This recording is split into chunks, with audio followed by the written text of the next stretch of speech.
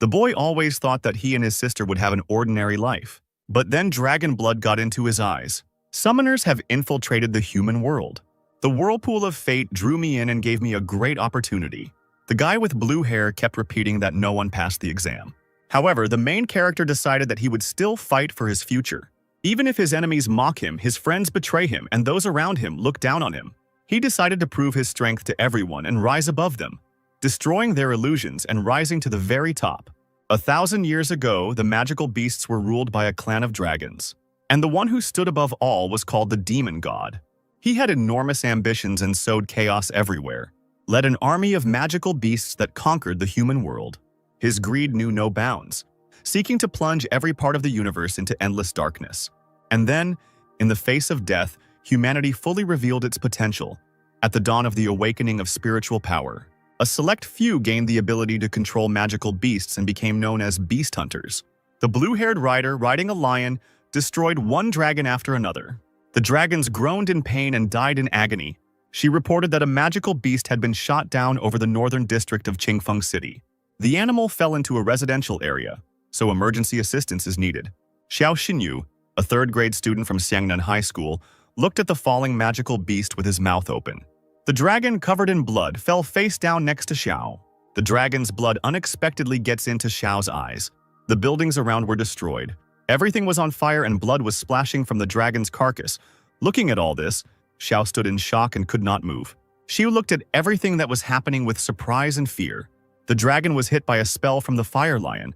The blow was so strong that it should have killed the dragon. The dragon, covered in a purple glow, began to fall lifelessly downwards, after which the rider confirmed that the magical beast was dead. Xiao rubbed the blood from his eyes and heard screams in hopes of finding out if there were any survivors. Xiao opened his eyes and was very surprised by what he saw in front of him. In front of him stood a huge lion and a beautiful girl, Su Ruyan, the headmaster of the Azure Dragon Academy, who was apologizing for the inconvenience. Su said that she would compensate for the damage caused to the Xiao household and pay compensation on behalf of the Azure Dragon Academy. Xiao happily snatched the letter and looked at Su with admiration. Su and her team of trappers said goodbye to the young man. Looking at them, the guy thought with admiration that these were the hunters. Xiao looked at the letter and really wished that he had a chance to become a trapper, as everyone in his world dreams of becoming a trapper. While the frustrated Jiu was thinking about how he didn't even have the money to buy the beast without which he wouldn't be able to pass the national trapper exam, a small beast suddenly appeared at his feet. It was a blue-eyed dog with a red seal on its forehead. He started licking Zhao, who was embarrassed and not very happy about it. Taking the dog in his arms, he wondered where the dog came from and whether it could be tamed. He remembered that the textbooks mentioned a dog-like creature. It was a storm dog. Since it didn't require much spiritual power, Xiao would be able to feed it. Xiao was happy that he now had the beast and would be able to pass the national exam. But then he was immediately visited by doubts, since there were only 3 days left until it. Despite the deadline, he happily tossed the dog, calling him a good boy. In the city of Qingfeng, there was an unremarkable trapper's shop. That's where Xiao went with his dog. He still doubted his abilities and thought that he could give the dog to someone who could take care of him. Xiao understood that the dog had no future with him because the dog ate a week's supply of food in one night, and the guy did not have enough money to buy that much food. Suddenly, the doors that Xiao was standing in front of opened, and a man with a red headband came out, asking what the guy was doing in front of his shop at such an early hour. Xiao offered to buy his dog from the store owner. The owner drove the boy away because he had no intention of buying a dog with such a low pedigree and no evolutionary path. The man with the red bandage on his head scared the dog with his screams, and Xiao asked him not to scream like that. If he didn't want to take the dog, then he shouldn't take it. Suddenly, a blue glow appeared, which made Xiao very surprised. A system window appeared above the dog with its characteristics: level, affection, pedigree, hidden pedigree, talent, hidden talent, evolution path, hidden evolution path. Xiao couldn't believe it, so he rubbed his eyes. The window didn't disappear. There was still a system window above the dog with its characteristics, where it was indicated that the storm dog, thanks to a hidden path of evolution, can be a doomsday wolf. The shop owner told Xiao to get lost and that storm dogs don't have any evolution path. It turns out that the system window was only accessible to Xiao and no one else could see it. Suzha, a third grader from Xiangnan High School and the son of the richest man in Qingfeng, appeared in front of Xiao and laughed at Xiao for not taking the exam because Xiao didn't have a beast. Suzha saw a small dog in Xiu's arms and leaned over to him, saying that he had managed to collect a few coins after all. Xiao abruptly turned away from the nasty guy who was making fun of him for having a storm dog and told him to mind his own business. Suja said that Lin was right that Xiao didn't want to take the trapper exam. Su continued to mock Xiao and said that he would not have passed the exam even if he had really wanted to. Xiao asked Lin if she had said that. Su announced that he was now dating Zhang Lin. A girl in a red dress approached Suja and asked him where Su had disappeared to. He replied that he had simply noticed an old acquaintance, Lin, and decided to greet him. Embarrassed, Lin said that she had broken up with Xiao a long time ago and thought that the guy looked like a loser, and also dragged some mongrel around with him. Sai shouted at her not to forget who helped her when she was at her lowest point and that he didn't care. Lin could continue to spend her life with the rich idiot. Suji was shocked that he called him a rich idiot. He promised that he would grind Xiao into dust during the exam. Xiao was determined. He wanted to prove to everyone that the storm dog was not useless. 3 days later, the exam began at Jilin Square. The examination center in Qingfeng City welcomes candidates and asks them to take their seats. The test began and Xiao hurried to his seat. The people around him were shocked to see Xiao Xinyu here, because everyone thought that he didn't even have a beast. People said that Xiao had been unable to buy the beast for some time. But 3 days ago, he signed up for the exam and applied to the Azure Dragon Academy, the best of the 4 academies. Everyone was shocked that such a loser would even dare to do something like that, and such statements made Xiao nervous. Xiao walked up to the table where the large golden ball stood and greeted the teacher. Chen Qingyan, a teacher at the admissions office of the Azure Dragon Academy in Qingfeng City, asked the young man who he was. Chen Qingyan tensed up, because Xiao was the only one in Qingfeng City who applied to the Azure Dragon Academy. Suja told Xiao that he knew no bounds, and that in the past 5 years, only 8 students from Qingfeng City had applied to the Azure Dragon Academy. None of the 8 people who applied over the past 5 years passed the exam. Suja is willing to kneel down and call Xiao Xinyu his father if he thinks he is so special and can enter the Azure Dragon Academy. Xiao warned him to prepare himself because he would soon have 2 fathers. Suji was angered by this cheeky joke, and Xiao informed the teacher that he was ready to begin the exam. The teacher warned that the selection process for the Azure Dragon Academy was extremely strict, so Xiao also needed to choose other schools in case he failed the exam. Otherwise, he would no longer be able to become a beast trapper. No one believed in Xiao, since the passing score was 800 units, but Xiao resolutely stated that he understood everything and was ready to begin. Chen Qingyan explained that the first test was a test of spiritual strength. Xiao placed his hand on the large golden magic ball. The ball showed a result of only 316 units. People started laughing at Xiao, and the teacher thought that he had a promising student in front of him. Suddenly, the spiritual power indicator began to grow rapidly and reached 621 units.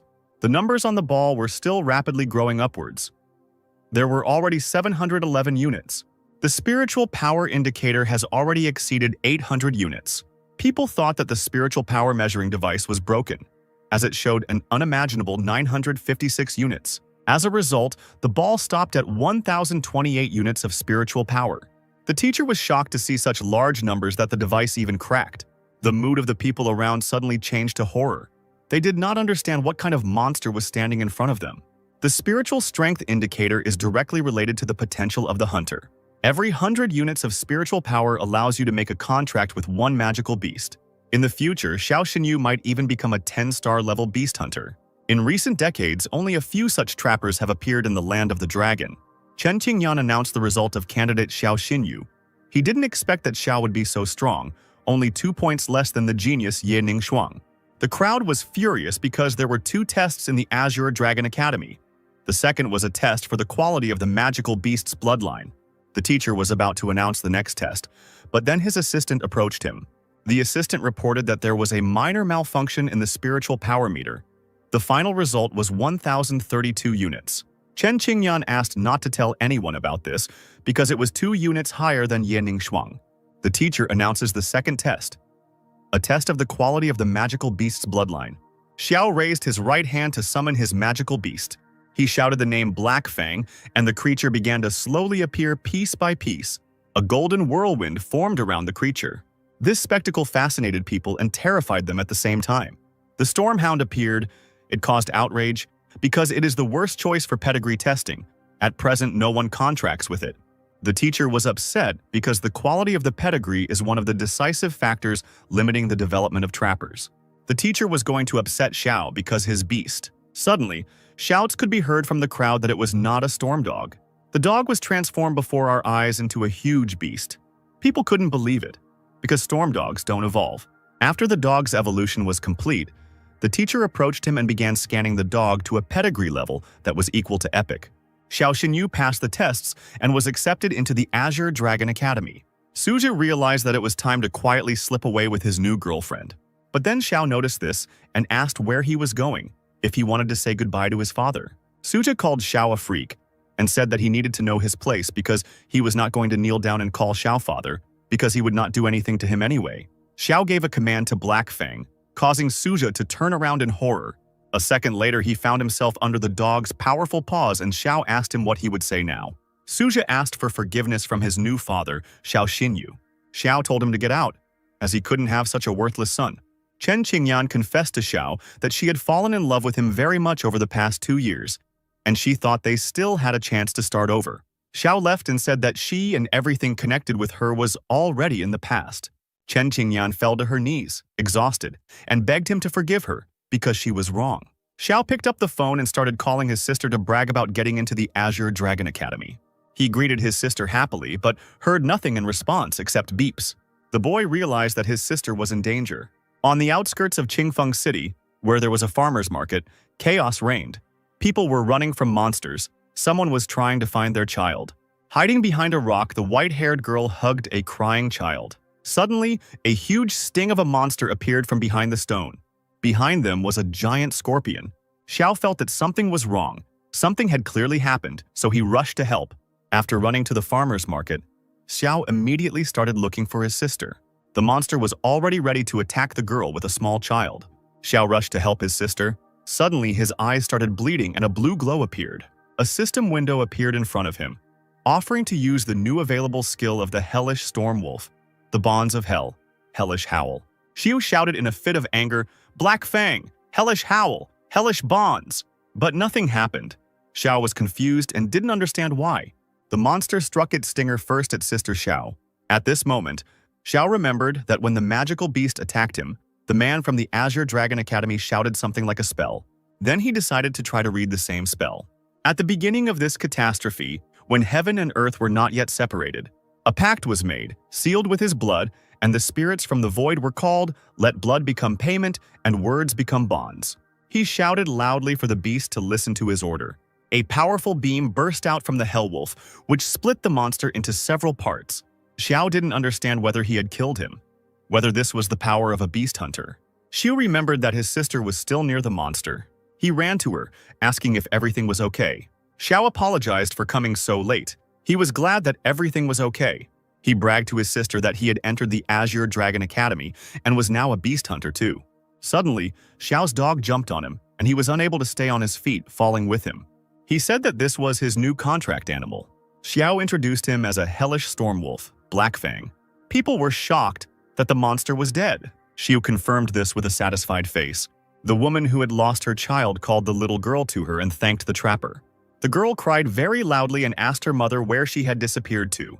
Xiao and his sister noticed some strange stone on the monster and decided to check it out. A system window appeared in front of Xiao, describing this stone as the core of a magical beast. She picked it up and looked at it, thinking that it was just an initial stage core with a poison attribute. He threw the cannonball to the dog because he knew it would help Black Fang evolve. Xiao announced to everyone that the beast was dead and they were safe. People began to surround Xiao and thank him for saving them. They called him their hero. The girl that Xiao saved told him that now she also wants to become a trapper like him. Xiao encouraged the girl and said that he was sure that she would definitely succeed. Moonlight filtered into Xiao's ruined house. It illuminated Xiao, who was sleeping under the blanket. Suddenly, his sister appeared in the room and approached the sleeping Xiao. She stood behind him. Suddenly, a blue glow began to be reflected in her eyes. A strange blue rune appeared on the back between the shoulder blades. It was a rune in the shape of a blue ancient dragon. The sister called the unknown person and reported that the curse of the dragon rune was still in effect, and the seal on the essence of the Dragon King was intact. She didn't understand why Xiao was able to make a contract with a magical beast back then. It all didn't make any sense then. The stranger on the other end of the line said that this was fate, and he ordered his sister to keep an eye on Xiao. She understood the order and said that everything would be done. Xiao and his sister were at the Qingfeng railway station. The parents tried to pass on a basket of salted duck eggs that Xiao Yu loved as a child and a sealed gift. She said that he shouldn't be seen off and that he would come back during the holidays. The guy gave up his seat by the window to his sister and sat down next to her. A couple of hours into the journey, an announcement was made to the entire train. Magical beasts were spotted on a section of the railway. The carriage may shake. After a while, the train passed the dangerous section. Xie was happy that they would soon arrive in Longyan City, and his sister decided to remind him that school would soon start, so he shouldn't shirk. Suddenly, the train started shaking. All the passengers were shocked by what was happening. The loudspeaker announced that there were magical beasts ahead, a flock of three-eyed giant monkeys, and everyone needed to stay in their places. The passengers were in a panic, as there was a loud crash on the roof and cracks appeared in the ceiling. One of the monkeys fell into the carriage and people ran in panic to other carriages of the train. Xiao ordered his sister to sit still and not go anywhere. She asked him what he wanted to do. Xiao didn't answer the question, quickly turned around and started to leave, but his sister tried to stop him. Suddenly, a huge three-eyed monkey fell from the roof of the train in front of Xiao. But then the monkey was hit in the face by a golden fox, and a question came from behind Xiao asking how long he would just stand there and watch. It was Qin Yanran, the daughter of the Heaven Guild leader, who said that if Xiao didn't want to die, then he should go into hiding. Qin Yanran began to twirl her staff and chant some spell. After the spell was cast, there was a bright flash and the fox suddenly rushed forward. She saw the system window with the description of this fox. He was surprised that it was a three-tailed thunder fox. The people were glad that the hunter was fighting the monster. They considered themselves already saved. But Xiao wasn't so sure about it. He shouted to everyone to get off that carriage as quickly as possible. Three-eyed monkeys live in a pack, so the guy couldn't understand why only one attacked them. Shu told Black Fang that he needed to help the trapper. Qian fought off the monsters one after another, but she was already running out of strength. Then two monkeys attacked from behind, and Xiao shouted to the girl in the hope of warning her of danger, which made the girl turn around. Xiao decided to use the Black Fang Hellbond spell. After all the monkeys were immobilized, he asked them why they were no longer so frisky. Qian was very surprised by the fact that Xiao was also a hunter. She thanked Xiao for his help, and he said that there was no need for thanks and that any trapper in this situation would have done the same. She stared at the Qin beast. A system window appeared with status, diagnosis, and treatment. Xiao asked Qin if the fox was too active during battles, and then very sluggish and sometimes even injured itself. This question greatly surprised Qin, because it was true. He said that the fox had post-traumatic stress disorder, and the manual on magical beast diseases said that three-tailed thunder foxes were the ones most likely to suffer from it. Now Qin understood why Xiao had hardly smiled lately. She thanked Xiao by hitting him hard on the back and calling him brother, and said that she would take care of her treatment when she arrived. Qin will now call Xiao younger brother. Standing behind them was Xiao's real sister, looking annoyed. She wasn't very happy with what was happening. She decided to insert herself between Xiao and Qin. After all, Xiao is her brother. She hugged Xiao's hand tightly, so that he couldn't even move. Qin suddenly snatched Xiao from his embrace and asked if this was true. The girls began to tear Xiao apart from both sides and argue about whose brother he was. In the central square of the Azure Dragon Academy, there were first-year students. The dean of the Azure Dragon Academy, Lin Kong, and his deputy, Wang Dongsheng, addressed them. He asked the first-year students to be more patient and wait for the principal. Xiao waved goodbye to his new sister Qin. Xiao finally got into the Azure Dragon Academy.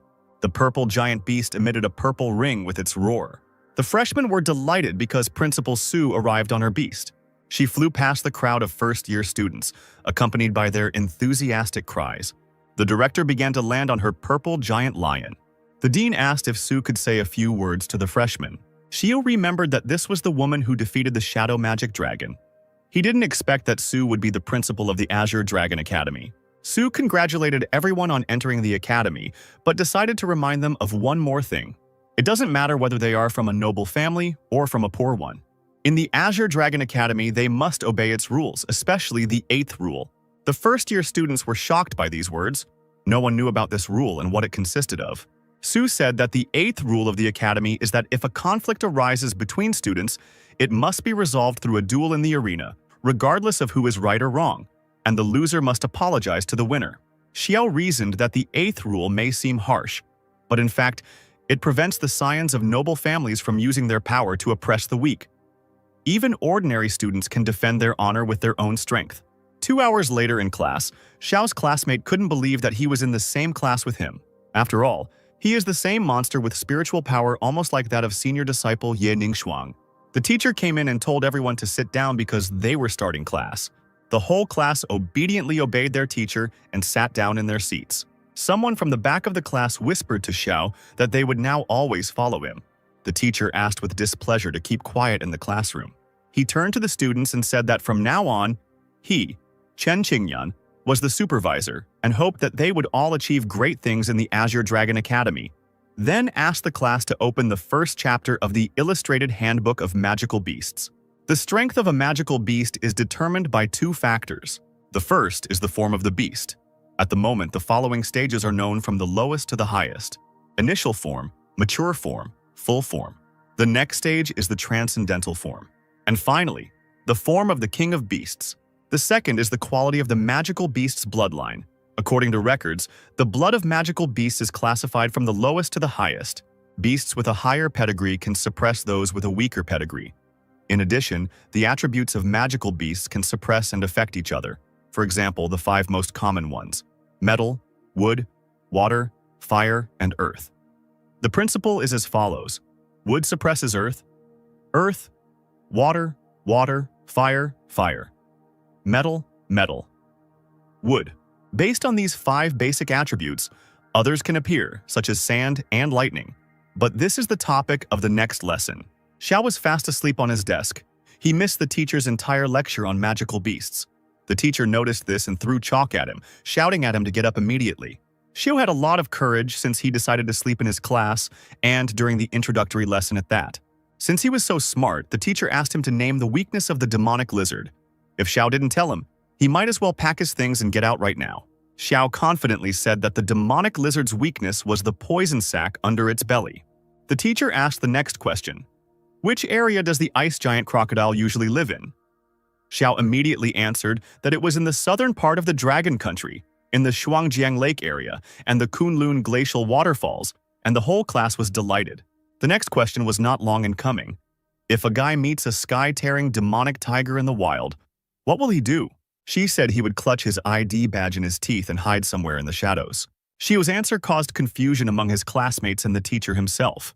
He explained that the sky-tearing demon tiger was a magical creature at the Beast King stage, a mutated species that only a beast hunter of at least 6 stars could fight against. And if rookie beast hunters encountered it in the wild, they would die.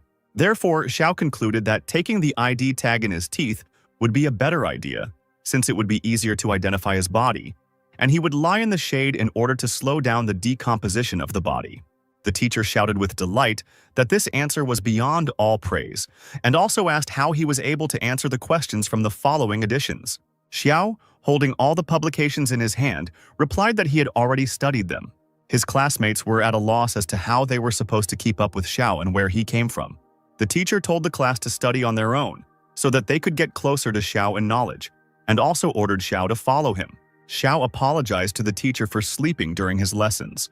The teacher asked if he had really learned the entire course in half a lesson. Xiao said that it was thanks to Teacher Chen's teaching talent. The teacher asked to stop this flattery and move on to more advanced materials. He gave Xiao a pass to the Azure Dragon Academy library. With this pass, he can freely visit the library and borrow any books for free. The teacher told Xiao to leave as he could not teach him anything more. The guy immediately went to study new materials in the academy library. At this moment, Wang Yun, the son of Vice Dean Wang Dongsheng, enters the library and says that this is his library today. He ordered all the boys to run out of the library, but lustfully indicating that the girls could stay and study with him. The girls pitifully begged him to let them go and let them out of the library. Xiao couldn't stand it and threw the book straight at the bully's head, telling him to shut up. Wang Yan was shocked by this action, and his minions said that Xiao clearly did not know his place. Xiao stood up for the girls and asked the guy, "Does he really have no conscience at all?" Since he mocks the girls, Wang Yan irritably asked who Xiao thinks he is. The girl advised Xiao to leave, since he was the son of Vice Dean Wang Dongsheng and should not be messed with. Then Xiao understood why the bully was so impudent because Daddy was the Vice Dean. Wang Yan was glad that he realized everything and ordered Xiao to kneel down and apologize. But in response, Xiao only swung, and with all his strength he hit the hooligan between the legs. He immediately fell to the floor and began to writhe in pain, and his friends asked if everything was okay with him. Wang Yan decided to remind who he is. Does Xiao think he can handle the consequences, since he will make sure that he does not leave the library alive? Wang Yan promised to show who is the boss in the Azure Dragon Academy. Suddenly, Su entered the library and said that she didn't know that Wang Yan was the boss here. Wang Yan wondered how Director Su had arrived at the library so quickly. Su stated that she knew everything, and since a conflict had arisen between them, it should be resolved as stated in the 8th article of the Academy's charter. The students began to fill the arena, because now Xiao Xinyu and Wang Yan would begin their duel. No one believed in Xiao, because Wang Yan had the legendary six-fingered ice leopard. Teacher Xiao also came to watch this fight. He believed that he would not let him down. The referee announced that the fight would begin soon and the fighters should get ready. Wang Yan said he would show what happens to those who dare to go against him. She said with a smile that he could just apologize, which made Wang Yan even more angry. The referee announced the start of the fight. Wang Yan immediately decided to use the Ice Flame spell. A blue mist formed around Wang Yan. From this icy fog, his magical beast with huge claws and fangs appeared. A system window with the characteristics of the six-fingered ice leopard appeared above them. Xiao began to study this window. Xiao was alarmed because this magical beast had two attributes at once. It was Xiao's turn to show off the power of his magical beast. From the flames emerged the mighty wolf Black Fang. The audience was surprised by Xiao Xinyu's beast. The beast looked impressive. It definitely won in beauty over the six-legged leopard. Somewhere on the teacher's podium, Su was sitting and she was also surprised, as she had never seen such a beast before. She suggested that the beast might be a storm dog that had evolved. But she knew that these beasts were always considered to have no path to evolution. So how could Xiao Xinyu achieve this? Wang Yan shouted that he wouldn't be scared by such a show. Xiao could prepare his apology. Wang Yan used the Ice Flame and Deep Freeze spells, and the leopard rushed to attack. Xiao, without thinking twice, decided to counterattack and used rapid dashes. Black Fang, dodging the enemy's attack, quickly reached his target. But the leopard still managed to hit the dog. The teacher thought that the Hellstorm Wolf was a magical beast with the attributes of fire and wind, while the leopard was a magical beast with the attributes of water and earth attributes of wind and ice, so it would not be able to overcome the advantage of the elements. Wang Yan shouted that he would destroy the Xiao beast and activated the Ice Flame. Ice burst from the leopard's mouth, completely freezing Black Fang. Wang Yan laughed at Xiao, because his beast would soon freeze to death. At the teacher's podium, everyone held their breath, wondering what move Xiao Xinyu would make. But the smile did not leave Xiao's face. Despite the current situation, Xiao asked Wang Yan if he was sure that the Fang would freeze to death. Xiao unexpectedly used the spell Hunt in the Dark. In an instant, Black Fang disappeared from his icy prison, and people were very surprised by this. The teachers immediately understood that this was an attribute of darkness, which meant that Xiao Xinyu's beast had 3 of them. Wang Yan shook his head from side to side. He couldn't find Black Fang. Behind Wang Yan, Black Fang appeared out of nowhere, already extending its sharp claws. The ice leopard managed to repel Black Fang's attack. She said in surprise that since he was able to repel such an attack, then let him show everything he was capable of. Xiao went on the attack using the Claw of Oblivion. Fang struck one blow after another. The leopard did not move and could not fight back. Oblivion Claw is a dark attribute skill that causes paralysis for 3 seconds when it hits a target. Xiao decided that it was time to finish off his opponent, so he used Hellish Howl. A powerful golden beam burst from the dog's mouth and hit the leopard straight. The exhausted leopard lay on the ground and did not move. Xiao Xinyu won the match, and the audience exploded with delight. Wang Yan couldn't believe his defeat. He fell to his knees and didn't move. Xiao walked up to the loser. Su announced that now, according to the school rules, Wang Yan must apologize properly. Wang Yan knelt before Xiao and asked for forgiveness. He then stood up and left, hearing Principal Su praising Xiao, saying that he was the second student who could impress her. She is waiting for Xiao to perform at the freshman ranking tournament in 3 days. Xiao was embarrassed and thanked Su for the praise and asked her who was the first thing that impressed her. Director Su replied that it was a genius girl with a spiritual power level of over 1,000, Yening Shuang. Xiao heard her name again, just like he did at the entrance exam. Su knows how to appreciate talent, so she gave Xiao a spatial ring as a reward. Xiao didn't expect such a gift, because this ring can store anything you want. He happily accepted the gift and thanked Director Su. Once he got out of the gates of the Azure Dragon Academy, he knew that his sister was probably worried, so he had to get home quickly. Xiao didn't notice and crashed into the little blue-haired girl. He asked if everything was okay with the girl. The girl was clearly still a little dizzy. Xiao asked the girl to look around next time so that this doesn't happen again. But now, let her run home. But the girl said she had nowhere to go, so she asked for shelter. When Sister Xiao came home to the family dormitory, she was shocked. She thought that he had kidnapped this girl. Xiu tried to explain himself to his sister, but she kept interrupting him and saw no point in it since he had already done everything. When everyone calmed down, Xiao told them that Ximeng was afraid of magical beasts, so she couldn't become a trapper, and that she was constantly bullied at home, so she ran away from home. Xiao decided to bring the girl home so that she could overcome her fear. The girl asked her sister for permission to stay at their house because she did not want to return home. The sister allowed the little girl to stay at their home so that she could overcome her fear. But she set one condition for Xiao, that he should never date a girl from the Ye family. During another class at the Azure Dragon Academy, Xiao thought about why he shouldn't date a girl from the Ye family. Xiao's classmate asked him what he was muttering under his breath. Teacher Chen said that in this lesson they would be determining roles on the battlefield, so the classmate needed Xiao's help. Xiao apologized because he was lost in thought. Then he clarified the question and began to explain that the trappers acted as a team, and their roles and responsibilities were different. Marksmen have ranged combat skills, allowing them to take out enemies from a distance. Mages have well-developed crowd control skills, which give them a significant advantage in team combat. The tank has strong defense and skills that restore health. The tank is a shield for the rest of the team. The killer is endowed with high maneuverability and the ability to finish off enemies. The killer's main task is to attack those who can barely stand on their feet. Support is famous for its buffing skills that impose a variety of positive effects on all team members. A classmate was very surprised by this information and asked Xiao what role he thought his butterfly bury was suitable for. The teacher reprimanded Sheng Yu to stop chatting in class. The teacher said that according to the ordinal numbers, it is necessary to call your animals to take the test. Sun Hu summoned a magical beast that has strong defense, so he is now a tank. Sheng Yu summoned his storm butterfly, which possessed mass skills based on the water element. The teacher asked if Xiao was ready. He confirmed that he was ready and summoned the beast. The beast hit the simulator with a hellish howl and an explosion thundered. The simulator showed a triple critical hit, and the numbers on it began to grow rapidly and stopped at 6,371. Classmates were shocked by this. Someone said that they wouldn't even make it to 1,500. The teacher thought that the attacks of beginner beast hunters usually ranged from 500 to 1,500. He didn't expect the Hellstorm Wolf to deal more than 2,000 with a triple critical hit. Xiao asked the teacher if he had passed the attack test, and if the assassin class was suitable for him. Next came the range test, using the hellish howl, which hit a whole 800 meters. Then the defense test. The Fang withstood the attack of Teacher Chen's ice-armored turtle. Xiao's control test was carried out using the shackles of hell.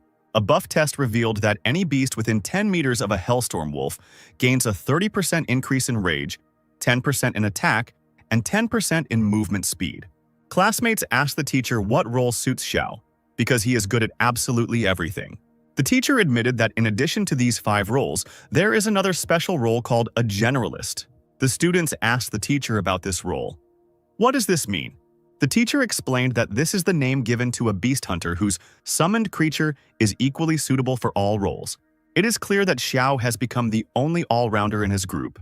Xiao's classmates pounced on him with questions about how he could become so cool. But Xiao was modest and didn't think of himself as that cool. The teacher said that there is no need to rejoice too soon.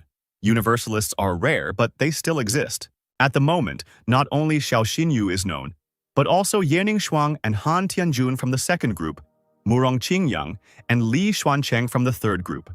The teacher reminded the students that they needed to continue to work hard and develop. Xiao was glad that the training was over, as he needed to buy some supplements to prepare for the beginner ranking competition. But then, several young men appeared in front of Xiao and asked him where he was going in such a hurry. Xiao asked with a dissatisfied face what else they needed. They smiled and flexed their fists as they asked, "Has Xiao really not heard of the Black Tiger Guild?" Then Wang Yan's voice was heard, saying that there was no need to talk to Xiao, he just needed to break his leg, and then he wouldn't be so impudent. The guys threatened and repeated that Xiao shouldn't have crossed the path of young Master Wang Yan, and that it was all his own fault. Xiao noticed the stars on the hooligans' jackets. They indicated levels. The hooligans were level 3 and level 4. Xiao asked, "Weren't they ashamed to attack someone who was only level 1? Wang Yan suggested that Xiao cry, and his subordinate asked him not to worry and he would deal with him. The 4th-year student summoned his magical beast, which turned out to be a thunder tiger. The tiger rushed forward to deal damage to Xiao. But then Black Fang appeared in time and attacked the tiger in response. The tiger was immobilized and fell to the ground under the onslaught of Fang. The bully was shocked because his master forgot to warn him about Black Fang's power. He guessed that the beast only appeared to be in its mature form, as it could withstand a thunder tiger that was in its full stage. This angered the bully, and he wanted to know who was stronger, some first-level weakling or the elite of the 3rd and 4th level Black Tiger Guild. A female voice suddenly rang out, saying that she was wondering who was stronger, the Black Tiger or the Heaven Guild. Xiao was glad that Sister Qin came to his aid. The hooligans found themselves surrounded and didn't know where to go. The Heaven Guild is the 2nd strongest guild in Longyan City. Even the Storm Guild does not dare to conflict with them. The hooligan obediently asked what brought Miss Qin here. Qin said, "If I hadn't passed by, I would never have known what the esteemed Lei was going to do to her dear little brother." This information made one very surprised, since Qin was the only daughter of the guild leader. She explained that Xiao Xinyu was her adopted brother, whom Qin Yanran had acknowledged. Qin warned that if anyone decided to offend Xiao, they would first have to deal with her and the entire Heaven Guild. Lei meekly said that there was a big misunderstanding. Lei pointed his finger at Wang Yan and said that he was the one who hired them to cause trouble for Brother Qin. Trembling with fear, Wan said pitifully that he didn't know about Brother Qin. Qin asked Lei if he knew what to do in such a situation, and he replied that he did. Lei ordered his men to teach him a lesson since he dared to offend the young master. Wang groaned in pain and shouted, "How can you do this?" Xiao and Qin were climbing up the Heaven Guild tower. Qin asked how he ran into them, and he replied that he just wanted to buy tonics for the dog. Qin objected with displeasure because he could have simply asked her, since her guild specialized in them. She said if he ever needed tonics, he just had to say so, and the nurse would give it to him for free. Qin began to show the guild's premises, starting with the training gym, equipped with the most advanced training equipment that helps the beasts master various skills as quickly as possible. Next was a recreation area, where hunters could relax after a mission. There was even mini-golf, a sauna, and many other entertainments. Then there was a conference room, where they hold meetings on important issues and make plans for further development. The medical area had advanced equipment and a wide range of medicines. The guild's doctors are highly qualified and provide the best services for the treatment of wounded animals. Xiao asked his sister if he could join her guild and become a doctor. Then another female voice was heard. She said that he would not be able to join the guild. It was Liu Yue, the vice leader of the guild, who was surprised that Xiao wanted to join the guild even though he was still very young and had no experience. Qin turned to Liu Yue. She said that he was the one who helped her on the train. Some guy ran in and shouted that they had just delivered several seriously wounded animals. The guy was yelling about how they didn't have enough staff to help everyone. The deputy told him to ask for help from other branches and asked Qin Yanran if she could take care of this matter. The animals were lying on stretchers. The guy said that they didn't have much time since the animals were bleeding heavily. Xiao proposed his candidacy to the deputy. A horned dog with severe bleeding was being transported to the 3rd operating room, and they also brought spare bags of blood. The animal has already lost too much blood. The bleeding needs to be stopped as soon as possible. The medicine should help. Conventional methods did not help and the bleeding still did not stop. Xiao began to scan the beast with his gaze, and a system window appeared with the type of wound. Since the beast encountered the queen of poisonous bees, and their poison interferes with regeneration, the beast bled to death. She said that he knows how to stop the bleeding of the war beast. He asks the owner for permission to help the beast. The owner agreed, since he had no choice in this situation. Xiao told the doctors to mix 1 stalk of heavenly grass with a purple crystal flower to make 20 grams of medicinal mixture. Then add the core of the mature magical beast with the poison attribute and boil for 5 minutes. Doctors were perplexed because all these ingredients were highly toxic. It was like putting out a fire with gasoline. She still insisted on his own and ordered that the medicine be prepared immediately according to his prescription. Otherwise, they would simply waste time and the beast would die. The beast's owner shouted, "Why are the doctors still standing? Let them do as Xiao said." 5 minutes later, the ready green elixir was brought. Xiu put on rubber gloves, carefully opened the bottle and dipped his finger in. He then carefully applied the medicine around the beast's wound. The beast screamed sharply in pain, causing horror among the people. But eventually the bleeding stopped, and the healing process began. The owner was glad that his beast was alive. Xiao asked the deputy if she was satisfied with the work done. She replied that the work was beyond praise. She admitted that her conclusions were incorrect and invited Xiao to the guild as a pharmacist. Xiao accepted this offer with pleasure. Sister scolded Xiao for being late due to signing a labor contract with the Heaven Guild. Xiao confirmed everything his sister said. The sister was offended by the fact that someone completely forgot about his own sister. after he found some rich woman. The little girl asked, "Pharmacist, is it edible?" Xiao said not really, but he would be paid well now. They were planning to visit a restaurant over the weekend. Wang Yan lay in the hospital room and cursed Xiao Xinyu. He would never forget this humiliation. Yan's father called his son a worthless weakling, to which he asked him for help.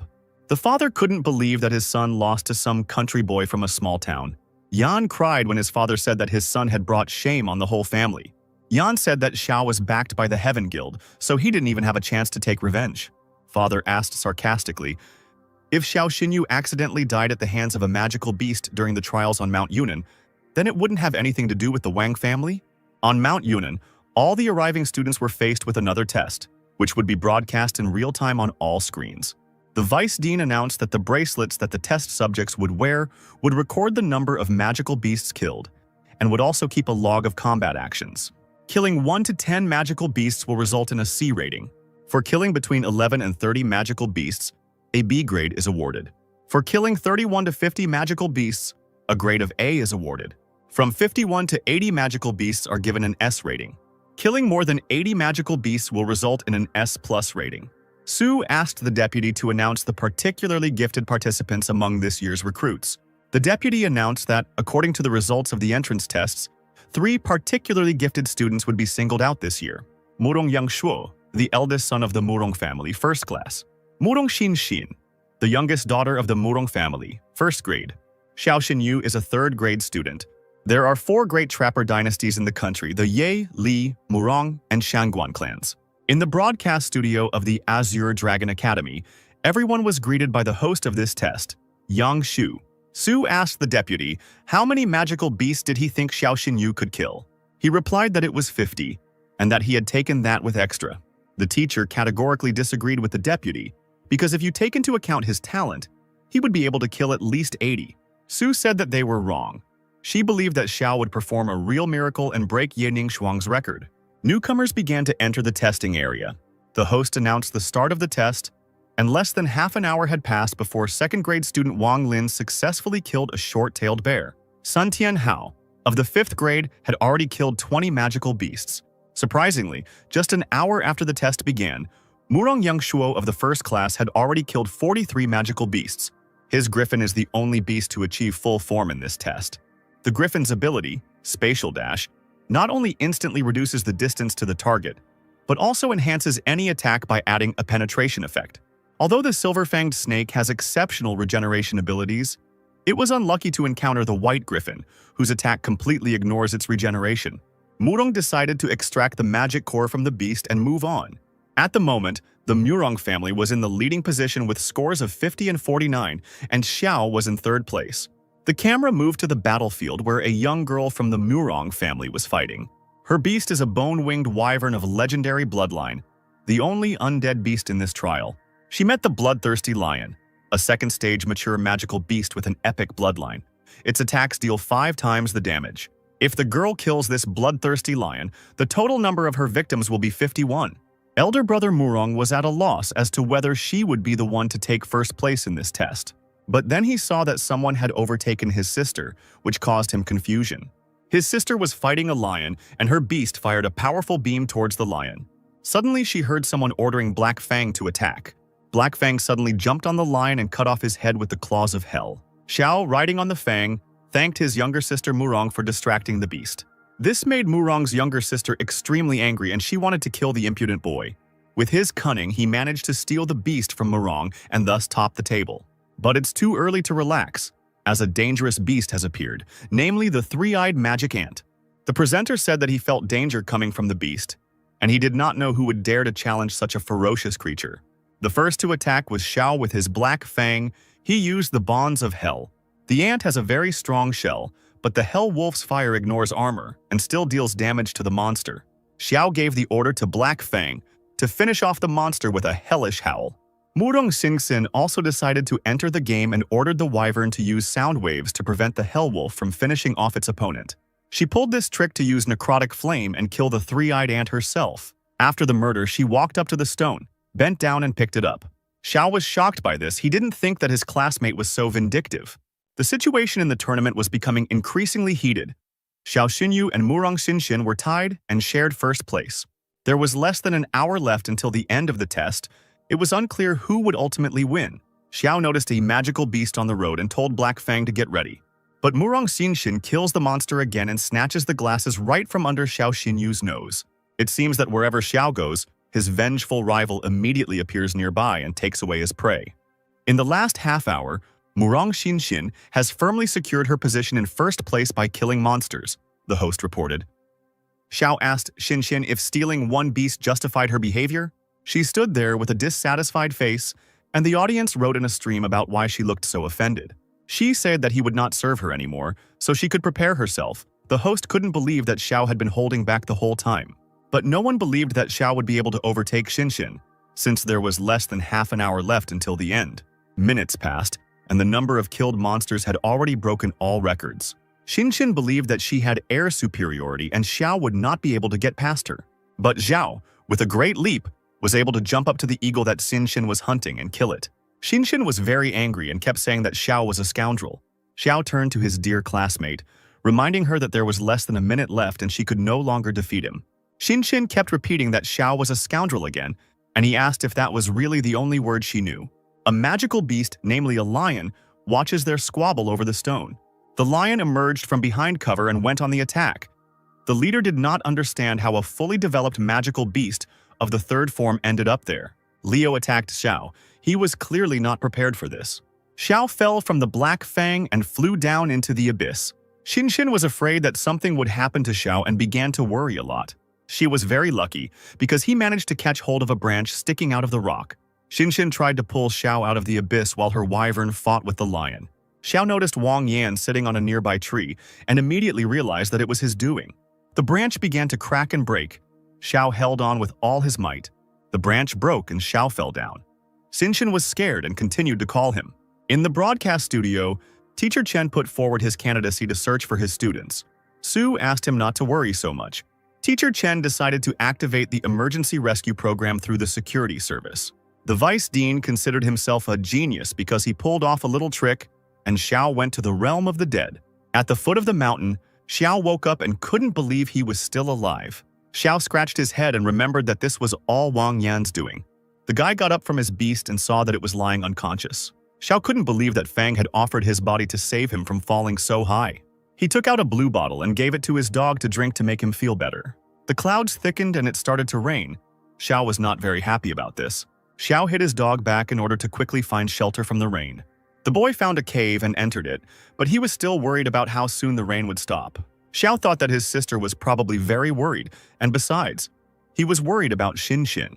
Suddenly, a sound was heard in the cave, as if someone had stepped on a branch. This made Xiao wary. It turns out there is someone else in the cave. Suddenly, someone grabbed Xiao by the throat, and he couldn't even make a sound. The unidentified beast accused Xiao of seeing the Empress's face, and now he would have to kill him. Xiao was in fear, but then a system window opened in front of him with a description of the nine-tailed fox.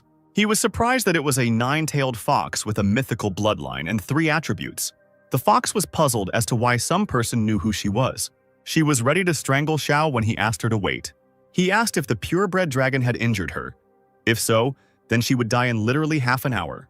The fox was amazed that the man somehow knew about the injury from the purebred dragon. The nine-tailed fox asked how Xiao knew about her serious injury. She realized that this was his chance. He showed his hunter's sign and blinded her, thus freeing himself from her grip. He replied that since he understood who she was, how could such a detail have escaped him? Xiao thought about how he didn't understand where a purebred dragon, whose species had been extinct for over 300 years, came from. But he knew how to cure her and offered her his help. The fox doubted his abilities since he was only a 1-star level trapper. Her wounds were inflicted by a purebred dragon.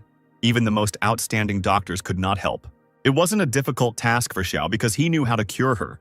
She said that he didn't want her to kill him once she recovered, so the fox had to make a contract with him. This proposal angered the fox. How could she submit to him and become his beast? The fox grabbed Xiao by the throat again and began to strangle him. He said that she could easily kill him, but then she herself would not live long. The fox didn't like this very much. Would she really have to bow down before a man? Lisa felt worse. Xiao asked if the dragon's power had already entered her body. Wouldn't it be too late if she didn't sign the contract? She didn't want to sign a contract with him now. She still needed to complete her sister's task. After long and painful deliberation, the fox finally decided to sign a contract with Xiao. Xiao bit his finger until it bled and pressed it against the fox's forehead. After submitting, the fox asked for help so that he could finally heal her from the terrible wound. She said, of course, since they were now connected. He began to undress, which embarrassed the fox. The confused fox asked why he was undressing, to which he replied that it was in order to cure her. The fox ordered him to put his clothes back on, but Xiao didn't listen and cut himself in the chest area to make blood flow. The wounded Xiao told the fox to drink the blood from his chest. The confused fox retorted, "What are you saying? I will never do such a thing. I can't do such things." Xiao tried to convince the fox that his blood would protect her heart from the effects of the wound.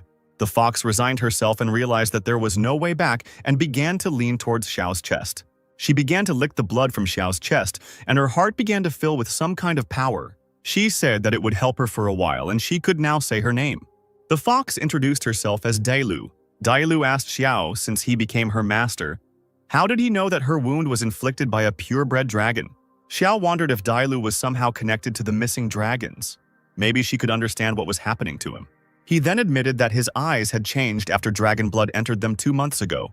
Now when he concentrates, he sees a panel with information about the animals, as if it were a system. Dailu thought that his eyes were very similar to the legendary eyes of the demon god. Eyes can see all the information about any animal. An ordinary person should not have them. Dailu thought for too long, so Xiao asked her why she was silent. She said that most likely his eyes had changed under the influence of dragon blood and became the eyes of a demonic god. Xiao asked about the demonic eyes. Isn't that a system? Dailu chuckled and said that this was not a system. He did not live in a fantasy world. Xiao thought after Dailu said that it was just a visualization of the demon god's eyes abilities. But why did he hear someone's voice then? He remembered sitting with his dog in his arms in front of a red ruby, and a voice telling him to take this stone, which would allow his beast to be reborn. The voice first appeared after the shadow dragon's attack, pointing at the crystal. The voice told him to give the red crystal to his dog. In the end, Xiao still fed the crystal to the dog, despite his doubts. And the dog did indeed evolve into a hellish storm wolf. Xiao wondered if he would have another chance to hear that voice. At this time, an aggressively minded lion approached them from behind and began to growl at them. Daibu grabbed Xiao by the collar, as he stood there like a pillar and did not react to the enemy's attack. The guy told Daibu that it was because of this lava tiger that he fell off the cliff. Xiao never expected that this tiger would be able to find him here in the cave. The tiger attacked Xiao and Daibu with one powerful leap, but they managed to jump away in different directions. Xiao was watching the tiger and what move it would make next, when suddenly purple dents began to appear on it. It turned out to be Daibu's attack. Even though she was badly injured, she still wouldn't let some creature growl at her. Daibu and the tiger fought. He knocked her to the ground and hovered over her. She did not understand how the tiger decided to attack the empress. The fox was able to turn the pathetic tiger into stone with the help of her eyes. Xia Xinyu calmed down because he felt safe, but something was wrong with him. He began to lose consciousness and was unable to move or say anything. Xiu entered the consciousness, where he met a large dragon. The guy didn't understand who was talking to him, although he saw a huge dragon in front of him. The dragon asked if he had forgotten him and how he had helped the beast evolve. Xiu realized that the voice was the voice of the dragon that led him to the crystal, so he asked him who he was. The dragon said that the blood that got into his eyes awakened his abilities, but he himself does not know who he is. But he knows how to help Xiao achieve greatness. The guy found it funny how someone who doesn't know himself can help him. Zhao, looking at the system window, realized that all these windows were his doing. The trapper repeated his question about where they were and how he got there. The dragon answered him that it was his consciousness. While he was unconscious, the dragon decided to meet him, but now it was time for him to wake up. Xiao asked with hope in his voice when they could see each other again. But the dragon said that there was no need since he was always nearby. Xiao woke up in a hospital room. He wondered how he ended up there because he was in a cave.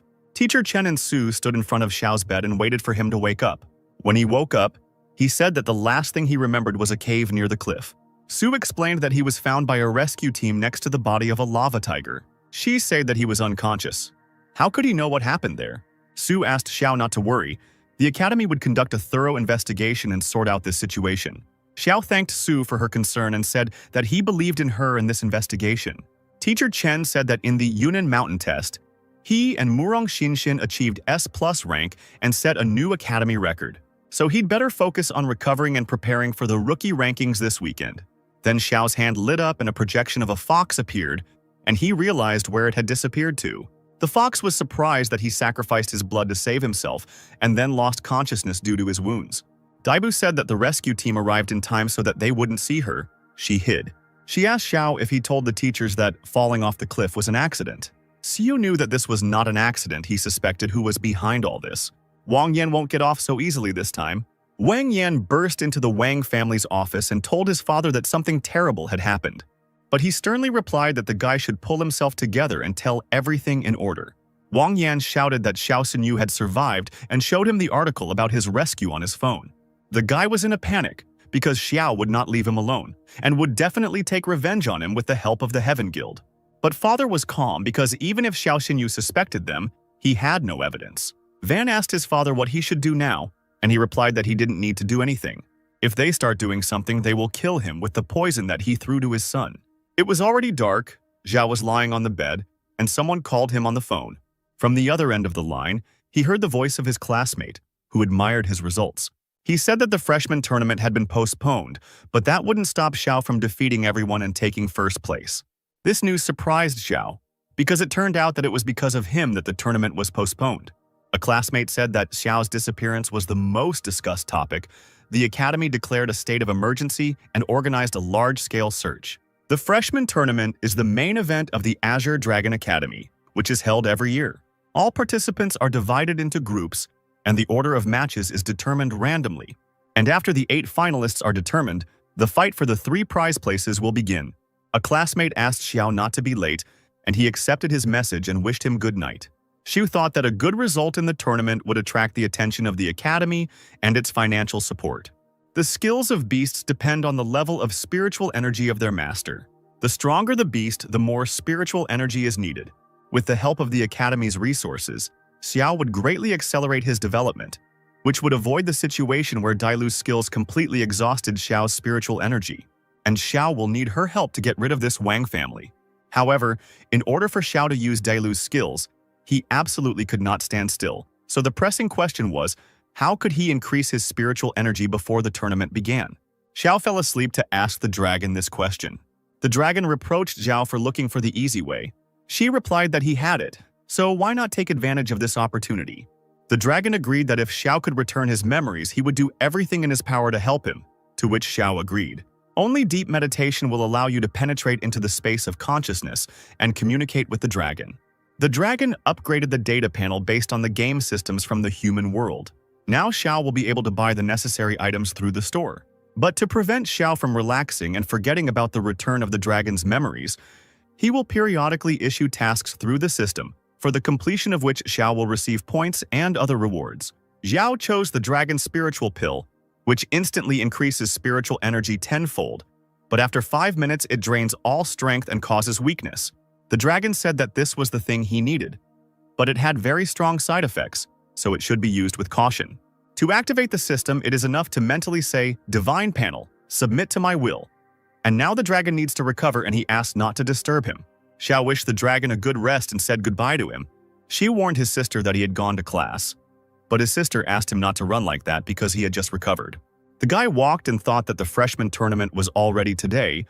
I wonder if Shen missed it. Then a wanted notice fell into his hands and he began to study it carefully. On the piece of paper was a 9-tailed fox. 3 billion was offered for it, and it was accused of theft. Xiao accused Dao Li of deceiving him. The guy asked why she didn't tell him that the imperial family was looking for her. Xiao was angry because she was wanted by the empress's personal order. Daibu should have said so herself. Daibu calmly answered him that then nothing would have changed. If he regretted the agreement with her, then he could hand her over and take the reward. Xiao was now her master, and he wanted her to trust him and not hide anything from him. Daibu agreed and showed the crystal that caused Shangguan Lan to set such a reward. Xiao didn't understand what it was, so he asked the fox directly about the crystal. The fox said that this is the highest treasure of dragons, the dragon's tear. Pureblood dragons have 3 great treasures: the scale sword, the dragon king's whiskers, and the dragon's tear. The dragon king's scale sword and whisker are artifacts with devastating attack power, and the dragon tear has no combat use, but is made up of the tears of 10,000 pure-blooded giant dragons. If you harness the full power of tears, you can turn back time and return to the past. Xiao had long wanted to ask, Weren't dragons completely exterminated 300 years ago? The guy was interested in what was behind the war against the dragons that took place 300 years ago. Suddenly, someone on the street called out to Xiao Xinyu. It was Morongi, the elder brother said. What a coincidence that he is here too. The guy with white hair was surprised that he had gotten out of a real hell. Next time they might even kill him. The guy said that after Xiao fell off the cliff, his sister was very worried and couldn't eat because of it. After Xinxin saw on TV that Xiao was okay, she ate a couple of servings at once. Brother Xinxin tried to say something to make him think about the consequences, otherwise his sister would lose her appetite again. But Xinxin shut his mouth. Xiu confidently said that this would not happen again. He could not make such a girl worry. Then Xiu suggested going to the freshman tournament together. The guy told him that they were not close enough to him to go together. Besides, he stole Xinxin's points for killing a monster during the test. The elder brother took Xinxin's hand and said that they were leaving, and Xiao stood and watched them go. He still didn't understand why the Murong started talking to him if they hadn't forgiven him. The test host welcomed the teachers and students to the arena.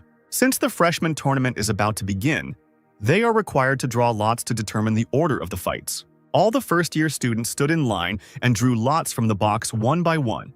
Wang Yan looked at Xiao Xinyu and couldn't help but believe that he had actually returned safe and sound. Now Wang Yan decided to use the death box to ensure that Xiao would never rise again. It was Wang Yan's turn to draw lots, and the people around him were not very happy about him.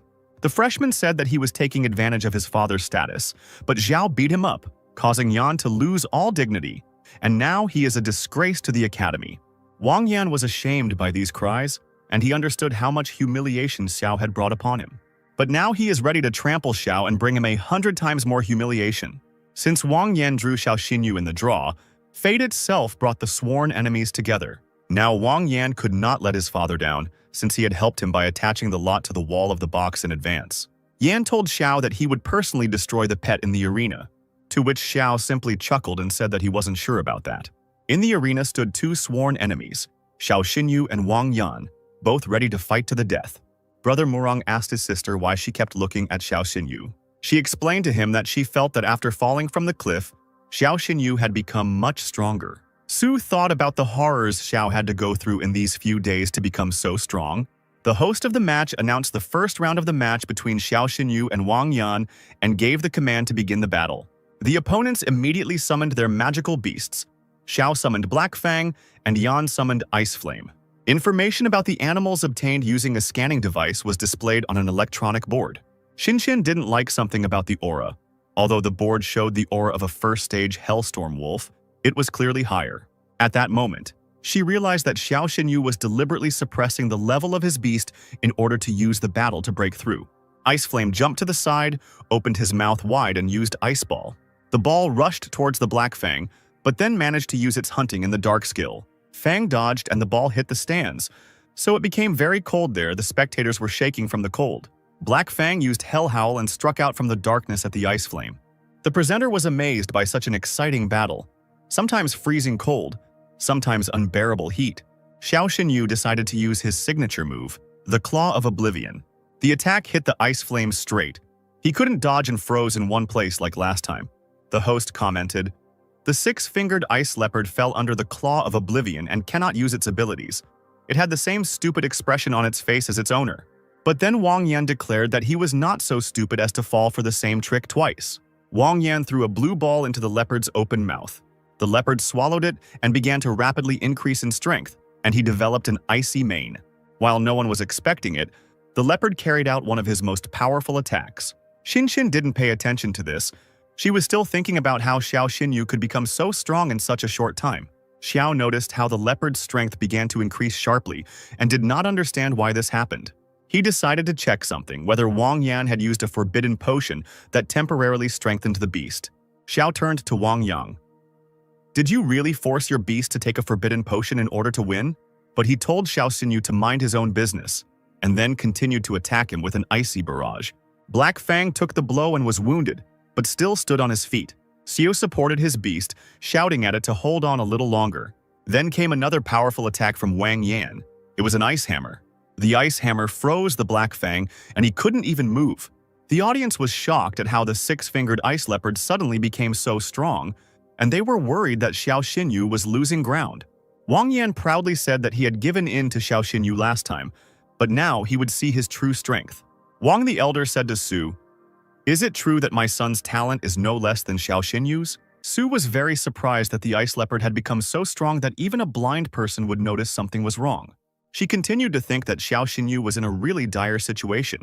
If this continued, the Hellstorm Wolf would not only lose, but would also be seriously injured. Xinxin and Su couldn't believe it.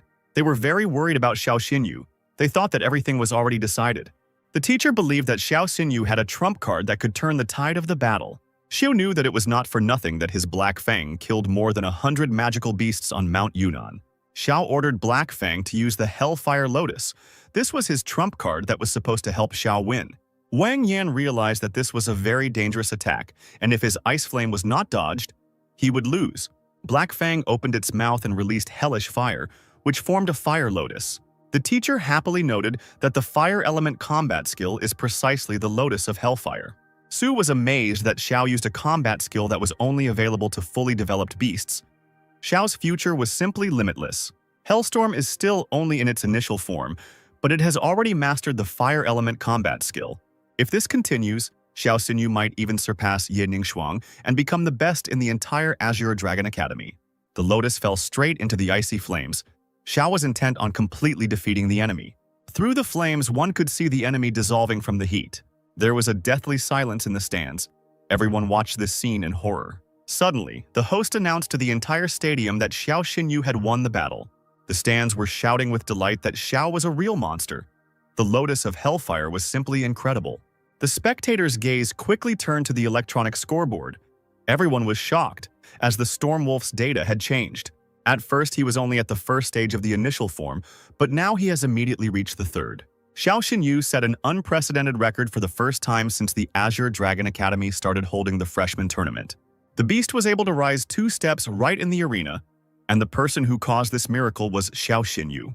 Xiao praised his Black Fang, who happily wagged his tail. Since Black Fang had killed dozens of magical beasts and survived many deadly trials, he was already on the threshold of evolution. Xiao used the Ice Leopard's ice abilities to corner Black Fang. Wang Sr. sharply expressed his dissatisfaction that everything should be supported by evidence, whether they have any. He said that the rules of the competition state that the fight continues until a winner is determined. The Ice Leopard is dead? Isn't that proof of victory? Su's subordinates began to speak harshly and negatively about Xiao Xinyu. Although he was talented, he was cruel and ruthless and had no place in the academy. Su replied that there was no point in jumping to conclusions just yet, and that until the truth came out, she would not spare anyone who tried to slander her student. She ordered the Ice Leopard's body to be brought in so that a veterinarian could perform an autopsy. The doctors brought in the leopard's body and began to examine it carefully. Su asked what the results were and if they had found anything. The vet said the internal organs were badly damaged, probably due to the Hellfire Lotus. Wang Sr. immediately thought that things were going well because he had bribed the academy's veterinarian in advance. He knew that the rector might resort to this method of verification. He asked Su what she would say now, since even the doctor confirmed the death of the beast at the hands of the enemy. Xiao suddenly interrupted their conversation with an objection, asking what kind of killer would act so brazenly in front of so many people. Besides, the Lotus of Hellfire attacks only the soul, and the leopard died from internal bleeding, especially since the spiritual attack does not leave physical damage. Xiao asked again if the doctor was confident in his diagnosis. He whispered into the doctor's ear that it was not worth risking his career for penny bribes. Let him think again. The doctor said that the matter was extremely serious, and he was asking for a blood test on the ice leopard to check everything again. 10 minutes later, the doctor brought the results to Principal Su and said that the ice leopard had died from the rampage pill. Wang Yan was infuriated by this conclusion and went berserk, calling the guy a worthless doctor who was blatantly lying. Wang Yan tried to justify himself to Su. How could he give his beast such crap? But the doctor gave Su the test results. The tests showed that Wang Yan's beast had taken the Furious Pill, an item that would send magical beasts into a furious state, enhancing their abilities, but had many side effects. Wang Sr.'s subordinates did not believe that the vice principal's son was so cruel that he even gave his magical beast this poison. The vice rector asked Su to give his son another chance. Su also told him not to forget about his position, and that he was not only a father, but also the vice principal of the Azure Dragon Academy. She threatened that if he planned to cover for his son, he could go home with him right now. The deputy understood that if this continued, he would also suffer. At this point, he said abruptly that Wang Yan had violated the Academy's rules and given his magical beast a rampaging pill, so he needed to be expelled. Wang Yan couldn't believe that his own father would expel him from the Azure Dragon Academy. Wang Yan's father added that the fact of using the prohibited pill had already been established. The guy left them no choice. He ordered that this scoundrel be thrown out of the academy.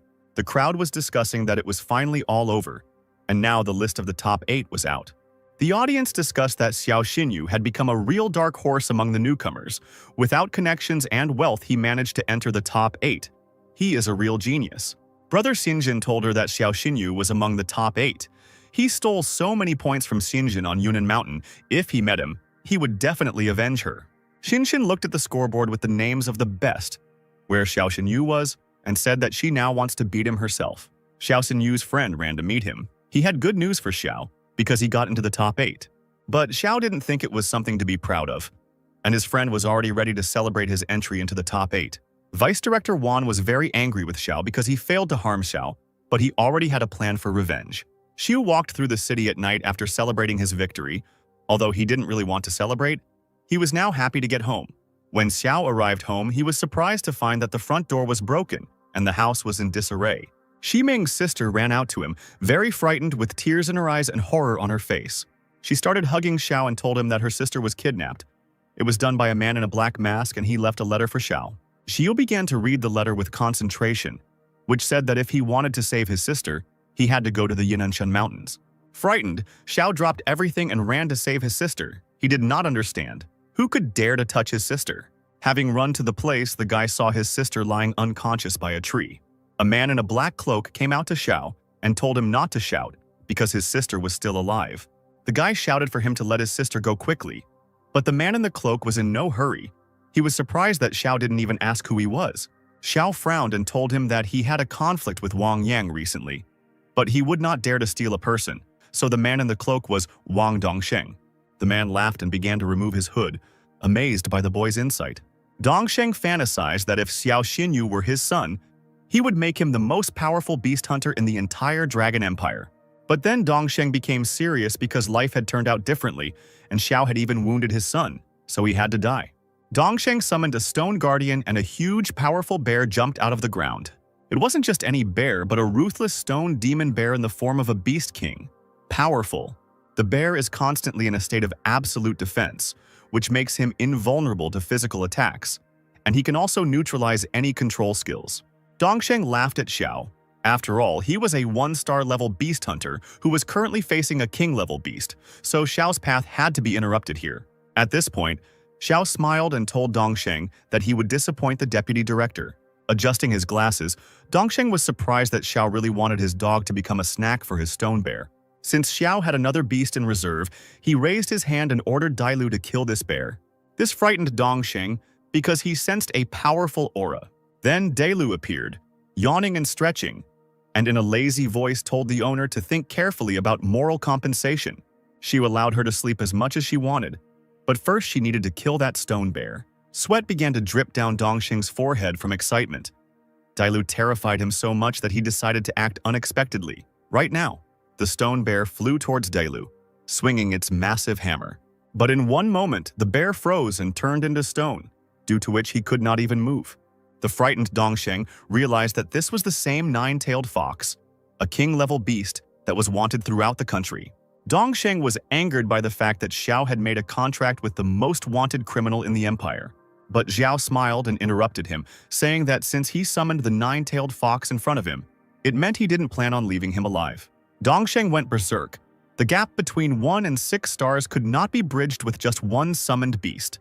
The bear, turned into stone, was able to break these shackles with his powerful roar, causing the stones to fly apart. Wan Sr. sneered at Zhao. The 9-tailed fox was strong, but that wouldn't change the fact that he was only a 1-star level beast hunter. Dongsheng promised that he would now show him how difficult it was to overcome the difference between a 1-star hunter and a 6-star hunter. The stone bear suddenly became stronger. A demonic aura appeared around it and the stones began to rise up. Xiao tensed up, realizing that the opponent was using black fog, an attribute of darkness. The attribute of darkness meant that the beast had to feed on the blood of humans or other magical beasts, to replenish its energy. Xiao blamed Dongsheng for the fact that it was because of him that low-level beasts began to disappear in Longyin City about 5 years ago. A red skull mark appeared on Dongsheng's satisfied face, and he assured him that it was a great honor to die from the fangs of his bear. On the opponent's face, Xiao saw this red skull and horror began to appear on his face. After all, it was the Red Skull Guild, which specialized in training hunters with the attribute of darkness. The guild was listed as a sinister terrorist organization. The people of this organization inspired fear just by their appearance. Xiao asked what would happen if everyone found out about the status of the deputy director of the Dragon Academy, but he said that the guy would not leave here alive. The fox was scared because she couldn't use any of her combat skills due to Xiao's low energy reserves, but he reassured her because he didn't enter into battle unless he was confident of his victory. The guy took out a purple pill and ate it without thinking.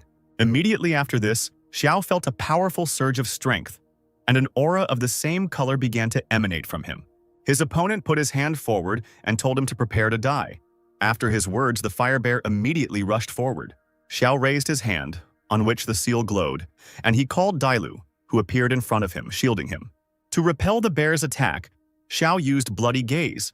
The fox took on a beast form. Its eyes lit up, emitting a purple glow. The purple beam pierced the bear, and his opponent threw and threw, the latter screaming in pain, falling down without strength. The blow was delivered by a huge eye that the fox had summoned. In response to this, the enemy began to summon comrades from the Dark Guild. Ye started to feel unwell, and then he realized that the side effects of taking the dragon spirit pill had begun. His eyes began to close, and the last thing he saw was Dailu, who was looking at him with fear. Sitting in front of the lying Xiao, Dailu slapped him so that he wouldn't dare fall asleep, but it didn't produce any results. Suddenly, out of nowhere, Sister Xiao appeared and grabbed the frightened Dailu by the throat. The sister, holding Dailu by the throat, addressed her saying that she was a magical beast of the form of the king of beasts. The sister could not think that Dailu would make a contract with her brother. Dailu felt that the power of a dragon was coming from her sister. She had never encountered such a powerful aura before. The fox asked her if she wasn't Xiao's sister, even though she had the power of a dragon. Who was she really? Putting her finger to her lips, the sister said that the fox did not need to know who she really was. After letting go of Dailu, she immediately sat down next to Xiao, who was lying on the ground, and began to examine him for wounds. The sister put her hands on Xiao and began to treat him. A white glow appeared around her hands. A worried Dailu watched this and hoped that Xiao would be okay. The sister stated that Xiao had taken a medicine that temporarily increased his spiritual energy, and he was now experiencing side effects. She reassured Dela that he would be fine. He just needed 3 days to recover. The sister stood on the rock and began to sing. A blue aura in the form of notes emanated from her. It was a force that restored everything around them.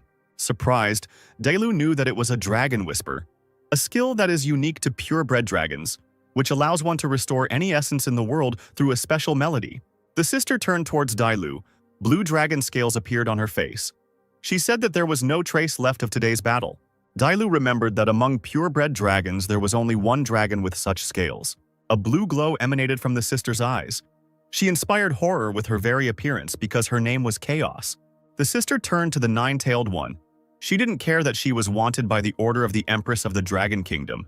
But since she was able to make a blood contract with her brother, then she shouldn't betray him.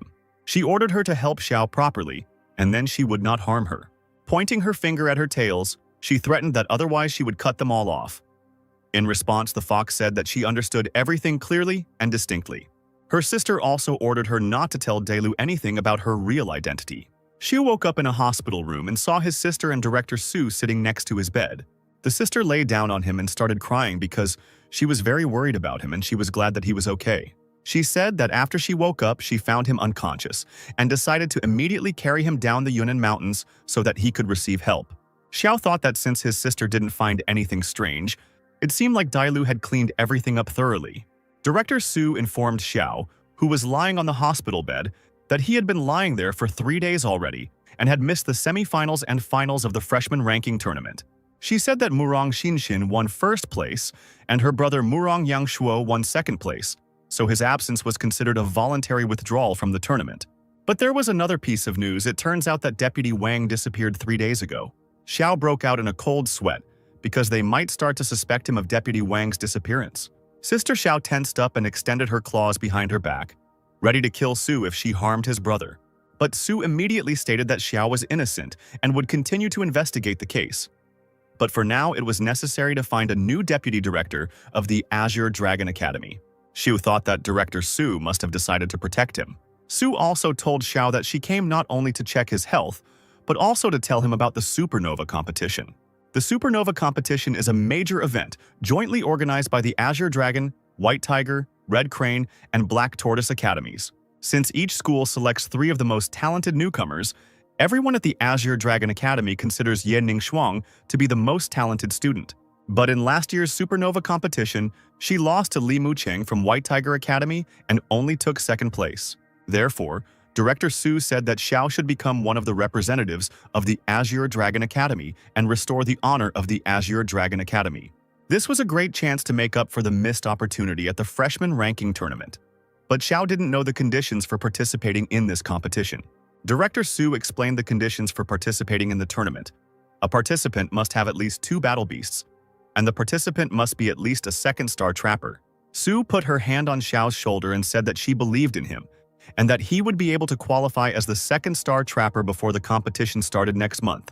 Xiao was determined because Director Su believed in him, and she had always helped him. He couldn't let her down, and he would also have a chance to see the power of the White Tiger. Xiao told Su not to worry because 1st place in the Supernova competition would be his.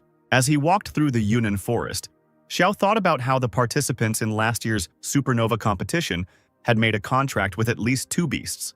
Xiao also had 2 beasts, but Delu is wanted all over the country. She can't be summoned in open battles. Also, Black Fang is now just a Hellstorm Wolf in its initial form. Standing in the night forest, where only the moon lit the way, Xiao summoned the Black Fang to make it stronger. Everything was ready for evolution. As Xiao had been discharged from the hospital and had bought several fire supplements and materials with his salary as a beast doctor in the Heavenly Guild. He also earned some magic stones from Mount Yunnan and the freshman ranking tournament. A mountain of magic stones lay in front of the Black Fang. Xiao thought that this should be enough for evolution, so the Black Fang could begin to absorb all these stones. After absorbing all these stones, the Black Fang began to feel hellish pain. Red flames formed around it. Xiao shouted at it to hold on with all its might. Xiao called Dailu to guard him, because the Black Fang might have a breakdown during evolution. Here the hunter fell to the ground from wild pain. He felt everything that the Black Fang feels now, during evolution. In order to find out how much time was left until the end of the Black Fang's evolution, Xiao ordered to obey the Divine Panel. The Divine Panel showed that evolutionary progress is now only 30%. After a while, the panel froze at 99%. Xiao thought that Black Fang had failed. But then, an evolved Black Fang appeared through the flames. Xiao looked at the system panel and analyzed his new characteristics, and saw that Black Fang had a new attribute: Demon.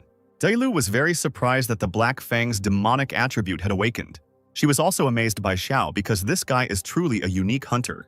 Xiao happily hugged the Black Fang because it had become much stronger, but he still needed to make a contract with another animal. Xiao came to see Sister Yanran, who was happy to help Xiao buy a new beast for him so that he could participate in the Supernova competition. Xiao felt awkward and wanted to refuse her help, but she said that his problems were her problems because he was her brother. She took him to a pet store and told him to choose whatever he wanted. She would pay for everything. A girl met them at the store, and seeing Mrs. Qin, she asked what exactly she had come for today: an electrical preparation or a lightning crystal. Sister Yanran said that there would be a supernova competition in a month, so Xiao needed to find a suitable beast to contract with. The girl happily decided to help and began offering Xiao new animals. The first was the demonic red spider. Its attack was much higher than other beasts of the same level. There is also a shadow tigress, very fast, and deals increased damage from stealth. Mrs. Qin said that they didn't need cheap options. They needed the highest class animals. She would pay for everything. The girl decided that she would not hide the treasure from them then, and would present it to the attention of the best animals in the store. Various magical beasts were kept in special chambers. There was a huge snake, various beetles, and wolves. Xiao, using his panel, began to evaluate the animals. First, there was an underground pangolin with very good characteristics. Next up was the three-eyed fire snake, which impressed with its poison and fire damage. Also, the icebone bird was not bad in its characteristics. It has a legendary bloodline and 2 attributes of ice and death. But none of this suited Xiao, because none of the proposed beasts had a hidden pedigree. The girl asked, "There are so many high-class animals here, and he is not satisfied. What kind of animal does he need then? What requirements should the animal have? Then a man entered the room with a cage in his hands and said that he had brought new goods, some of the best animals he had ever seen. Xiao was surprised by this because there were 2 fairies in the cage, and these animals are considered useless. Why would they be needed in the store? Sister explained that if they were sold as fighting animals, no one would buy them, but as pets, they would sell out in no time. Xiao looked at one of the fairies and saw that she had a hidden angel bloodline, although her other characteristics were not very good. He continued to look at her thoughtfully, and Sister Yanren was confused and asked what was wrong with him. Xiao made a decision and told Yanren's sister that he was ready to buy her. Everyone was shocked by this decision because he needed a fighting beast, and no one buys this beast as a fighting beast. The guy looked at the fairy again and confidently said that he wanted to buy her, all because of her hidden pedigree. After purchasing it, Xiao went to Nanshan Mountain, opened the cage, and told the fairy not to worry, he would not harm her. The guy gave her some kind of golden pill and told her to eat it, and all her wounds would heal immediately. Then, when all her wounds were healed, Xiao raised his finger to her and asked if she would agree to make a contract and become his beast. The embarrassed fairy remembered how kind Xiao was to her, that he did not wish her harm. She agreed, and then a drop of blood fell from Xiao's finger onto her, thus meaning that the contract was successfully concluded. Xiao asked the fairy that since she agreed to accept the blood contract, it meant that she now recognized him as her master. The fairy obediently flew to Xiao's hand, which meant that after the contract was concluded, the bond between the beast and the beast catcher became much stronger. Then Xiao took out the shattered bloodline awakening crystal. With it, the fairy would be able to evolve. The fairy took the crystal in her hands and began to eat it, and it was clear from her face that she was very pleased. But then she dropped the crystal. She began to feel severe pain. A strange glow appeared around her. Xiao asked her to be patient a little longer. Suddenly, Dailu appeared from the purple flame in front of Xiao. She felt a strange energy, so she decided to protect her master. At this time, the fairy wrapped herself in a cocoon, surrounded by a golden glow. The cocoon exploded, and from it emerged a beautiful angel with 4 wings and swords in each hand. A satisfied Xiao looked at the system window and was amazed at the new abilities of the Holy Angel of Light. But what surprised him most was what kind of evolution path the fairy had. Xiao asked the angel when he became the 9th star's beast hunter, would she be able to evolve into a seraph with 12 wings? She remembered that he hadn't given her a name yet. Before awakening, she was a water spirit. He gave her the name Freya. As in Greek mythology, this name is associated with the spirit of water. Freya descended to the ground and knelt before Dailu and her new master. From now on, Xiao, Dailu, and Freya will fight side by side. Freya bowed to Xiao, showing her respect. Xiao took another step towards participating in the supernova competition, Dailu noted. The determined Xiao said that there was only one step left to participate in the supernova competition, which was to become the 2nd star's beast catcher. In his office, the teacher was shocked by the news that Xiao was going to become a 2nd star beast catcher. Xiao confirmed this. Since the supernova competition was about to start, he needed to do this as soon as possible. The puzzled teacher couldn't understand why the youth were so eager to grow up after all. 3 days ago, the Murong siblings had passed the 2nd star exam. Since the Black Fang had recently evolved to the 1st stage of mature form, the teacher handed the boy a bracelet to determine the level of spiritual power. If his level of spiritual power met the standard, then he would be able to take the exam. Xiao happily put on the bracelet immediately to find out if Xiao really had outstanding strength as many people said. The counter on the clock was rapidly increasing, and everyone held their breath when the counter stopped at 2,583. The students and teachers around him were amazed at the result that was shown on the device. The teacher immediately understood what was going on, because when a beast evolves, the master's strength also increases, and the average level of spiritual strength of a 2nd star beast hunter is in the range of 2,000 to 3,000. He praised Xiao because none of his former students had spiritual strength that high, so he would allow him to take the exam. Xiao traveled to the Blood Mist Canyon exam by helicopter, and after opening the door, he immediately began to inspect the area. There was an earphone in Xiao's right ear, and the voices of Director Su and his teacher were heard, asking him to prepare himself and be careful, because this canyon was full of magical beasts. Xiao collected his thoughts, exhaled, and was ready to begin the exam. Director Su told him the conditions for successfully passing the exam. He needed to successfully reach the exit through the canyon. In the observation room, teacher and Principal Su were standing, discussing that Xiao had successfully landed and entered the Blood Mist Canyon. To pass through the canyon, the examinees first had to fight crocodiles with iron jaws and teeth. The next test was to escape from the demonic spiders that lived in the demon cave, among which there were individuals of the third stage of the mature form. The huge spiders with powerful jaws inspired terror, just by their appearance, which Xiao Xinyu would have to deal with. Xiao was descending by parachute and saw terrifying crocodiles with iron jaws visible in the crimson swamp. The crocodiles surrounded the place where Xiao landed. The teacher told him in the earpiece that if he summoned the wolf of the underworld, there would be no danger since the crocodiles were only in their initial magical form. But Xiao ignored the hint and summoned Freya to surprise everyone and test what she was capable of. This shocked the teacher and Principal Su. Why he did not summon the Black Fang, and when did he manage to make a contract with the second beast? The teacher's face was filled with surprise as Zhao was able to form a contract with the mythical Angel of Light. This is unbelievable, since they haven't been seen for many years, and Xiao was seen 2 days ago in the animal shop with the water fairy. Director Su decided to remind Lao Chen that the nether wolf used to be just a storm dog, so perhaps the water fairy had also evolved. The teacher recognized Xiao Xinyu as a true beast catcher, as he always makes the impossible possible. At this time, Xiao was attacked by crocodiles, but Freya destroyed all the crocodiles with one powerful blow. The teacher was amazed that Freya was able to defeat the iron-toothed crocodile with just one blow, which confirmed the power of the Angel of Light and her mythical lineage. Xiao, pleased with the fairy's work, ordered Freya, who was floating in the air, to lead him through the swamp. Freya wrapped her powerful arms around Xiao's waist, causing him to feel a little embarrassed. She picked up Xiao and held him in her arms, which completely took the boy by surprise, and he didn't understand why she held him in her arms in that particular way. After crossing the swamps, Freya lowered Xiao to the ground, and in front of them was a bloody thick fog. Out of nowhere, spiders attacked them. But thanks to Freya's quick reaction, she was able to repel the spider's attack. But then a huge spider with sharp fangs descended along the web, enveloped in a terrifying red aura. Xiao was tense because, thanks to the system window, he realized that in front of him was a bloody demonic spider that lived in colonies. A terrifying aura was coming from the cave, and it became clear that there were at least 20 spiders in it. The teacher decided to remind Xiao that the Holy Angel of Light was only in its initial form. It could ignore the difference in strength and deal damage even to mature specimens of blood demon spiders. But Xiao summoned his main beast, and it turned out to be a powerful storm demon wolf, Black Fang.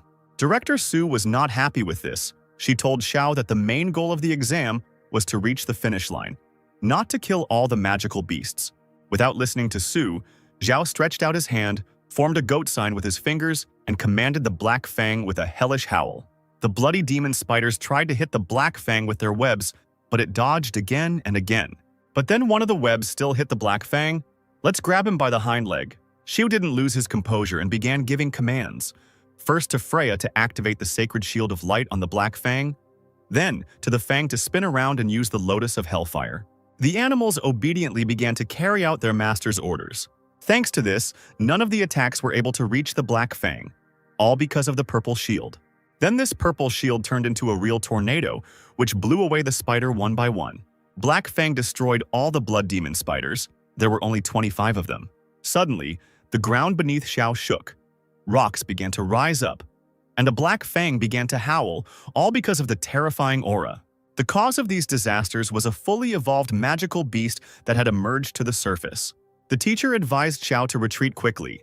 Since yesterday's rainfall had attracted a crypto spider, the boy would not be able to defeat it. But Xiao did not want to retreat, since then he would fail the exam. Xiao folded his hands into fists and said that even if God or Buddha himself stood between him and successfully passing the exam, he would destroy them. Black Fang opened his powerful mouth and released a piercing purple flame, and Freya, with her swords, released a golden beam. But the spider looked unharmed. He managed to make a shield from his thin red web. Xiao was annoyed because he couldn't harm the spider, and the teacher was also distracting him by constantly telling him not to risk his life. Dailu also didn't like the idea of fighting the spider. She agreed with the teacher and Principal Su that it was not worth going ahead, and it was better to retreat. Nothing could stop Xiao as he really wanted to pass the exam and become a second-star beast hunter. Kill that beast and test his limits. The terrifying appearance of the spider did not frighten Xiao. He ordered Black Fang to sneak up behind the spider and use the Claw of Oblivion. Suddenly, the spider opened its mouth and released a large black web towards Xiao. Suddenly, an aggressively minded wolf emerged from the shadows behind the spider. The spider reacted to this and quickly hit the wolf with its sharp metal paw. But Freya came to the rescue to protect Xiao. She activated the divine shield in time. The shield only softened the blow, but Xiao was still sent flying into the rock behind him, and his beast looked exhausted. Xiao recovered from the blow and gave a thumbs down, showing that he was not affected by the spider's mockery. The spider was confused and decided to launch a new attack and released another web towards Xiao. Having climbed onto the black fang, the guy began to dodge the web, as it was very poisonous. Looking at the spider's terrifying eyes, the boy understood that he couldn't just run away from the spider. He needed another plan to defeat it. Then Xiao noticed the health bar above the spider's head, which was constantly and slowly decreasing for no reason. The guy noticed shallow wounds on the spider's back. Blood was coming out of them, so the web became weaker. Due to the injuries he had received, Black Fang would likely not be able to withstand another blow. So Xiao decided to ask Freya for cover. The spider's life bar decreased again, and it became clear how to deal with the nasty spider. Xiao was suspended in the air by Freya. He shouted at Black Fang to spit on the spider. Black Fang turned towards the spider and spat right in his face, which left him confused. The spider got angry and released a very large amount of web, but Black Fang managed to react and hid in the shadows. The animal catcher confirmed his suspicions that the more webs a spider produces, the fewer lives it has. Black Fang's job was simply to wear out the spider, not without risking his own life. The wolf used shadows. He moved from side to side, which made the spider very angry. But again, one of the webs reached its target and the Black Fang was caught and immobilized, followed by a blow from the spider's sharp paw. Xiao ordered Black Fang to not hold back and activate the demonic power, and Freya to use the sacred shield of light on the wolf, and she also needed to remove all the negative effects. After activating the demonic power, the wolf was enveloped in yellow lightning, showing how much his power had increased. Meanwhile, the teacher and Director Su were flying in the helicopter. They did not interfere in the battle, as they assumed that Xiao had found a way to deal with the spider. 7 hours later, the battle was still ongoing, with the exhausted Black Fang and Freya still standing. The exhausted Xiao noticed that the spider had lost 90% of its health. Its web had become lighter.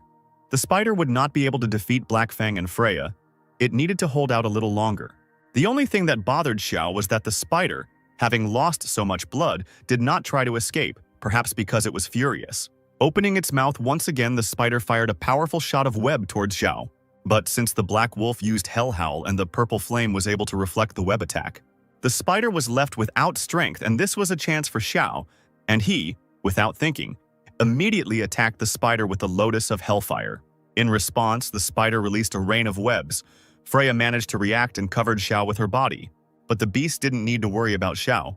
They had to go on the offensive to deal with the spider once and for all. Due to the attack of the Black Fang by the Hell Lotus, the spider received serious damage and its eyes started bleeding.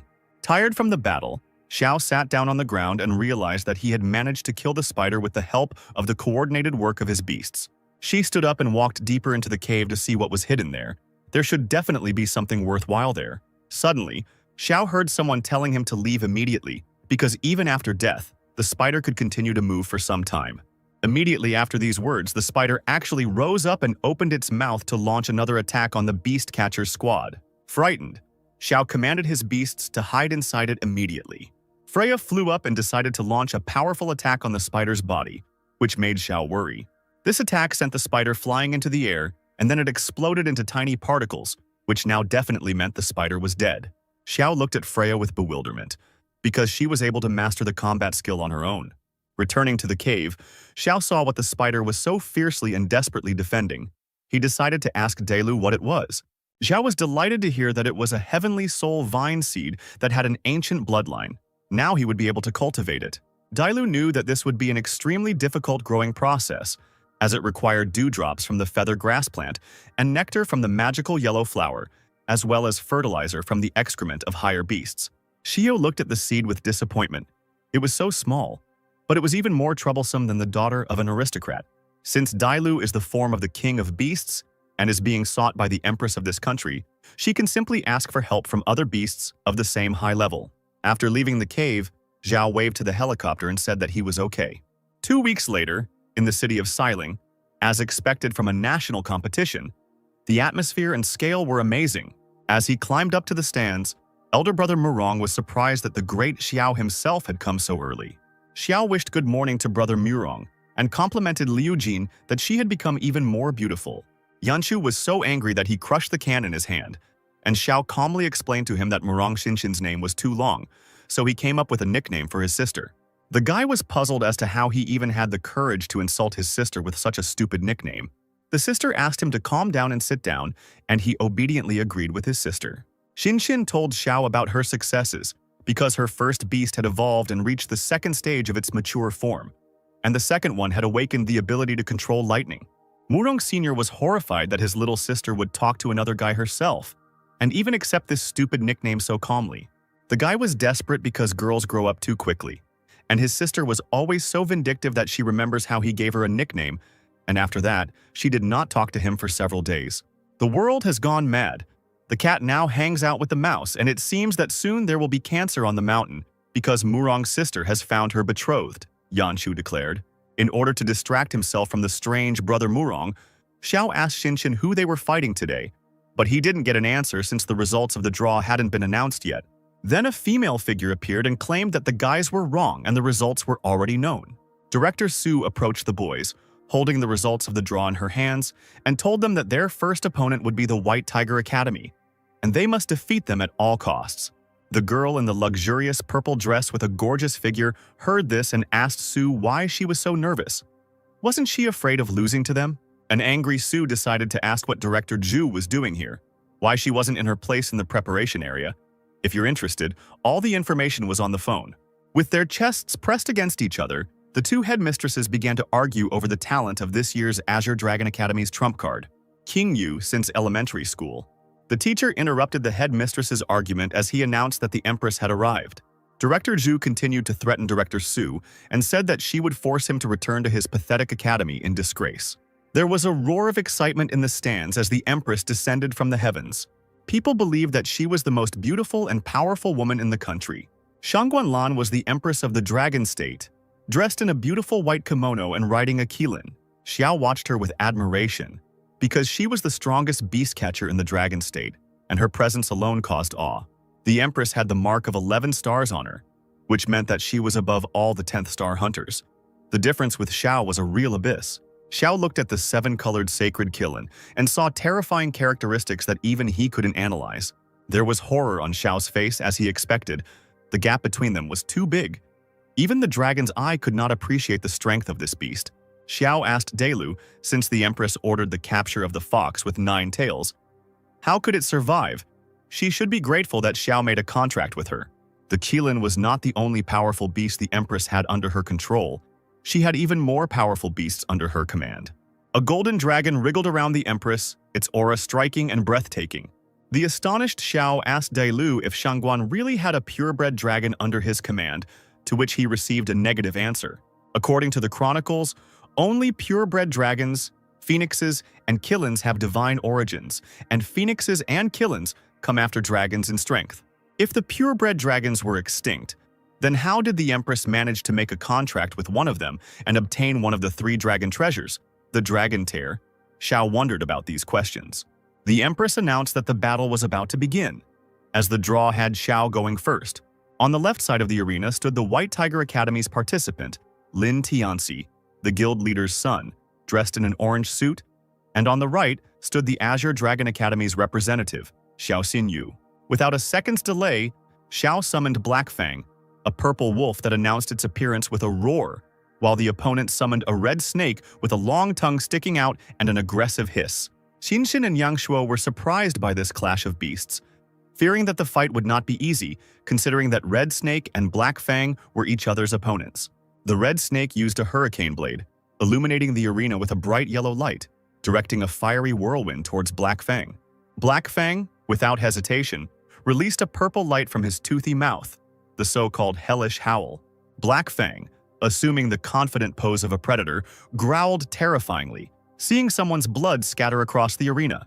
The bald guy with cross-shaped earrings in his ears smiled contentedly, voicing that the advantage was clearly not on Xiao's side and it would be better for him to surrender. The confident Xiao, not giving in to his opponent's provocations, resolutely extended his hand forward, showing the number 2, explaining that he only needed 2 attacks. Xiao, who suddenly became serious, confidently commanded Black Fang to use Hell Howl into the sky. The Empress's assistant, who stood next to her, watched the pillar of purple light and assumed that he wanted to melt the sand. But despite his efforts, the fire of the Xiao beast was too weak. The Empress, sitting on the throne, rested her chin on her graceful hand, grinned, and refuted her assistant's guess about Xiao's plan. After revealing Xiao's plan, the Empress looked at the purple pillar with a satisfied smile and explained that Xiao was going to use the 7-colored cloud she had summoned. The frightened opponent, looking at the large wolf spewing purple flames from its mouth, wondered what Xiao had planned. Feeling the raindrops falling on his skin, the frightened enemy gave the red snake the order to stop Xiao. Xiao, against the backdrop of a purple sky with a yellow swirl, relaxedly spread his arms out to the sides, telling his opponent that it was too late and the chance was lost. The clearly maddened enemy looked at the ground where his wet sand lay, realizing that his beast would now be unable to create either sand whirlwinds or hurricane blades. Even more confidently, Xiao extended his hand forward, giving the command to Black Fang to use the Lotus of Hellfire, and the wolf, without having time to listen to the rest of the command, Xiao immediately jumped towards the enemy, spewing scarlet flames from his mouth. The Fire Lotus flower hit the target straight on, causing the snake to hiss in pain, and, opening its mouth, the snake fell to the ground without strength.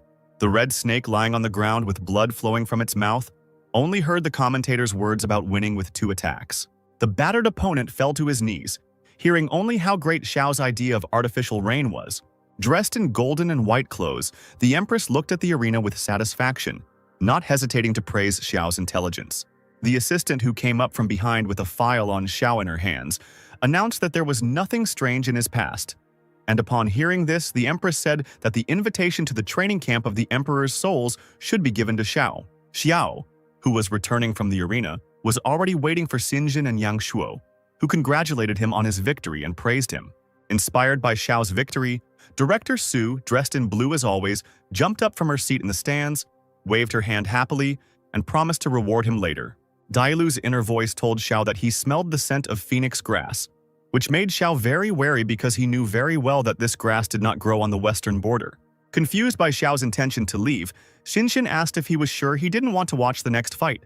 After receiving a negative answer, Xinxin reminded him that the next fight was hers, and while Yang Shuo tried to scold Xiao for flirting with his sister, he wished her luck and said that he would root for her. Xinxin wanted to say something, but Xiao interrupted her and, awkwardly scratching his head, apologized, saying that he had things to do and could not stay. Nodding her head from side to side, Xinxin suggested that in that case they should go somewhere after the tournament. As the commentator announced the upcoming fight between Jinxin and the son of the ruler of the White Tiger Academy, Xiao ran away, having first agreed to go somewhere. The 2 guards in the crowd of people tirelessly thanked him for his protection, presented him with fresh eggs, and praised Mr. Zhou, who approached them. Confused, Xiao stopped near a passing blue rhinoceros. He didn't understand if this whole crowd really came to greet the army. In front of the blue rhinoceros with a shield on his back, a clearly elderly hunter in golden armor walked with a confident and proud step. The shocked Xiao immediately turned to Dailu in his mind, telling him about the appearance of an 8-star level beast hunter with a top-form rhinoceros and affection above 100. Dailu was not surprised by this information and said that the rhinoceros is part of a clan of fighting monsters that live for the sake of fighting and have long been at odds with her 9-tailed clan, and the only ruler of the western city can be none other than Zhou Xiong. Dailu realized that the phoenix grass could very well be in Zhou's bag and suggested that Xiao steal it, but he was not confident in this proposal. Xiao noticed that the huge rhinoceros was limping for some reason and, looking closer, noticed a red bug in the beast's ears and eyes. Without any modesty, pushing aside people in his path, Xiao rushed forward and approached Mr. Zhou with an offer to cure the fighting rhinoceros, since it was clearly sick. Mr. Zhou, turning to face Xiao, did not understand at all what he was talking about and asked what Xiao meant, thinking that Xiao was the same age as his son, and he probably did not understand anything about healing. Handing over his business card to Mr. Zhou, Xiao introduced himself as a visiting physician from the Heaven Guild and began asking questions. How often did the beast appear lethargic? Did it develop red spots, inflammation, and ulcers on its skin in rainy weather? Surprised by the correct questions, Mr. Zhou accepted Xiao's business card, replying that he had come for precisely this reason, but did not consider him a truly worthy doctor and asked him to name the cause of the illness in order to compare whether his answer would match that of other doctors. Without losing his composure, Xiao pulled out a red bug from the rhinoceros's skin, handing it to Mr. Zhou and explaining that the cause of the disease was precisely this bug, the sand mantica. Pleased with the answer, but still serious, Mr. Zhou paid tribute to Xiao and acknowledged his knowledge, saying that he had met many doctors who were unable to cure his war rhinoceros, so how was he going to cure it? Still standing opposite each other, Xiao suggested finding a less crowded place as he would need some herbs. And Mr. Zhou, truly worried about his beast, suggested going to his house and getting everything he needed, and if the beast was cured, he would be willing to fulfill Xiao's every wish. Satisfied, Xiao looked at Mr. Zhou's back, thinking that he would not only receive the phoenix grass but also make a useful acquaintance. Standing in front of a large number of small boxes, Xiao recited out loud that for the purple soul extract, he needed 15 grams of silver lotus petals, 20 grams of sacred grass, 25 grams of poria, and he also needed to add a secret ingredient, and then he could brew a medicinal decoction. Standing directly in front of Mr. Zhou and holding a test tube of purple liquid, Xiao explained that this was the purple soul extract, half of which was to be drunk, and the remaining half was to be applied externally. And if the master did not trust him, he could try the elixir on another beast. Mr. Zhou said he trusted people and knelt down in front of the rhinoceros's face, opened its mouth and poured in the purple liquid. The elixir worked immediately, driving the sandy manticas out from under the smooth blue skin of the peacefully sleeping fighting rhinoceros. Holding the now empty test tube in his hands, Mr. Zhou was surprised at how peacefully his rhinoceros could sleep and acknowledged Xiao as a great healer. Inspired, Xiao spread his arms out to the sides and offered Mr. Zhou a recipe for a medicine to cure his soldiers' war beasts, and he thanked him and asked what Xiao wanted in return. Xiao voiced that he needed phoenix grass and a magical radiance flower, to which Mr. Zhou replied that phoenix grass was very easy to obtain, but the magical radiance flower would require a bit of work.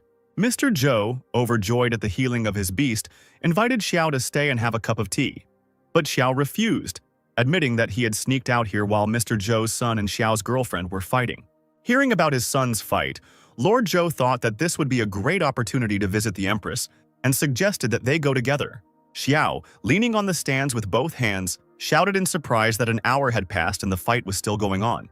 The blue-haired boy smirked, reminding Xinxin that she was in a losing position and reproaching her for being absent-minded from the very beginning of the fight. Xinxin, completely unaware of her opponent's mockery, was only thinking about the reason why Xiao had not returned yet and that she had no right to lose.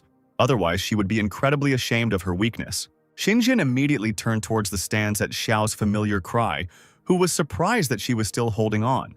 Xiao quickly assessed the condition of his opponents and concluded that they were almost on the verge of exhaustion, which was both a plus and a minus for each other. Xiao noticed the Xinxin beast, which looked like a bird with icy wings and blue tints, and realized that this was her trump card. Opposing the Xinxin beast was the demonic wolf of darkness, a snow-white wolf with blue eyes and a golden horn on its head, capable of creating 12 shadow clones. Xinxin gave the command to her beast, and it immediately used its icy wings to release sharp ice chips at the enemy, hitting several clones, receiving an angry growl and a counterattack in response. Xiao watched the fight with a serious face, hearing a stranger's words from the side that the shadow cloning technique was vile, since the clones were simply impossible to distinguish. As Xinxin stood there, at a loss as to what to do next, Xiao suddenly coughed, as if giving her a secret sign.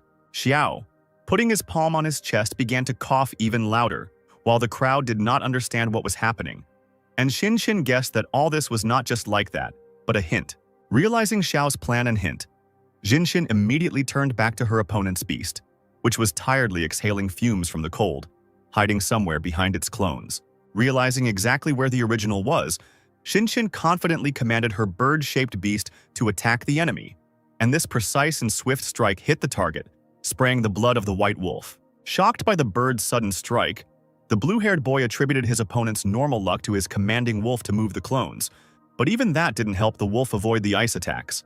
In the dust, shaking sweat from her forehead, Xinxin listened to the commentator's announcement of her and her academy's victory by a score of 2-0.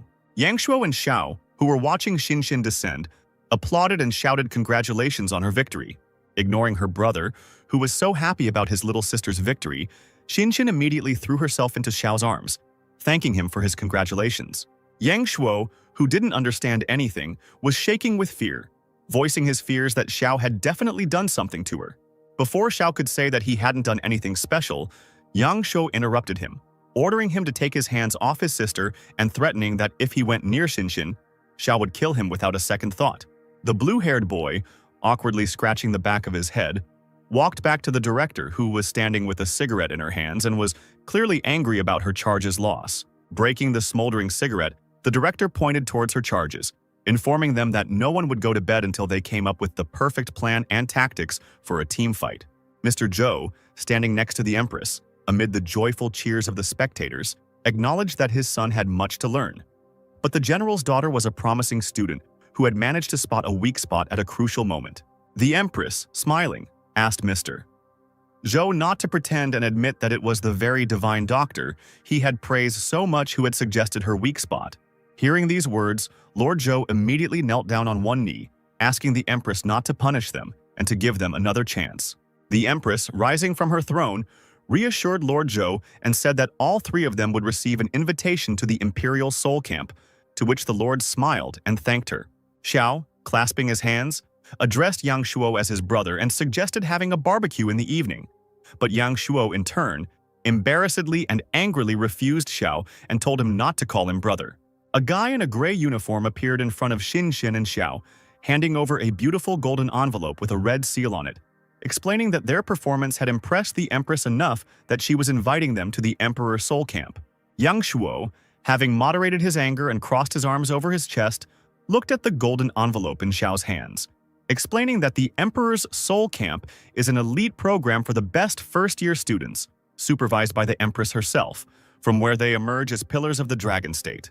Xiao, hearing Yang Shuo's words, broke out in cold sweat, realizing that this was a great opportunity, but he was bound by a bloody contract with Dailu, and if they were discovered, there would be problems. Seeing Xiao hesitating, Shinshin put her hand on Xiao's cheek, innocently looking straight into his eyes.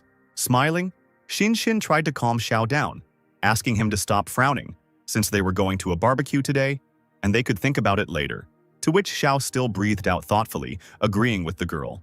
While eating barbecue with great appetite, Xiao mentioned that Shinshin and Yang Shuo were from an elite clan, but did not mind eating street food, and Yang Shuo explained that the four great clans were not monks, and that he and his sister liked to eat many other things besides barbecue. Remembering his little blue-haired sister who never ate street food, he admitted that he was sure that the descendants of great clans were accustomed to luxury. Shinshin sighed tiredly as she watched her brother drink from a can, and when Xiao asked what happened, she replied that Yang Shuo was just annoying her. Xiu sarcastically suggested giving Shinshin a massage since she looked too tense, which surprised Yang Shuo so much that he spat out the entire contents of his mouth. Brother Shinshin immediately began to threaten poor Xiao to relax and moderate his ardor. Xiao said that he would drink 3 glasses as punishment. This infuriated Yanshu even more, as he squeezed the can in his hand and said that there were no glasses, since alcohol was not water. Xiao understood everything and raised his hand up, asking the owner to bring something stronger. The owner brought them a whole box of booze, and a new insidious plan was born in Yang Shuo's head. He needed to outdrink Xiao. After drinking a lot, Yang Shuo felt sick, and it became clear that he was drunk. He had already made promises from Xiao that when he married Shinshin, he would not offend her. A pleased Xiao boasted to Shinshin that her brother was the first to get drunk and acknowledge him as his son-in-law. Embarrassed, Shinshin knew that it was because of her brother that she wasn't having as much fun today, so she suggested to Xiao that they go out together sometime. Xiao was pleasantly surprised by this proposal, so he suggested going for a walk the day after tomorrow, since they had a team tournament tomorrow. Lying on his bed, Xiao thought about what he still needed for the seed. He had the phoenix grass, and the magical fusion flower would be brought soon. All he had to do was get the droppings of the magical beast of the Beast King form. Having thought everything over, Xiao covered himself with a blanket, turned to the window and fell asleep, because the morning is wiser than the evening. Morning came and Dailu decided to wake up her master, which caught Xiao off guard. Enraged, Xiao jumped up from the bed and pressed Dailu against the wall, placing his hand on her chest. He didn't understand why she got out of the seal herself. Hearing that Dailu had gone out to get information and no one had seen her, Xiao exhaled and calmed down because his heart was about to jump out of his chest. Because Xiu kept his hand on Dailu's chest, she decided to clarify whose chest the heart almost jumped out of was hers or his. After apologizing, Xiao sat down on a chair and reproached Dailu for leaving the beast catcher's mark without permission. But since she found out something, then let her tell. Dailu told Xiao that the admiral of the Dragon State's fleet, Murong Jin, had captured a jellyfish, a spiritual snake of disasters that knew many things, and was going to be executed in 3 days on the full moon. The fox had known the jellyfish for a long time, and she was her friend, and also a magical beast in the form of the king of beasts. Xiao was amazed that it was no coincidence that Murong Jin was an admiral since he could defeat the beast king form, but it dawned on him that Dailu was going to save the jellyfish. The jellyfish had information that the Empress of the Dragon State, Shangguan Lan, had participated in the battle to exterminate the dragons, so it was necessary to save the jellyfish, Dailu explained. But Xiao flatly refused this idea. After all, the jellyfish was imprisoned in an underground prison at the fleet headquarters, with 1,000 high-level beast hunters patrolling the area. And in the headquarters itself are the hunters of the beasts of the 10th star, who control the beasts with the blood of the sea god. Xiao flatly refused to go to certain death, and since Dailu is bound by a bloody contract with him, she will listen to him and will not go either. Suddenly, a red system window popped up with the task of freeing the jellyfish, and Xiao began to reason and look for positive aspects in this operation to save the jellyfish. Since Xiao considered the fox not only his beast but also his family, he would help her, and together they would free the jellyfish. Dailu was so happy that she hugged her master's hand and thanked him. Her affection increased and now equaled 90 points. Xie received a message on his phone with the news that the execution of the jellyfish would take place in 3 days, and he asked Dailu why they had chosen that particular date. The fox explained that spiritual snakes have special blood.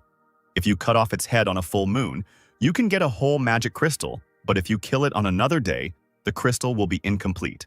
Xiao put his hand to his face because he didn't understand how a second-star beast catcher would manage to escape from a prison teeming with powerful fighters. The next day, Xiao stood in front of the blood lake next to Yang Shuo, who told him that it was the fallen dragon lake, which was formed during the battle between dragons. She said that this is a very tough test. If you lose, you will be left without skin. Under the thickness of the water there were dragon bones, from which a very powerful dragon aura emanated. The guy thought about the fact that there were dragon bones at the bottom of the lake. If he let the beast absorb them, it would be equivalent to evolution, but the question remained how to get them from the bottom of the lake. Murong reminded Xiao that there would be viewers watching the broadcast, so he should stop standing there in a daze. The transport helicopters flew off in different directions, which meant that all the participants were in their places, so the host welcomed his viewers to the team battle of the supernova competition. The Xiao sisters watched him on TV. They believed that their little brother would definitely win this competition. To show everyone what he was capable of, Xiao summoned his most powerful beast, the Black Fang. Xiao's opponents decided not to lag behind and summoned their magical beasts to show the results of their numerous trainings. Xiao was confused that the guy in the black t-shirt stood motionless and didn't even summon his magical beast. Yang Shuo decided to strike first before his opponents had time to summon all of their magical beasts. But then something invisible hit his griffin, causing blood to flow from its wing, which frightened Yang Shuo. The invisible creature turned out to be a powerful shadow ninja monkey who could control shadows. Yang Shuo noted the ability to instantly teleport multiple times in a row within a limited area. The red snake released a hurricane blade, and a powerful beam burst out from its mouth, and the demonic wolf of darkness used a shadow clone. Yang Shuo was cursing because he couldn't see anything because of the hurricane blade. He asked his sister to deal with the wolf herself. The guy in the black t-shirt gave Zhou the order to have his demonic dark wolf focus on the netherworld wolf. Black Fang had to continue to push through the sandstorm as Xiao had ordered. But the guy in the black shirt who controlled the shadow ninja monkey said that this would not happen and used the kunai of darkness. To avoid the kunai of darkness, Black Fang used dark hunting, which allows him to disappear into the shadows without a trace. Xinjin was worried about whether Xiao was okay, but since he had foreseen this scenario, he was fine. The Murongs realized that their opponents were using a sneaky strategy of focusing all their attacks on Xiao, so they had to stop them. The White Griffin's heavenly lightning struck the Dark Devil Wolf to destroy its clones. At this time, the Shadow Monkey Ninja continued to attack with his Darkness Kunai. A wyvern came to the aid of the Wolf of the Underworld and protected the wolf with its breath. The guy in the black t-shirt said that they were wasting their energy and couldn't protect Xiao forever, so Xiao Xinyu's star would be the first to go out today. Hearing the intentions of his opponents, Xiao decided to take action and activated the demon power of the Black Fang. All of the Wolf of the Underworld's wounds were completely healed, and he was restored to a perfect state. The guy in the black t-shirt tensed up, because the three of them attacked only the Wolf of the Underworld. If it had been another beast, it would have collapsed long ago, exhausted. All the animals began to fear the Wolf of the Underworld. He also had a mental effect on them. Black Fang raised his head up and prepared the Hellfire Lotus. Powerful fire was coming out of his mouth. Yang Shuo was shocked that the skill of one beast simultaneously contained 4 attributes: fire, wind, darkness, and demon power. Seeing the impending threat, the short-haired boy decided to use the hurricane blade to put out the fire. But the Black Fang's attack was so powerful that the red snake was unable to repel it. The guy with the short hair was horrified, as the earth element was supposed to suppress the fire. Xiao chuckled at him and explained that elemental superiority was irrelevant in the face of absolute power. The wounded shadow ninja monkey and demon wolf were barely able to stay on their feet. Xin Xin saw Xiao's true strength and realized that he really hadn't fought at full strength yesterday. Xiao mocked his opponents, saying that with such weaklings he could handle the 3 of them alone. The enemy was hurt by this, but his comrade immediately began to calm him down, saying that he should not give in to emotions but should just continue to follow the plan. After these words, the guy in red became inspired, as he thought that even with such strength, the Hell Wolf would not be able to withstand the simultaneous attack of 3. After saying these words, the wolf concentrated his own flames to form armor for defense. The enemy was shocked, since the use of this technique requires not only a high level of consciousness of the beast, but also a huge reserve of spiritual strength in the hunter. Xiao decided to further puzzle the enemy by asking them if they had noticed anything. The enemy realized that the Murong family's beasts had disappeared and were high in the sky. The wyvern was able to catch the monkey off guard, grabbing it and flying away with it.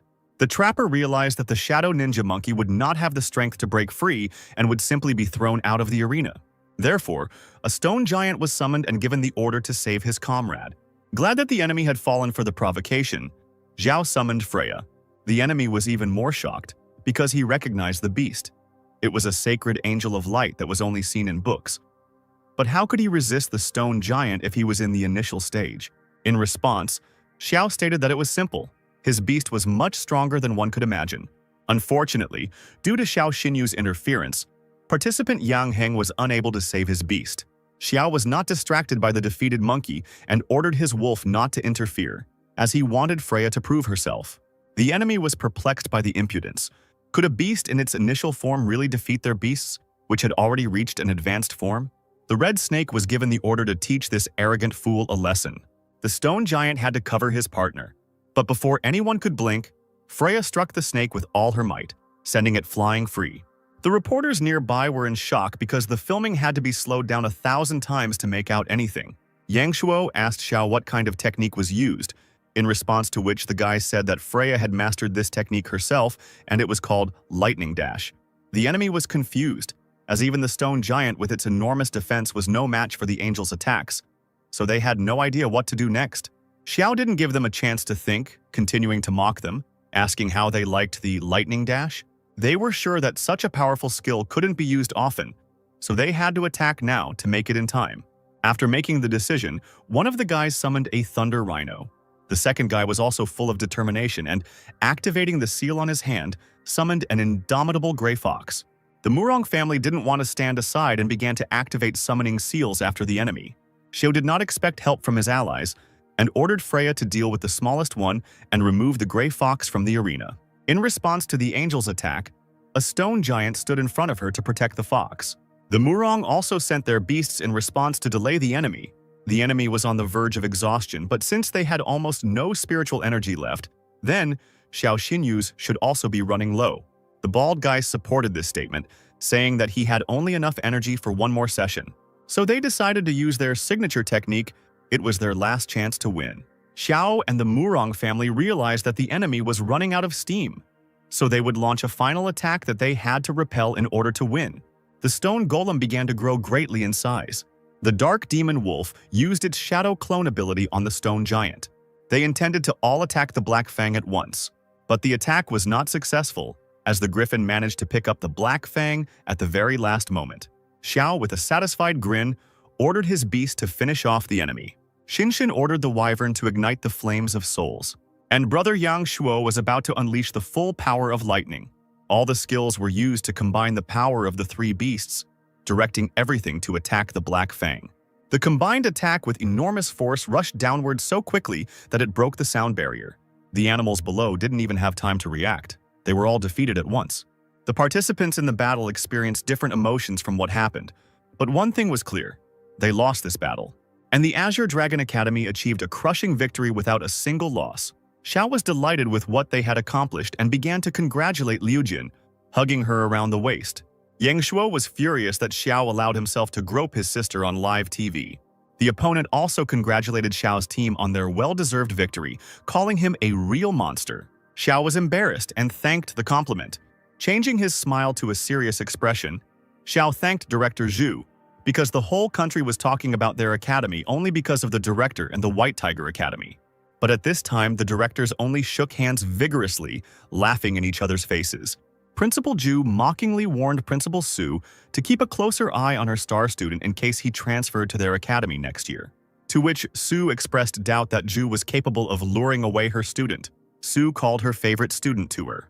Xiao didn't even realize what was happening, as the director's hand suddenly pulled the guy towards him, and he found himself pressed against the director's chest, which embarrassed him greatly, but he could not break free from the director's strong grip. Su said that she saved his life so he would never betray her, but the guy just asked the director to control himself since they were on live television. Looking at the TV screen, Sister Xiao gripped the remote control in her hand in anger, calling Director Su a vile bitch. After that, the team went to celebrate the victory, but this time it was Xiao who was drunk, not Yang Shuo, so they took him home and put him to bed to sleep it off. But it was just a game, and as soon as the Murong family left, Xiao summoned Dailu. Dailu didn't understand where the guy was going in the middle of the night, especially since he was drunk. In response to which Xiao only said that he had figured out how to save the jellyfish and he needed the fox to go with him. Xiao intended to give Dailu a purebred dragon bone to evolve her because she was stuck at the third stage of the Beast King form. If she swallows a dragon bone and combines her blood with that of a dragon, she can evolve from a fox dragon, to which Dailu only calls him a fool, because no creature can combine their blood with that of a dragon. Xiao agreed, but immediately said that he had a way to do this. Dailu didn't believe that the guy was speaking seriously, thinking that he was joking because he had been drinking that evening. Still, they set off. Xiao was serious and asked Dailu to protect him with foxfire when he went down into the water. Even though it was impossible to see where to swim, Xiao guided Dailu because he could feel where the dragon bone was located. He continued to guide Dailu, sinking lower and lower. Seeing the bone, Xiao said that it was a heart bone, the smallest, but the densest and hardest part of the dragon, while Dailu voiced her doubts about the boy being 18 years old. While the bone ring was absorbing it, Xiao warned the fox that they would go to the forest to merge, as no one would disturb them there. They managed to get the dragon bone, but it wasn't enough for Dailu to evolve, so Xiao took out something else and held it in his hand. Xiao handed over a red pill called Blood Fusion Crystal to Dailu. The fox was astonished by it. The guy also gave her a protective pill that he bought from the system store to increase the chances of a breakthrough. She reminded the fox that eating this pill was a very risky undertaking. If the fusion with the dragon's blood failed, then Dailu would suffer a strong rebound in strength. Dailu calmed Xiao down. It was he who told her that he wanted to become the greatest hunter. Why was he so indecisive now? The fox was determined and was ready to take risks to become stronger. She wants to live freely under the rays of the sun. Hearing the fox's words, Xiao activated the ring, thereby starting the evolution process. Xiao, heading towards Dailu, warned her that the blood fusion crystal had begun to take effect. Dailu immediately went berserk after the evolution began, but Xiao managed to run up to her, saying words of encouragement. Xiao looked resolutely into Dailu's frightened, bright purple eyes, reminding her that if she failed, everything would be lost. Xiao's reflection in Dailu's fiery purple eyes convinced him that he would help him become stronger, take revenge, and would always be there. Dailu's roar, filled with strength, determination, and fury, sent Xiao flying backwards. Xiao, standing confidently on his feet, was puzzled, wondering if everything had worked out and if Dailu was okay. Before Xiao's eyes, surrounded by dust, Dailu confidently appeared naked, with blushing cheeks in human form. Still with a slight blush on her cheeks and the veins on her forehead swollen with anger, Dailu sighed angrily. Xiao, with a smile on his face, joyfully shouted out an enthusiastic statement that everything worked out. At that very moment, Xiao's expression changed to one of confusion when he saw Dailu quickly approaching him. Without a trace of embarrassment from her naked body, the determined Dailu pounced mercilessly on Xiao and pushed him to the ground, sitting on top of him. The guy found himself pinned to the ground, with a completely naked fox sitting on top of him. Dailu, although embarrassed but determined, shouted curses at Xiao, accusing him of making his words of support sound like a marriage proposal. Being in an unacceptable closeness to each other, both embarrassed With blushing cheeks, Xiao tried to justify himself, explaining that he didn't mean that at all. Still sitting on top of Zhao Dailu, with her eyes full of despair and hope from the words she had said earlier, with her cheeks flushed and her face innocent, asked him to repeat his words. Looking at the mountains over which the bright sun was rising, Xiao thought about how he was not ready to give up, but he understood that he would not become a great magician by the time he was 30. Sitting on a huge rock, Xiao, with a sunken face, was spinning dark thoughts in his head, scolding himself for giving Dale dragon blood, knowing that it would strengthen her, but forgetting that a dragon is lustful by nature and a mere human cannot cope with a nine-tailed dragon fox. Continuing to ponder in his head, Xiao decided for himself that this situation was worse than waking up in someone else's bed after drinking, and he couldn't restrain himself only because that was the nature of men. Accompanying the curses with her thin arms moving towards Xiao, Dailu suddenly grabbed his neck, scaring him to death. While Xiao was trying to clear his throat, Dailu, who was still naked, had a thoughtful expression and was scolding herself for not being able to control her powers, knowing that if anyone found out, she would definitely be laughed at. After clearing his throat, Xiao reproached Dailu for still walking around naked and used the power of his golden ring, which flashed with yellow light and materialized a very ordinary gray cloak. Happy Dailu, smiling, reproached the owner that he had already seen and done everything that was possible, and there was no point in pretending to be a gentleman. Finally putting the gray cloak on Dailu, Xiao awkwardly tried to explain that they were both old enough now. Holding Dailu by the shoulders, Xiao explained that in the event of unforeseen consequences, he was ready to take responsibility for the little fox's life. Enraged by Xiao Dailu's words, she threw a rock straight at his head, screaming at him to get out of her sight. Awkwardly, but with a smile on his face, he scratched the bruised area, taking his phone out of his pants pocket. Turning sharply to face Dailu, Xiao joyfully shoved the phone in her face, congratulating her on her breakthrough and successful evolution. Finally noticing her reflection on the phone screen, Dailu was surprised to see golden dragon horns on her head. A happy Dailu, with a beaming smile on her face, was surprised that, apart from her horns, all her injuries were healed. A divine panel appeared in front of Xiao, describing Dailu's improvements. The ability Dragon Power, that helps deal physical and mental damage to the enemy. Dragon Soul, that automatically blocks a fatal attack during critical wounds, increasing affection to 88, as well as the skills Divine Dragon Strike and Dragon Breath. Xiu extended his hand with a thumbs up, indicating that luck was on their side. But instead of luck, Dailu heard about pregnancy. Spreading her arms at her sides in displeasure, she warned Xiao that she would send him to the next world if he mentioned pregnancy even once more. Sitting in the apartment and reading the news, Xiao talked about his fears that they would only be able to save Medusa in 2 days on the ice island, and this was their only chance. Otherwise, they would have to give up this idea in order to have time to take part in the competition to avoid suspicion. Dailu thoughtfully put her hand to her face, wondering how Xiao, a second-star trapper, was going to compete with the 9th-star trappers. Encouraged, Xiao shared the idea of using the dragon elixir with Dailu, with a smile on his face. And since Dailu now had dragon blood flowing through him, he asked her for some blood. Dailu, without a second thought, took out the knife and decisively ran it across his finger, preparing to give as much blood as he needed. A neat finger with a red nail quickly and without hesitation filled a transparent bottle with its scarlet blood. Fearing for Dailu, Xiao grabbed her bleeding finger, licking all the blood and scolding Dailu's reckless disregard for his body. Surprised, Dailu called out to Xiao, who was still holding her finger in his mouth, in an embarrassed and slightly sad voice. Suddenly, the phone in Xiao's hand rang, interrupting Dailu's words before he could finish his sentence. Still embarrassed, Dailu, holding the bottle in her hands, and the surprised Xiao looked at the screen of the ringing phone. A message from Lu Jin appeared on the phone screen, telling them to meet at 7 in the evening and have barbecue with her brother. The white-haired guy, noticing Xiao walking through the night city, called out to him, beckoning him over. When Xiao asked about the guy's early arrival, Yang Shuo's brother's face distorted with displeasure, and he named his sister as the reason. Xin Xin, wearing a white short dress that showed off her large breasts, folded her hands modestly in front and said that they had been waiting for a long time. Not at all embarrassed by Xin Xin's beauty, Xiao walked closer and asked the girl to help him get some special ingredients since he couldn't afford to buy them. Standing opposite each other, Xin Xin, smiling gently, holding her left hand shyly, agreed to help Xiao. While Xiao, holding Xin Xin by the shoulders, thanked the girl for her help and confessed his adoration. Her brother, with slight aggression, reminded her that he was there and would not let anyone harm his sister.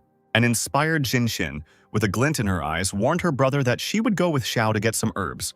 Not wanting to disturb Xiao and Xinxin, brother Yang Shuo referred to business, but not before pointing his finger to the side at Xiao and asking him to step aside and talk. Putting his hand on Xiao's shoulder in a supposedly friendly manner, Yang Shuo poked him in the chest, warning him that he could tolerate Xiao touching his sister, but he shouldn't think about dragging her to the hotel. Yang Shuo waved goodbye to them, and Xinxin did not forget to remind her brother to return home as early as possible. The herbs were lying on the table, and a satisfied Xinxin, with a bright smile on her face, accepted Xiao's sincere gratitude and promises to prepare strengthening elixirs for her beasts. Still inspired, Xinxin clasped her hands in front of her and asked Xiao if he had noticed anything else. A satisfied Xiao looked at the smiling Xinxin, sure that she was expecting praise for how beautifully she was dressed today, and replied that he didn't notice anything.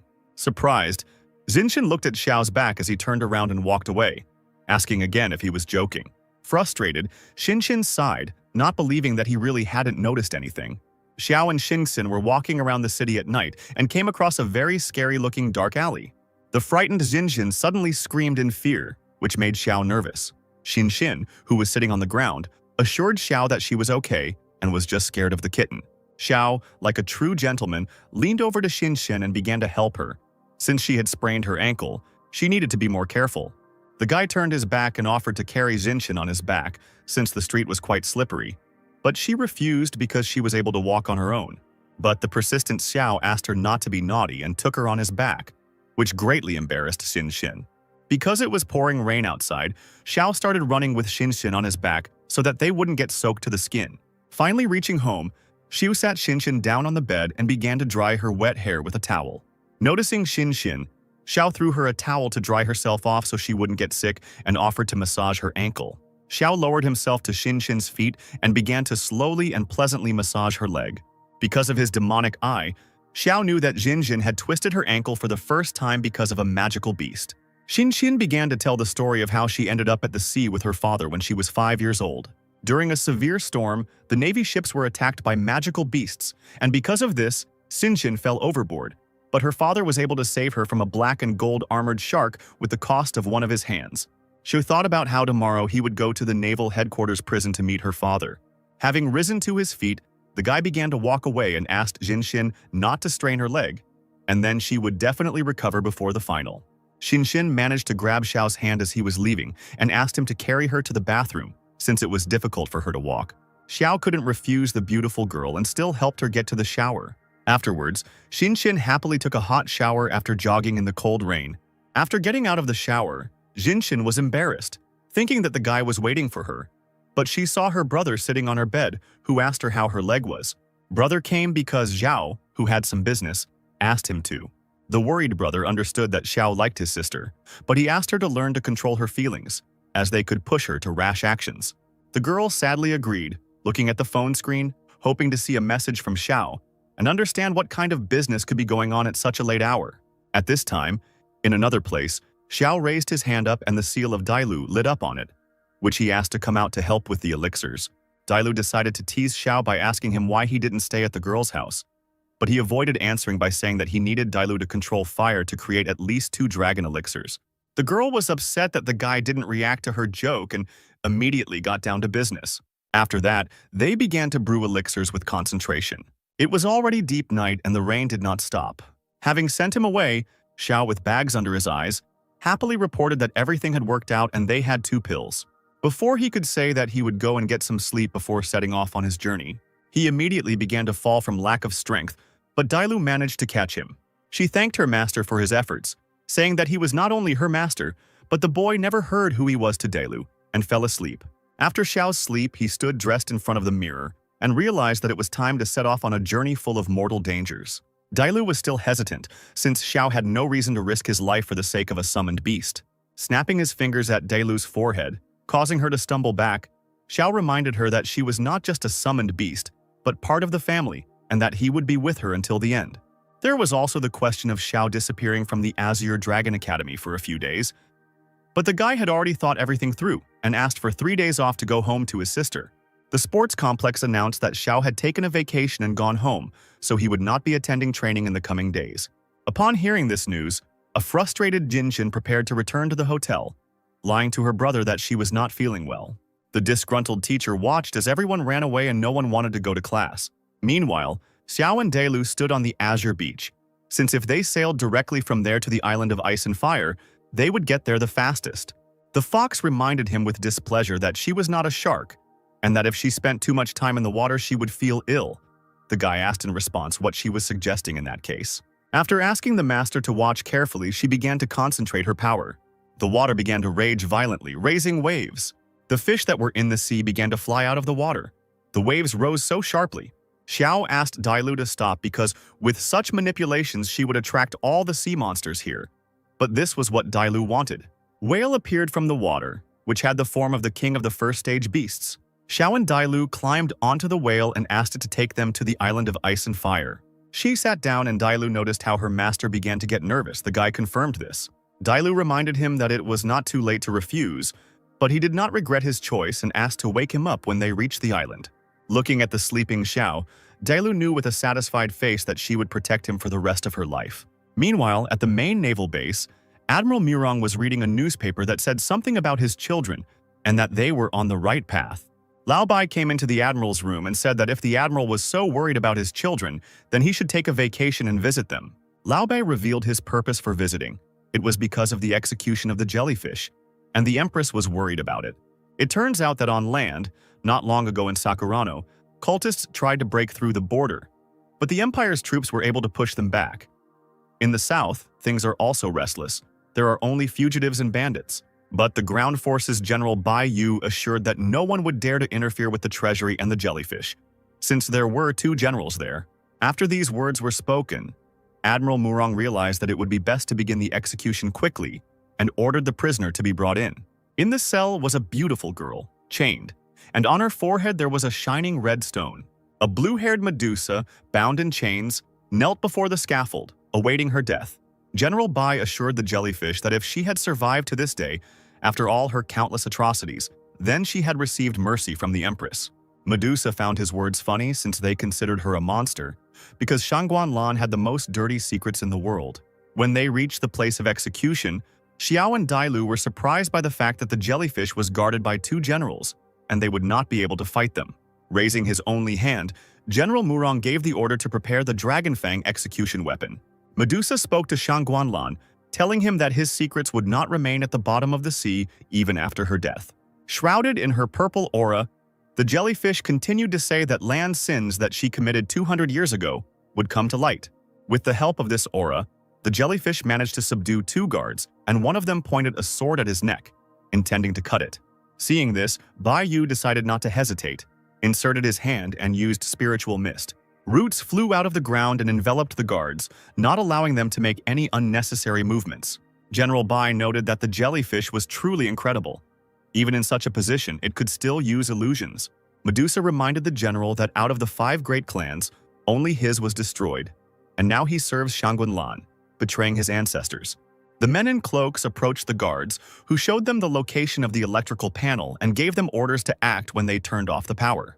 But then other guards noticed them and ordered them to raise their hands up, or else they would open fire on them. They realized that they had been ambushed and decided to detonate the dynamite right then and there. There was a deafening explosion that could be heard throughout the entire prison. After this, the alarm was raised, lanterns were lit, and a message about an attack on the prison was broadcast over a loudspeaker. The people in black cloaks took advantage of the moment to attack the jellyfish's guards and called on their beasts. General Murong gave the order to continue the execution, since if the jellyfish died, they would no longer have a reason to attack. Amidst all the noise and confusion, Xiao ordered Dailu to take action, to which she said that she would not let her master down. Dailu broke through the guards to the jellyfish with her powerful jerks, and no one could stop her. Having reached the jellyfish, Dailu told her not to ask anything. First, it was necessary to get out of the chains. General Murong was surprised to see the fox with 9 tails here, as it was wanted all over the Dragon State. Now he was ready to kill them both. General Bai interrupted him, asking him to wait and pay attention to the neighboring rock.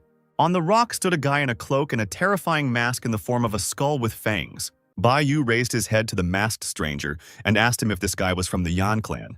The guy continued to glare at everyone around him, declaring that they didn't need to know this because he only came for this snake, and whoever stood in his way would die. Medusa immediately thought how a guy could address her like that with such spiritual power. And Delu, showing a small smile, also noted in her thoughts that Xiao had gotten into character very well. Everyone who was watching the guy on the rock began to discuss among themselves who he was, thinking that he was one of his own and could even help him. But General Murong, still smoking a cigar, told the man in black that no matter whether he was from Yanmeng or not, the only thing that awaited him for invading the naval headquarters was death.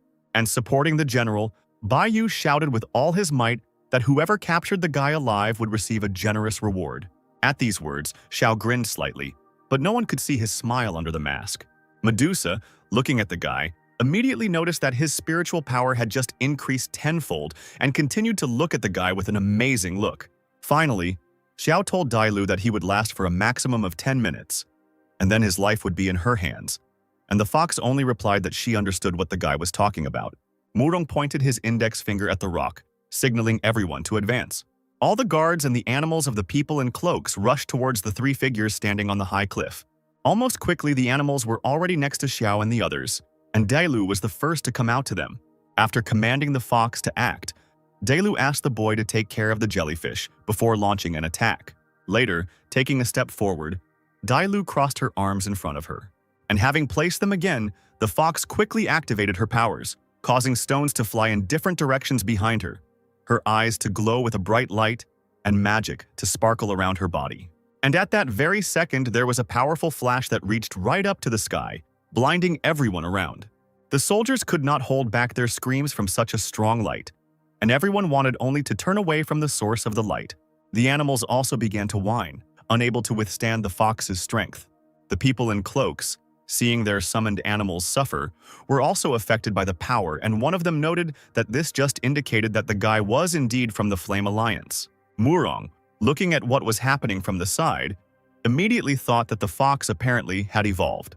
Lao Bei, looking at the dragon's scales, horns, claws, and pupils, immediately recognized these things as the power of the dragon that had disappeared 200 years ago. But Murong also added that this guy was extremely dangerous and could not be allowed to leave this island of ice and fire. Bai Yu crossed his arms slyly and replied that he understood this perfectly well, continuing to smile sarcastically. At this time, the rock began to crack and the earth began to tremble. Si showed all his confidence as he walked slowly along the crumbling cliff. And suddenly, when the three fugitives were walking on the stones, their feet unexpectedly found themselves on a large predatory flower with teeth. Trying to keep Dailu on her feet, she didn't even understand at first what was happening, while the flower itself continued to rise. And as if under hypnosis, all three began to fall into the wide-open mouth of the plant. Dailu let out a cry from the unexpected fall, and right during the flight, she tried to see where they were flying. And suddenly, the flower's mouth slammed shut, leaving only a solid red light around the guy, the fox, and the jellyfish. The guards couldn't help but be surprised when they saw the cursed demonic flower, as this plant beast with an ancient lineage was truly incredible. And one of the fighters added that this was to be expected from a god among plant animals. Xiao was one of the first to come to his senses. Being inside the plant and immediately opening his eyes, the guy began to look around. Turning his head, the guy noticed that Dailu, standing on her feet, was looking into the distance and asked out loud where they were. But, on the other hand, the voice of the jellyfish was heard, who explained that this was the stomach of the cursed demonic flower. And immediately after her words, completely different demonic creatures, similar to animals, began to attack the three. Medusa, also standing on her feet, quickly began to cast her gaze in different directions, so that if anything happened, she would have time to defend herself. Xiao, as if giving a sign to the fox, briefly glanced at her. Dailu quickly understood the guy and formed a circle around herself and the others, protecting them for a short time from the onslaught of the creatures. Xiao understood that they would not be able to defend themselves here for long and began to quickly look for ways to get out of here. Looking to the side, the boy quickly commanded Dailu to use dragon breath and attack the weak spot on the right. The fox quickly began to fulfill the request and launch the dragon's breath into the place she had been told. The plant, from the side, began to swell in different parts of the body, as if explosions were happening inside it. Murong quickly noticed that 6 minutes had already passed, and Lao Bai, knowing that after being swallowed by the cursed demonic flower, you would experience the sensation of your flesh beginning to decompose and your bones being ground into powder, and so the man was confident that these three would not be able to escape. But suddenly, the plant was torn into different parts from the inside, leaving only a small stem intact. The next minute, A large figure of a red fox with horns on the top of its head burst out from the already collapsed plant. Laobai held his breath and couldn't believe that this was even possible, because he knew very well that no one had ever managed to escape from the cursed flower. Murong also added that the power of the dragon flame was truly impressive, and even the cursed flower with ancient blood could not withstand this attack. As soon as the huge beast stepped forward, the general saw that same guy standing on the fox's head and shouted to him, hoping to find out who he really was, because he had such power. But he was not even in the top 10 wanted. Xiao, standing confidently on the animal's head, only laughed slightly.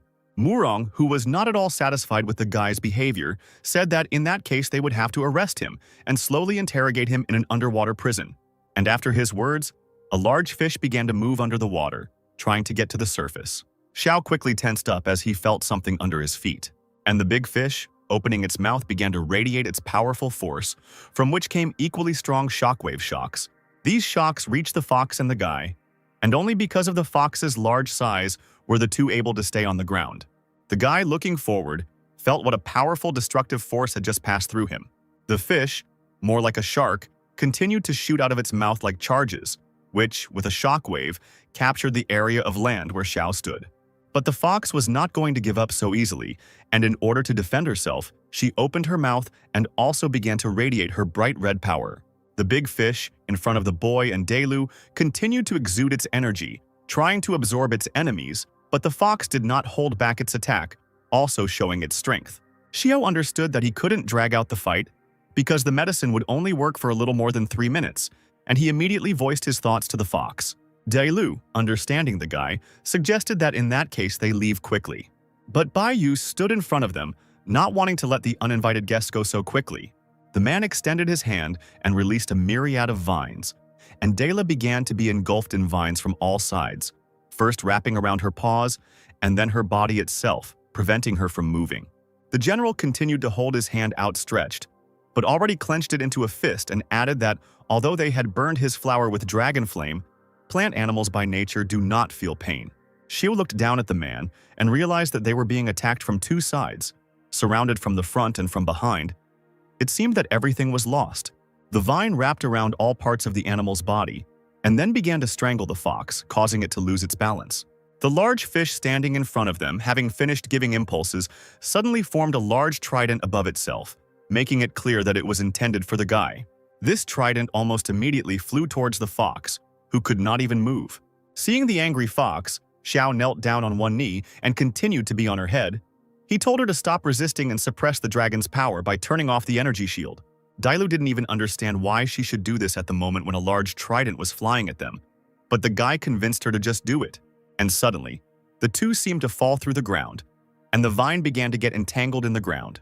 Laobai couldn't understand why the fox stopped fighting and even gave up defending itself, watching as clouds of dust began to rise from the place where they were standing. Murong thought that it didn't matter now because, in any case, no enemy could withstand the blow of the sea god Leviathan's trident. But what was their surprise that after the trident hit them exactly, the guy and the fox remained alive. After waiting a couple of seconds for the smoke to settle, a huge dragon suddenly flew out of it, making loud sounds. General Murong couldn't help but be surprised, realizing that he was definitely seeing a dragon soul. Laobai also stood in great shock. He finally made sure that the guy was able to release the dragon's soul, and then he became more and more worried about who this stranger was. When Dailu finally realized what was going on, she didn't even believe at first that she had survived the encounter with the trident, but Zhao explained that it was her dragon soul ability, which automatically protected against fatal damage and was perfect for fighting the Leviathan and the cursed demon flower. The guy's spiritual energy was almost at 0. In a minute, he could lose consciousness or even die. And having warned Dailu about this, he said that they needed to get out of here as quickly as possible. The fox, understanding the importance of the words, decided to quickly think of how to escape from here as quickly as possible. Bai Yu stared at the couple with a grimace, stating that they definitely wouldn't be able to leave. And immediately, new stems began to sprout from the ground on all sides. But Dailu was already so angry about all this that the fox had no trouble using his power to begin holding back the advance of the new plants. After releasing a powerful beam, the stems began to reach their target more slowly, giving them time to escape. Xiao, looking at what was happening, began to feel blood starting to flow from his eyes, and the guy immediately realized that it was a bloody gaze, which meant there was even less time left. The fox, realizing the seriousness of the situation, let out a very powerful roar, after which a circle formed around them, protecting them from attack, and something began to thicken in the sky. And raising your head up, you could see the sign of an eye in the middle of a circular funnel. General Murong, full of seriousness, began to shout that they represented the honor of the Dragon State's navy. There were billions of citizens behind them, and they could not allow the guy from the island of ice and fire to escape. And finally, the man ordered the Leviathan to continue using the sea god's trident. Leviathan, understanding the order, began to hide in the thickness of the water to use the trident again. And the weapon began to appear as if from water, which flowed around the trident from all sides. And then the water weapon rushed to the very top, to the place where the eye continued to hang. But as the trident got closer and closer to its intended target, its color suddenly began to change to purple instead of blue. It seemed as if its tip was about to touch the clot of energy from which a powerful aura emanated. But in an instant, there was a powerful explosion, accompanied by a bright flash, and the Leviathan even got a little scared and wanted to quickly dive back into the water. In the place where the fox stood, a confrontation between water and fire began, knocking everyone off their feet. The fox, having lost her balance, began to roll on the ground, and Xiao, who was on her head, also began to fall, trying to grab onto at least something. And after the smoke began to settle, and the area where the battle was taking place could be seen, Murong noticed that he couldn't see anyone. Without letting go of the cigar in his mouth, the general hissed menacingly that they had escaped after all. Bai Yu sighed and admitted that he was already old enough to fight against such a powerful dragon soul. But General Murong was not prepared to put up with this so easily and put his hand forward and declared that this was the naval headquarters and no one could just come and go on a whim. Having quickly made a decision, the man began to call all the warships, giving orders to comb all coastal waters. Many ships set out to explore the area, but something happened to one of the ships. Murong stood on the observation tower holding binoculars. The radio reported that they were attacked by the Southern Island Alliance, and then the ship was hit, leaving it with a leak in the hold. The voice on the radio tried to calm the general down, saying that the attackers were no match for them. But in the next few minutes, reports began to arrive that the turbine of the 7th ship had been disabled. When Murong was informed that the captain of the 7th ship was wounded, the man clutched the radio in his hand and began to worry more about his men. Ordering the soldiers to stop searching for the man in the black robe, Murong ordered the Leviathan to immediately swim to the surface and help the damaged ships. At this time, Delu, who had returned to her human form in the middle of the sea, tried to find Xiao by looking around. While the fox was calling for its owner on the surface of the water, the boy was slowly sinking to the bottom, realizing how strong the side effects of the dragon elixir were. His body slowly sank deeper and deeper, until at some point a large snake-like creature swam past him. And suddenly, a jellyfish began to appear from the water, which had grown several times in size, and behind it, water snakes were swarming. Since the girl had become very big, she was able to easily pull the guy out of the water and holding his body in her palm. The jellyfish noted that the guy was an ordinary person, but was able to resist 2 high-ranking hunters at once, which was truly amazing. Looking a little more at the facial features of the tiny boy in her arms, the jellyfish quietly apologizes and opens her mouth, preparing to swallow Xiao. After a while, as if in a dream, Xiao tries to gather all his thoughts together and slowly opens his eyes. The first thing he sees in front of him is the worried face of Dailu, who can barely hold back her tears. The fox, holding the guy's face, finally began to rejoice that he had finally woken up. As soon as Xiao was able to wake up, he began to look around, not understanding where they were, but Dailu immediately calmed him down, answering that they were inside the jellyfish and he should not worry, because no animal moves through water as quickly as she does. But Xiao was no longer very concerned about the situation, and looking at the fox, the guy touched her cheek, wet with tears, and quietly said that the main thing was that everything worked out and he kept his word. Immediately after his phrase, the guy began to close his eyes and the fox began to anxiously shout at Xiao not to sleep. At this time, the jellyfish moved quickly through the water, hiding from the pursuing ships. She understood that the guy was seriously injured and unconscious, and his condition was very serious, and seeing an uninhabited island in front of him, the jellyfish decided that it was worth stopping there for now. The island was small, surrounded by a stone wall on the sides, and the rest of it was dominated by mountains with a small amount of vegetation at the foot. Murong looked into the distance and realized that even 2 generals could not cope with such a task, considering it a great shame. And while Lao Bai was calming Murong down, suggesting that he think better about how they could avoid the Empress's wrath, a bright point suddenly appeared in the sky, growing larger with each passing second. With a sharp movement, a bright beam burst out from the point, from which emerged a divine creature resembling a wolf with horns, whiskers, and the claws of a bird. Both generals raised their heads and immediately tensed up when they saw who exactly had come to them. And when they were absolutely sure that it was the Empress, both froze in fear, not knowing what to expect. And the Empress, standing on the head of her divine creation, which was frozen in the sky, asked the men where the jellyfish was. Murong decided to explain himself first, saying that unfortunately the prisoner had escaped, and Lao Bai added that, in addition, they had been attacked by other forces, otherwise that person would never have left. This answer quickly angered the Empress, and she began to shout that she did not want to listen to their excuses and simply wanted to know who took the jellyfish. Lao Bai, fearing the Empress's wrath, immediately replied that it was a man in a black cloak and a mask with a demon's face, and with him was the nine-tailed fox Dailu, his battle beast. But the girl was not satisfied with even this answer, and she began to ask in the same shout how two generals could not protect the naval headquarters. Murong fell to one knee and began to admit his guilt, saying that he was ready to bear the punishment he deserved, and Lao, in order to justify himself, stated that those who came to them possessed the power of a dragon, and the nine-tailed fox even had a dragon soul. The Empress, having heard about the dragon's soul, could not believe what she heard, because such a thing simply could not happen. Deciding that it would be better for her to do everything herself, the girl asked where the man in the black cloak had run off to, promising to discuss the general's punishment later, as soon as she returned. Hearing that the fugitives had gone to the southeast, the Empress, standing on her beast, directed her gaze in that direction. She immediately flew off to look for that person, while Lao Bai thought that even if the Empress interfered in this matter, it seemed like big changes were coming to the dragon state. By the time everything around had become quiet, the moon lit up the night sky and it began to rain on the island. Dailu, Zhao, and the jellyfish sat in the cave next to the newly lit fire and waited for the rain to pass so that Zhao could wake up. Medusa, having decided to break the silence, turned to Dial, noting that she had not thought that so much would happen to her during this time, and the fox added that without her master she would have died long ago in a dark cave. But Medusa seemed surprised by this answer, considering that the fox seemed to be in too close a relationship with this guy. Their conversation was interrupted by Xiao's voice, who was almost sleepily asking for water, and the jellyfish quickly concluded that there was no fresh water on this island. Dailu had already figured out how to solve this problem, and taking a small knife, the fox made a small cut on her finger. And then, bending her finger towards the guy's lips, she began to wait until the blood began to flow and get into Xiao's mouth. Medusa, watching what was happening, was very surprised that the fox really decided to spend her own blood for the sake of some person. As soon as the first drop of blood entered Xiao's throat, unknown images began to flash before his eyes. And then, he saw a girl with white hair, who stood with a bloody sword in front of the slain dragon.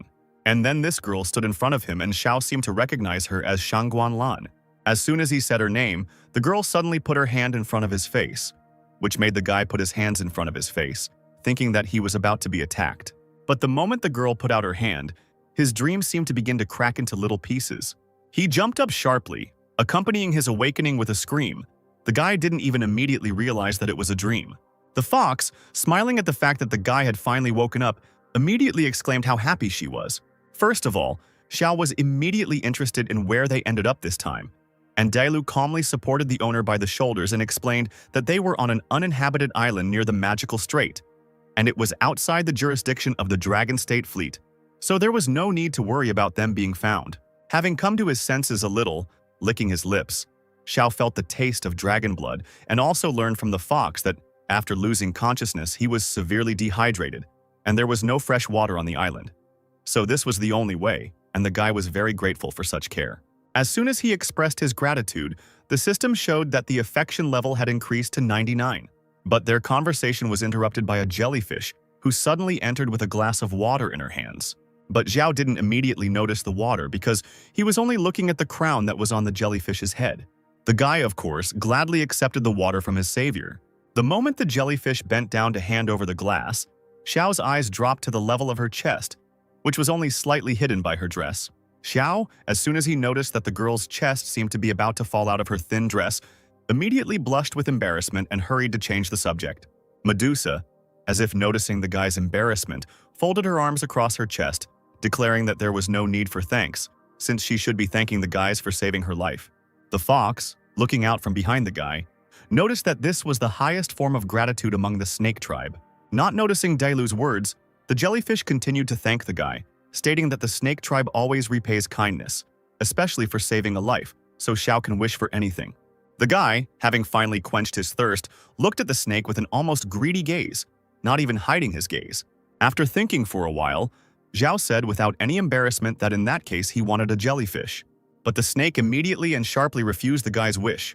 Xiao, who did not expect a refusal to his request, did not even know what to say in the first seconds. There was silence between the two for a few seconds. The snake crossed her arms and declared that she was ready to do anything for the guy except sign a bloody contract. And the guy immediately asked why that was impossible. And then the jellyfish explained that orcs would never be slaves. But the guy decided to try his luck and offered food and shelter. But the snake still refused. Dailu, watching this, remembered how she had once been forced to enter into a bloody contract with Xiao Xinyu. But in the end, it was all for the best. The guy was so disappointed that he even started spitting blood, which caused concern among both ladies. Clutching his head, Xiao began to say how he thought that if he risked his life for the snake, he would be able to warm its cold heart. But how wrong he was, and the guy demonstratively groaned that now there was no more room for warmth in his soul.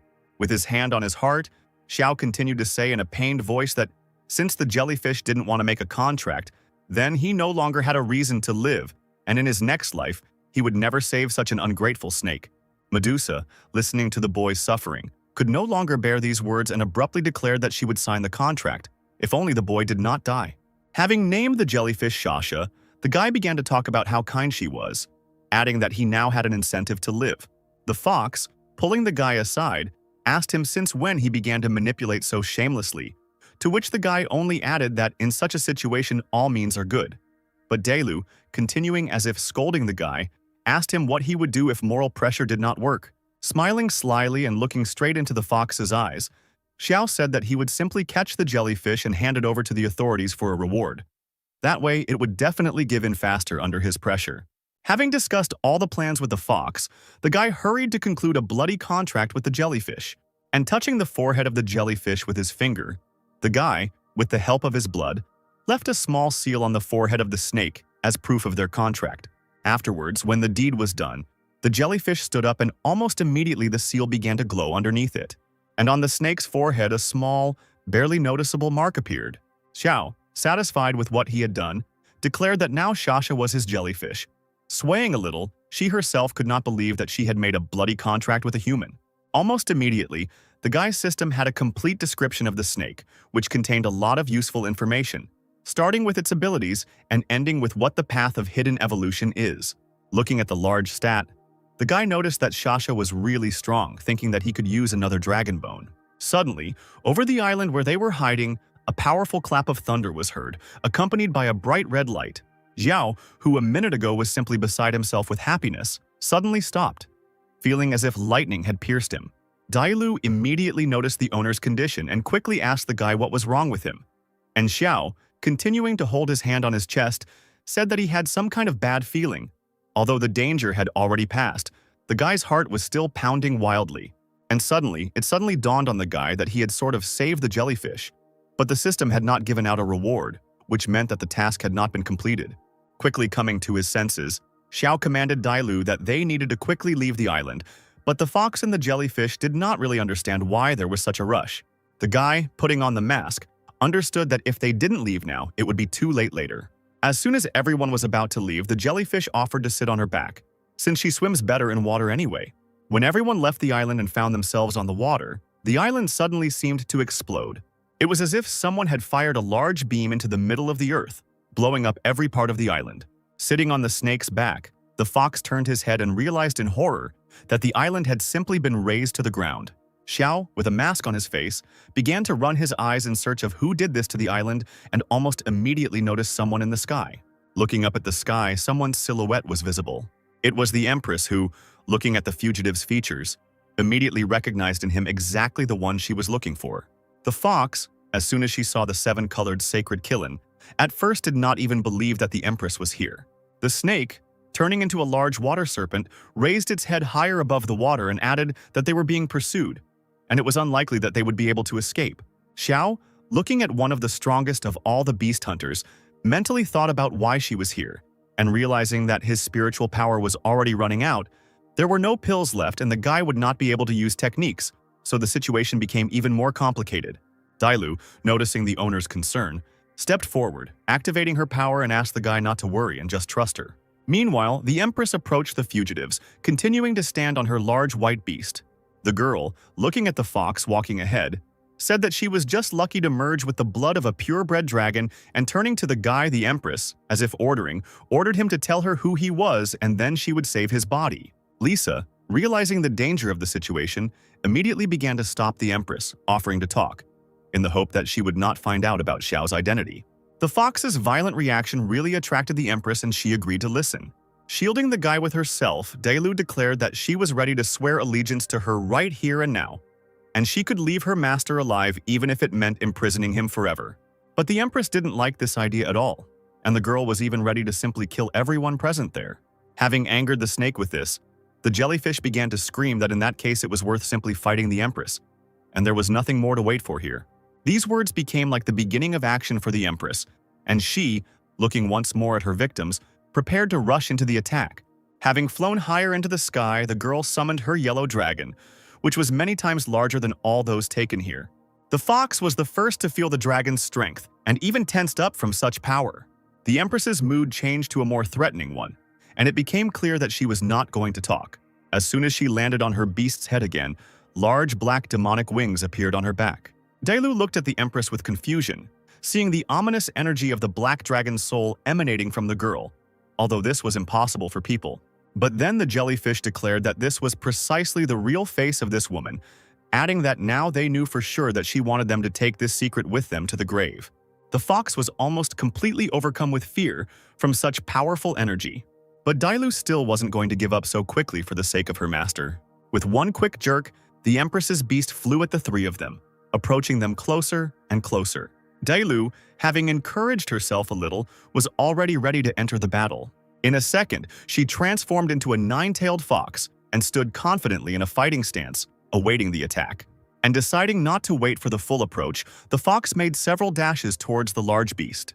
But as soon as Dailu got close to the beast flying towards her, something unexpectedly began to inflict numerous cuts on her. Xiu was only able to understand this when he saw the fox start to bleed.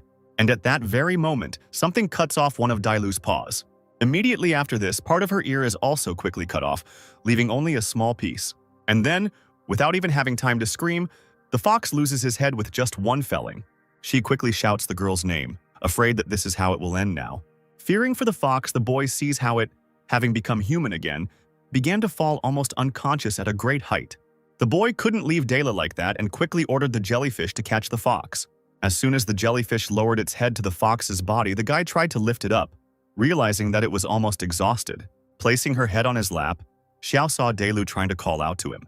The girl tried not to show weakness, and stretching out her hand to her master's face, the fox felt sorry that they had only recently met. Xiao, hearing what she wanted to say with this, couldn't help but let tears slowly start to flow from his eyes. The guy kept trying to find out from the fox how to help her, but Dailu, instead of words, put her hand on his head and pulled him closer. And then, very tenderly and with all the love she had, she kissed the guy on the cheek, unable to hold back her tears. Smiling slightly, Dailu tried to speak with all her might, apologizing to the guy, adding that it seemed she would leave first. The fox, wanting to touch her master again, stretched out her hand forward, but suddenly it fell to the ground. Xiao frantically began to shout the fox's name, seeing how she didn't blink or breathe.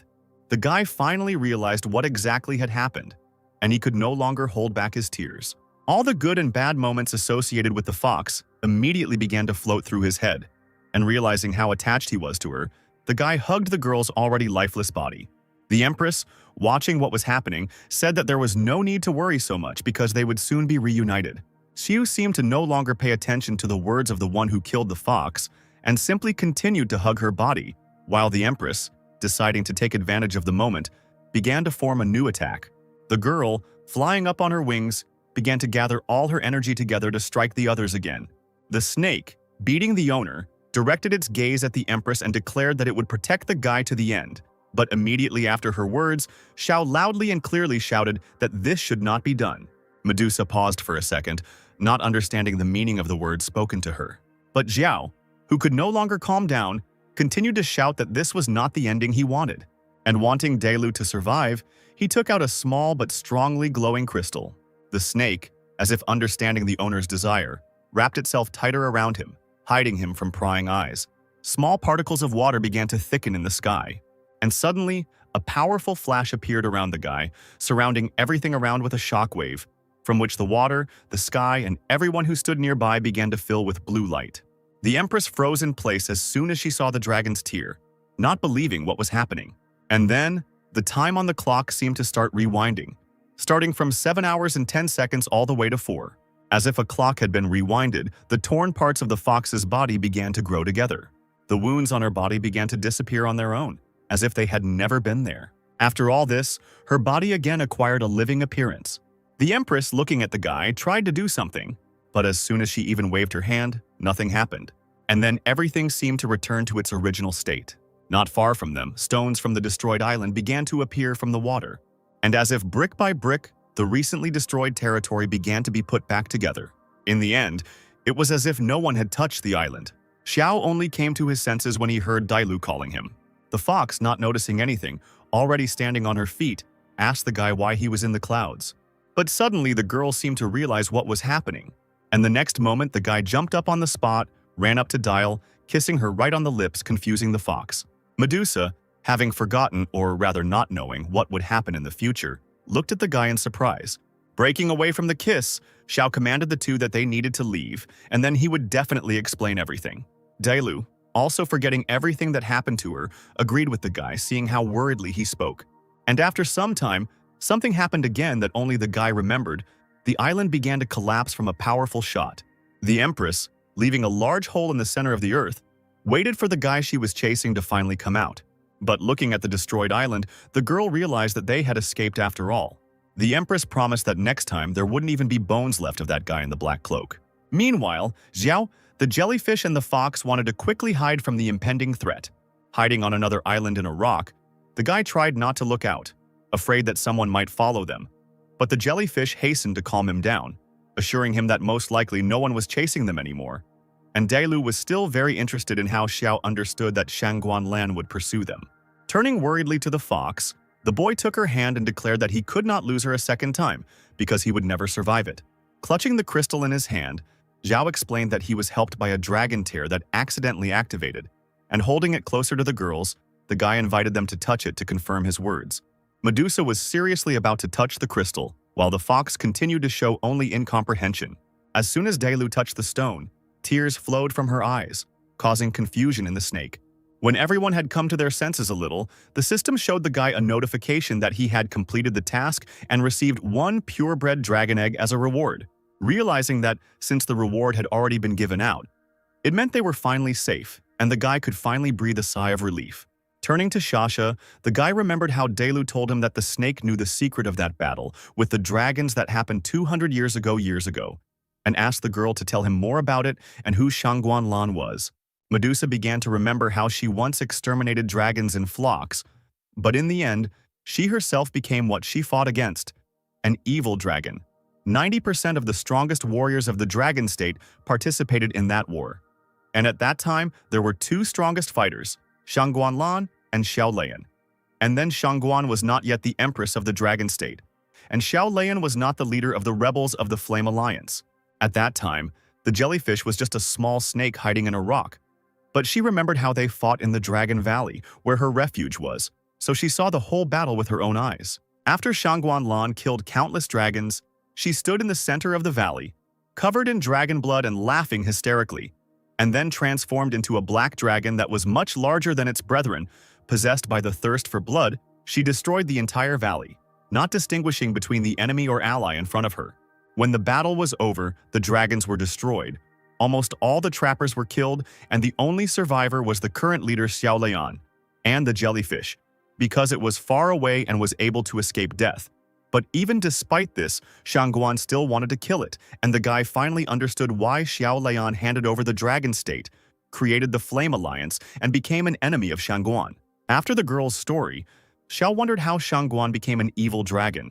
Thinking that it was because of the number of dragons destroyed, the answer to this could only be given by Lian, since he was the only one who took direct part in that battle. But then the guy stopped his thoughts. because he was a student of the second star Azure Dragon Academy, and he was the leader of the rebels, and they would simply never be able to meet. The guy's thoughts were interrupted by a jellyfish who asked him what he would do now, knowing what Shangguan really was. But even Xiao didn't have many options because going against such a strong person would be suicide. The fox also reminded that now after this incident, Shangguan was targeting the guy in any case, and now she would not leave him alone. But the guy reminded that the Empress was hunting for the Black Cloak, and this did not matter to him at all. Dailu didn't understand at all why the guy was talking like that because he was the Black Cloak. But the guy quickly changed the subject and suggested that the fox not bother her head with this, and that it would be better to go and rest, and then return to the city. Having decided that he really needed to rest, the guy looked at the dragon tier one last time. But suddenly, Xiao's head suddenly began to feel heavy, and the guy could barely stand on his feet, causing the fox to start to worry. At that moment, the guy seemed to stop seeing and could only see darkness in front of him. But then suddenly a large golden dragon stood in front of him, grinning and breathing heavily, approaching closer and closer. Thinking that this was all real, Xiao started to run, afraid that the black dragon had finally reached him. But when he was running, the guy accidentally came across a mirror, and at first did not attach much importance to it, only wondering where it came from. But when it dawned on him that he was not in a cave, the boy seemed paralyzed and unable to move. Suddenly, the skin on his hands and face began to grow dragon scales, and Xiao was horrified and did not understand what was happening. Covering his eyes with his hands, the boy began to scream that he did not want to turn into a monster while the dragon continued to stand behind him. Screaming as if Xiao didn't want to be a monster, he suddenly seemed unable to do anything, and the next second he began to rise into the air, black wings appeared behind his back, and horns of the same color appeared on his forehead. While Xiao was unconscious, a fox and a jellyfish were sitting next to him, who understood that the guy was still very weak, feeling a slight fever, assuming that he would remain in this state for a couple more days. Looking at Dela, the jellyfish stated that the milk of a magical beast could increase its immunity and ability to recover. But the fox, as if not understanding her look, immediately snapped back that she definitely did not have milk. Realizing that she would still have to go in search of milk, the fox headed towards the exit of the cave, promising to get something. And leaving the cave, the jellyfish was left alone to watch the exhausted guy. After a while, unexpectedly for everyone, Xiao jumped up shouting that he was not a monster. Looking around, he finally realized that it was a dream and calmed down a little. Having become a bit of a pest, the guy immediately asked the snake where they were and how long he had been sleeping. Medusa calmly answered the owner that they were in the same cave next to the magical strait, and 3 days had already passed. Upon hearing this, the guy was very upset because it turned out that he missed the supernova competition. Still recovering, the boy realized that about 5 days had passed since they left the city, and he needed to return urgently to make it to the finals. Otherwise, the academy might suspect something. And if the Empress noticed, then he would definitely be finished. Delu was very happy to see the guy conscious, while Shasha sat next to him and dissuaded the guy from returning to the city, because he was still weak. The worried fox came up and said that the milk of the magical beast would help him get back on his feet faster. But Zhao, as soon as he heard whose milk it was, began to resist and grimaced, saying that he was a human and only drank milk tea at most, and that the animal's milk was too disgusting. Medusa decided to intervene immediately, hinting at how it was precisely due to this milk that he had remained unconscious for 3 days, and that the milk would strengthen his immunity and restore his vital energy. And for this, by the way, the fox had sacrificed a lot. Looking at the slightly embarrassed fox, the guy at first did not understand the jellyfish's words. But when the whole meaning suddenly dawned on him, Xiao had completely lost his desire to drink milk. The snake, standing behind him, continued to pester the guy, repeating that Delu had gotten this milk especially for him, and if the guy didn't drink it, she would be very upset. The fox herself joined the conversation, saying that she had put in so much effort that now he was obliged to drink this drink. Xiao, understanding how much Delu had sacrificed for him, could no longer simply refuse her and hurt her again. And opening the bottle cap, the guy began to quickly drink the milk, without even inhaling air between sips. When he finally tore himself away from the drink, the young man immediately realized that it was the milk of the Silver Tiger Empress.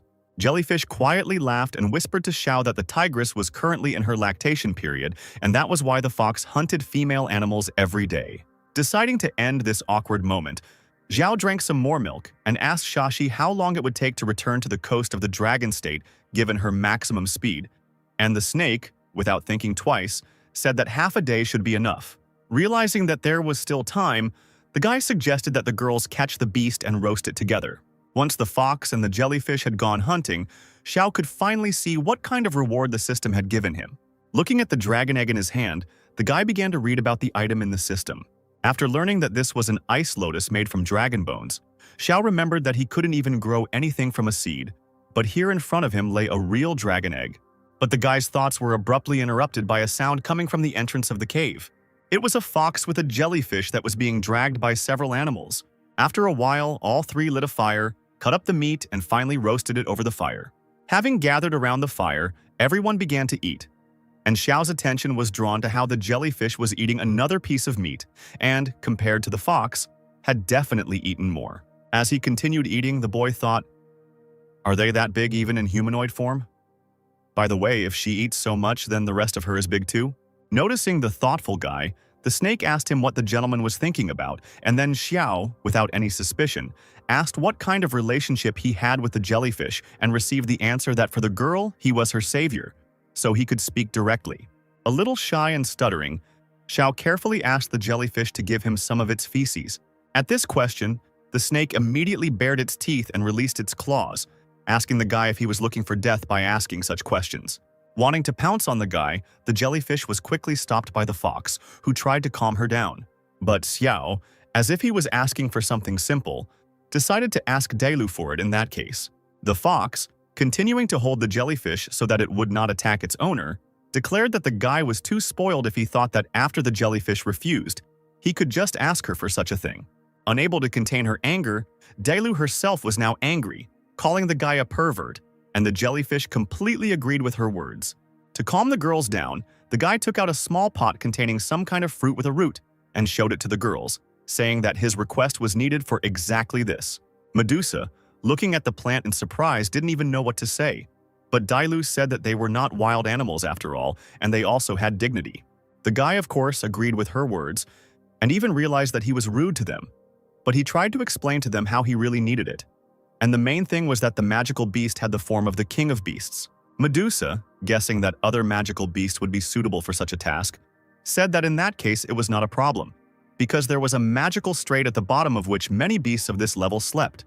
So after their meal and conversation, all three went to the strait in search of the necessary resources for the guy.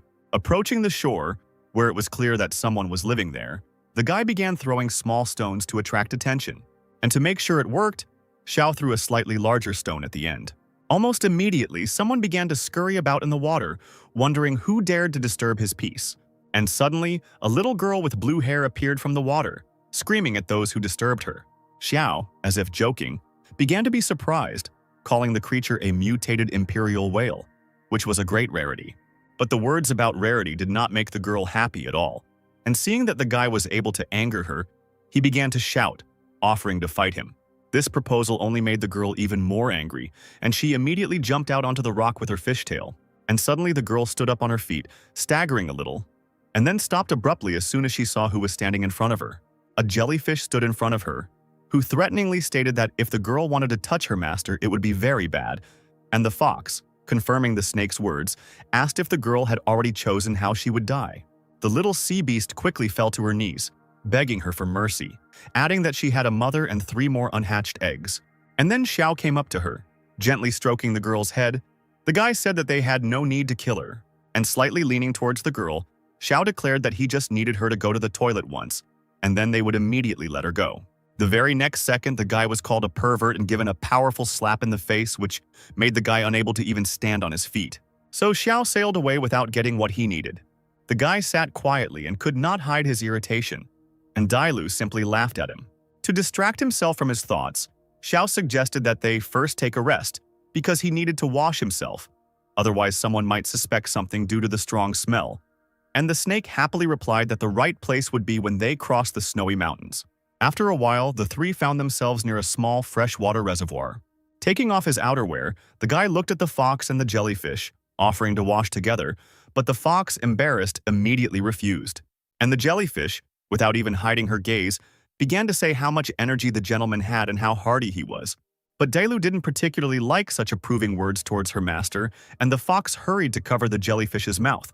And Xiao was finally happy, seeing how the girls were getting along, And to diffuse the situation, he added that he had heard that the girls in the Silver City were also not bad. But the jellyfish quickly snapped back, saying that she was not some kind of girl. While the girls continued to argue among themselves, Xiao already wanted to go closer to the pond. But suddenly he heard someone rustling in the forest. And as if confirming the guy's thoughts, someone suddenly flew out of the foliage. Xiao didn't have time to follow the beast, but he realized that it landed right on his head. It was a small rabbit with lightning instead of ears. Taking the animal in his hand, the boy asked Dailu what kind of animal it was, to which he received the answer that it was an electric rabbit. And later, from the forest, they heard someone approaching the guy, and it was definitely clear that a crowd was moving towards them. A whole pack of storm wolves ran out of the forest, and as soon as they reached the guy, they began to bare their teeth and show their displeasure. Xiao guessed that, apparently the wolves mistook him for a competitor in the hunt, because he was holding the hair tightly in his hands. Even a little embarrassed, the guy asked the fox and the jellyfish with a smile on his face if they would figure this out. And the girls, waiting for some more words, headed towards the wolves. Not even a minute had passed before Dailu returned to the boy, leaving behind a whole pack of wolves lying on the ground. Xiao even considered it too cruel. Having made sure that there was no more danger for the little animal, the guy released the bunny from his hands, telling him at last that the strongest survives and next time he will not be able to help him. The little animal quickly jumped off Xiao's hand and moved to the ground, but after that, for some reason, it turned around sharply, jumping towards the guy again.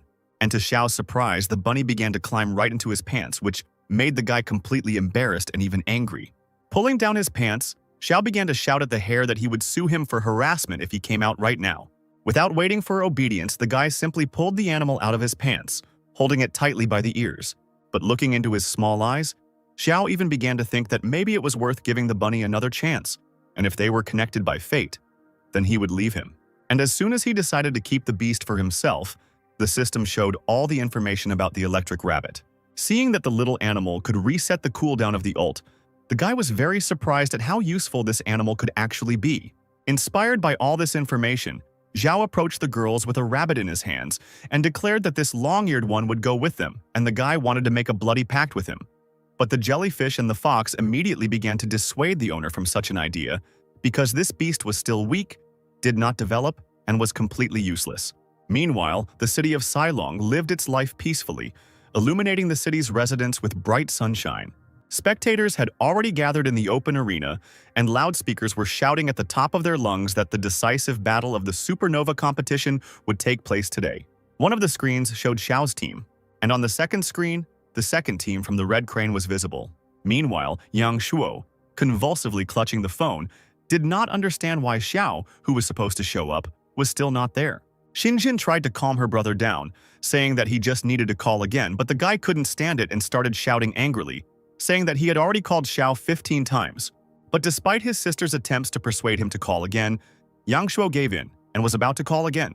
Putting the phone back to his ear, the guy heard that the called subscriber did not have enough funds in his account, and now Yang Shuo really felt better, because now it was clear that Xiao was at least within reach, which meant close.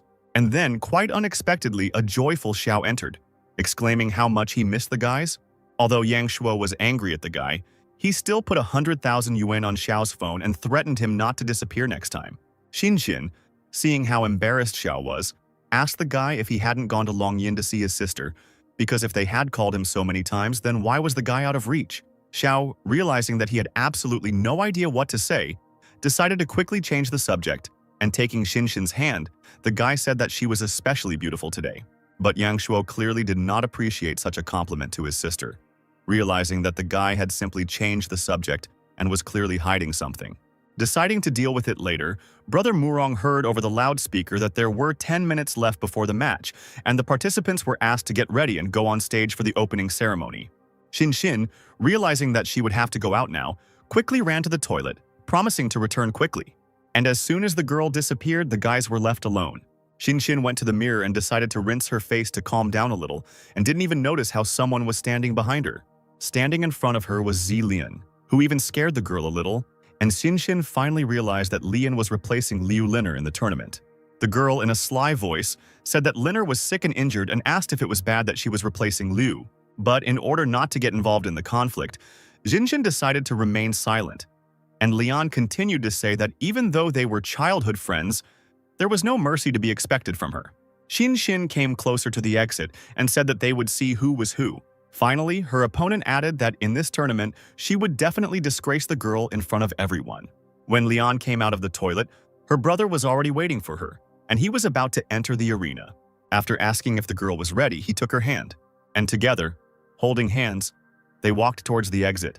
The arena was noisy at this time, the spectators were jubilant, and the commentator finally announced that he was welcoming everyone to the final of the Supernova competition. The Red Crane Academy team was already standing on the left. The spectators began to shout even louder, rejoicing at the team's arrival. And everyone was especially looking at the handsome Wei An. Yang Shuo, entering the arena with the others, immediately notices the brother and sister from the Z family and begins to say that they are not ordinary people. Their father is the 10th star hunter Zizhong, one of the Empress's advisors and the chief strategist of the Dragon State. And when the Azure Dragon Academy team was announced, Yang Shuo gave the command to come out. When Xiao entered the arena, he noticed the Empress he had just fought with. She was sitting in the judge's seat and smiling as if nothing had happened. Advisor Sai stood next to her, thinking out loud about who would ultimately win. And when the conversation died down a little, the advisor quietly asked whether the Empress had managed to find out anything about the man in black. Still maintaining a calm face, the Empress stated that the Imperial Association had dispatched all the Silver Priests to secretly check all the 9th and 10th star trappers. But so far there had been no results. But the advisor, deciding to put in his own thought, added that this man in black might not be a high-level trapper at all, but, say, an influential official or even a minor figure from a backwater town in their country. Xiao tried not to show it at this time, but the guy clearly saw the advisor looking straight at him. And then the guy's face suddenly changed, and Xiao realized who this woman was, and it was no longer possible to hide his surprise. Xin, who noticed the boy's anxiety, asked what happened to him, but Xiao, deciding to keep it a secret, quickly came to his senses and tried not to give away his appearance. Even though he had survived Shangguanlan's attack, the memories of it still frightened him, and he hoped that she would not find out that he was the man in black. Meanwhile, the first test was about to begin, and Yang Shuo volunteered to go, telling Xiao and his sister to watch and learn. The commentator in the arena asked to choose participants for the first fight, and from the Red Crane, the main trump card immediately emerged in the person of Ziwei. Yang Shuo didn't expect to see the guy, because he thought he would be fighting Dongfang Jing or Xie Lian, and he clearly didn't expect to encounter such a strong opponent from the very beginning. The guy was knocked out of his train of thought when Wei An started saying that it was all over, because as soon as he stepped into the arena, the fight was already over, and he would single-handedly destroy the opposing team. But Yang Shuo, without losing heart, declared that the guy should not dare to underestimate his team and quickly summoned a white griffin. The clouds began to thicken and, accompanied by thunder and lightning, a large white griffin appeared above the guy's head, flying around the arena. Wei An, who also decided not to wait, summoned his fiery demonic beast in the form of an animal with 3 heads, a wolf, a tiger, and a panther. Yang Shuo clearly didn't expect this and didn't immediately understand what kind of monster it was. Xiao was also afraid for his brother, not understanding what kind of monster had been summoned. Looking at the beast, the system quickly gave out all the information, and it became clear that this beast was really very strong. Although, of course, the white griffin Yang Shuo was not inferior in parameters. Xin immediately began to worry about her brother, but Xiao quickly calmed her down by saying that Yang Shuo would have time to attack the Chimera's weak point, its tail. The guy understood that the advantage of the white griffin was its high explosive power and damage, and that the first 3 minutes would decide the outcome of the entire battle. If he didn't take the initiative into his own hands, the griffin's low endurance would play a cruel joke on him, and he had to figure out how to help his brother in that case. Meanwhile, Yang Shuo had already begun to attack the enemy, commanding the griffin to go on the offensive using the Thunder Spear of Heaven. But the demonic flaming beast quickly took the blow on itself at the command of its master and seemed not to even feel anything. All this time, the commentator loudly spoke about each action of the participant. And this time, the words of admiration fell on the demonic beast, who withstood the reception of the white griffin. Yang Shuo, seeing how the situation was developing, began to panic, realizing that he didn't have much choice.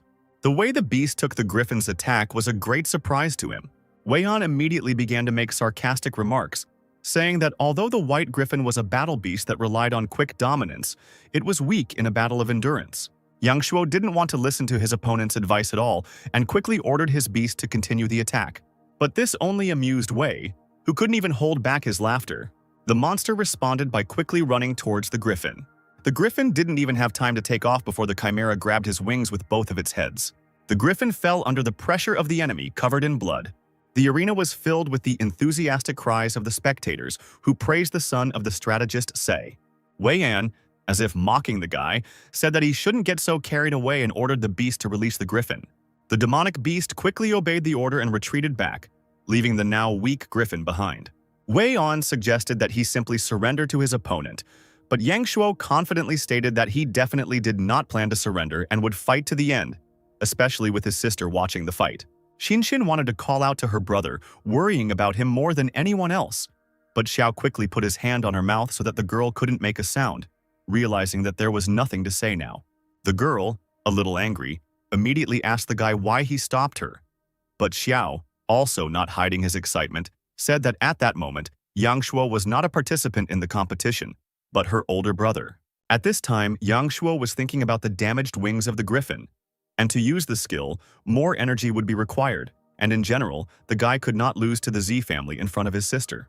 Realizing that there was no other way out, the guy quickly summoned a steel gorilla, which, as soon as it appeared behind him, began to growl uncontrollably. The guy thought that he could stall for time until the white griffin came to its senses. Commanding the beast to use the steel staff, Yang Shuo aimed his hand directly at his opponent's beast. The gorilla almost immediately rushed to attack, not holding back his rage. This was followed by an order for the white griffin to use the power of thunder, and both animals ran to attack, accompanying all this with powerful flashes of thunder and a loud roar. The gorilla's fists clearly helped her move, and she was already very close to the demonic beast. Wei An commanded the three-headed beast to use absorption, and the demonic beast immediately began to blaze with fire, and one of its heads could not contain its tiger roar. The gorilla went on the offensive first, and the griffin continued to fly behind her. Yang Shuo, trying to see what was happening behind the clouds of dust, realized that it seemed that the enemy had withstood this technique. And then Wei An once again shouted uncontrollably at the beast to use the blue demon's roar. With its paws in a stable position, one of the heads let out a powerful roar, after which a blue beam flew towards the gorilla. The gorilla was immediately knocked off his rather powerful legs and fell almost dead. And a few seconds later, the entire arena was told that the fight was over in favor of the red crane. The white griffin was also lying on the ground and seemed not to even move. Yang Shuo fell to his knees, unable to contain his emotion, while Wei An smiled slyly as if his victory was too obvious. Xiao immediately realized that their opponent had such a strong beast for a reason, and perhaps it was due to his father, to which Xinshin quickly picked up on the thought, saying that the guy's father was a 10th star hunter, and with his strength, catching a beast with demon blood would be easy. The girl even remembered how, as a child, she and Zilian had an argument over a bat with bone wings. This beast was caught when the Empress and her army were fighting outside the palace. Then the two girls argued about whose beast it was, and in the end it scratched Lian, leaving a small wound. And then, the girl told Jinshin that it was her fault, and that she had disgraced her by taking what belonged to her. The girl even remembered how her friend said that the C family never forgot a grievance, and it was then that she remembered how at that moment the whole family simultaneously had red, angry eyes. Xiao remembered that the guy had gray eyes, but Jinshin explained that it was heterochromia, a genetic feature of the Z family. Nothing special except the difference in color and the frightening appearance. And suddenly, Xiao seemed to be afraid of something. Looking at Wei An, he clearly saw how the system showed that the guy had an eye of foresight that could track the enemy's movements. It was clear that Shangguan Lan and the C family, two important figures in the dragon state, were both related to the beast, and it seemed like there were still a few secrets left from the time of the dragon extermination. Before he could even think a little more, the boy heard someone shouting that the second duel was about to begin, and Xinjin confidently walked towards the arena. Before the fight, Zilian asked her brother to teach her ex-girlfriend a good lesson. But the guy said that he was a gentleman, and he would do everything he could regarding the assault. Wei An put his hands forward and, just like last time, offered the girl to surrender. But Xinjin, showing her determination, shouted that she was not afraid of the guy. The fight began, and the girl immediately summoned a bone-winged wyvern. The wyvern immediately began flying around the arena, screaming menacingly and shooting acid. The blast went straight towards Wei's beast, and the demonic beast didn't even know what to do at first. But the guy quickly commanded him to dodge faster. The animal quickly dodged, jumping back, watching as the wyvern's liquid pooled on the floor. The commentator suggested that perhaps the beast was afraid of the wyvern, since it dodged, avoiding the attack. The head of the Z family realized that Zinshin had learned about the vulnerability of the demonic beast from Xiao, which made him very surprised. The Empress, interfering with the man's own thoughts, asked the advisor who, in his opinion, would win this time, and the answer was in favor of his son. The wyvern meanwhile continued to shoot acid, and at one point, the enemy beast did not have time to dodge, receiving a charge right in the face. The demonic flaming beast seemed to be drowning in the liquid. The wolf's head howled while the tigers seemed to be angry. Xiao supported the girl and shouted to Xinjin that it was a great hit. Xinjin continued to attack, and without waiting for a break, she ordered the wyvern to use a shower of necrotic arrows. The beast quickly flew to carry out the order of its mistress, and the next second, small but powerful projectiles flew from its mouth. The arrows began to pierce the demonic beast's body, causing it to writhe in pain and scream. Wei Yan became very angry and almost started shouting at the beast to use Blood Whirlpool. And after the whirlpool, the order was given to use Reflection.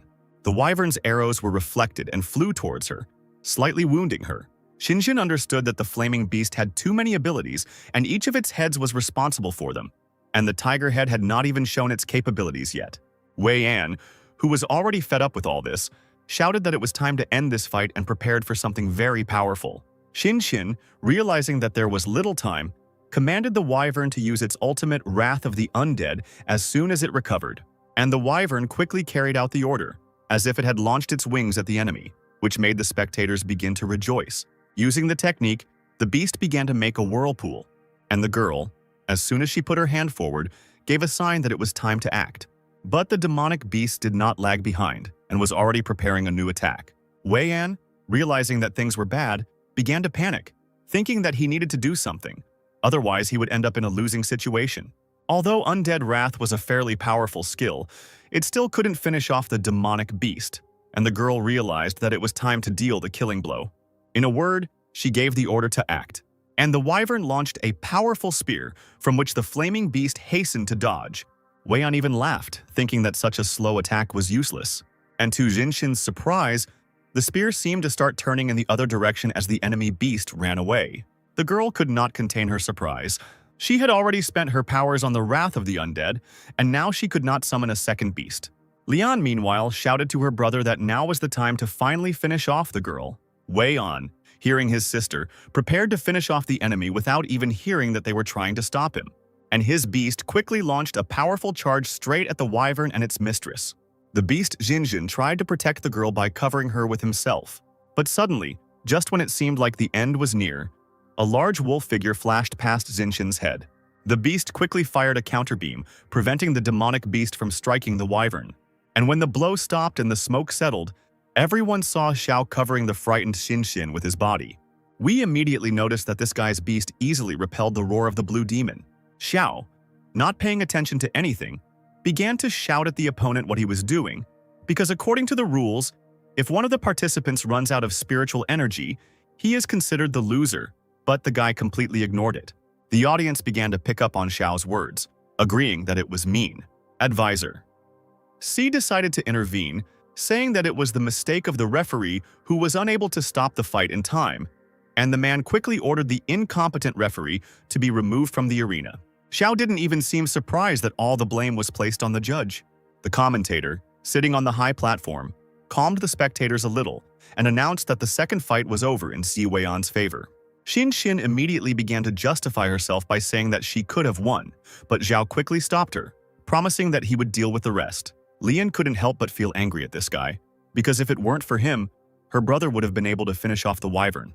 Meanwhile, another judge approached Wei An and said that according to the rules, if one participant wins twice, he is given a pill. The guy quickly took the pill and sarcastically stated that he already knew this. At this time, the arena had already announced that after the defeat of the Azure Dragon, only Xiao Xinyu remained on the field, while no one from the Crane Academy had dropped out. She stepped forward and again heard Wei An's proposal to surrender. But the guy's face changed in an instant when, raising his eyes, he saw a different Xiao in front of him. The guy didn't hide his anger, as if he was on fire, and his eyes were filled with a red light. Such a terrible look frightened even Wei An himself. Xiao at this time declared that now his opponent's sister would see with her own eyes what a miserable state her brother would be in. Wei An, who had summoned the demonic beast again, was not prepared to give up so easily.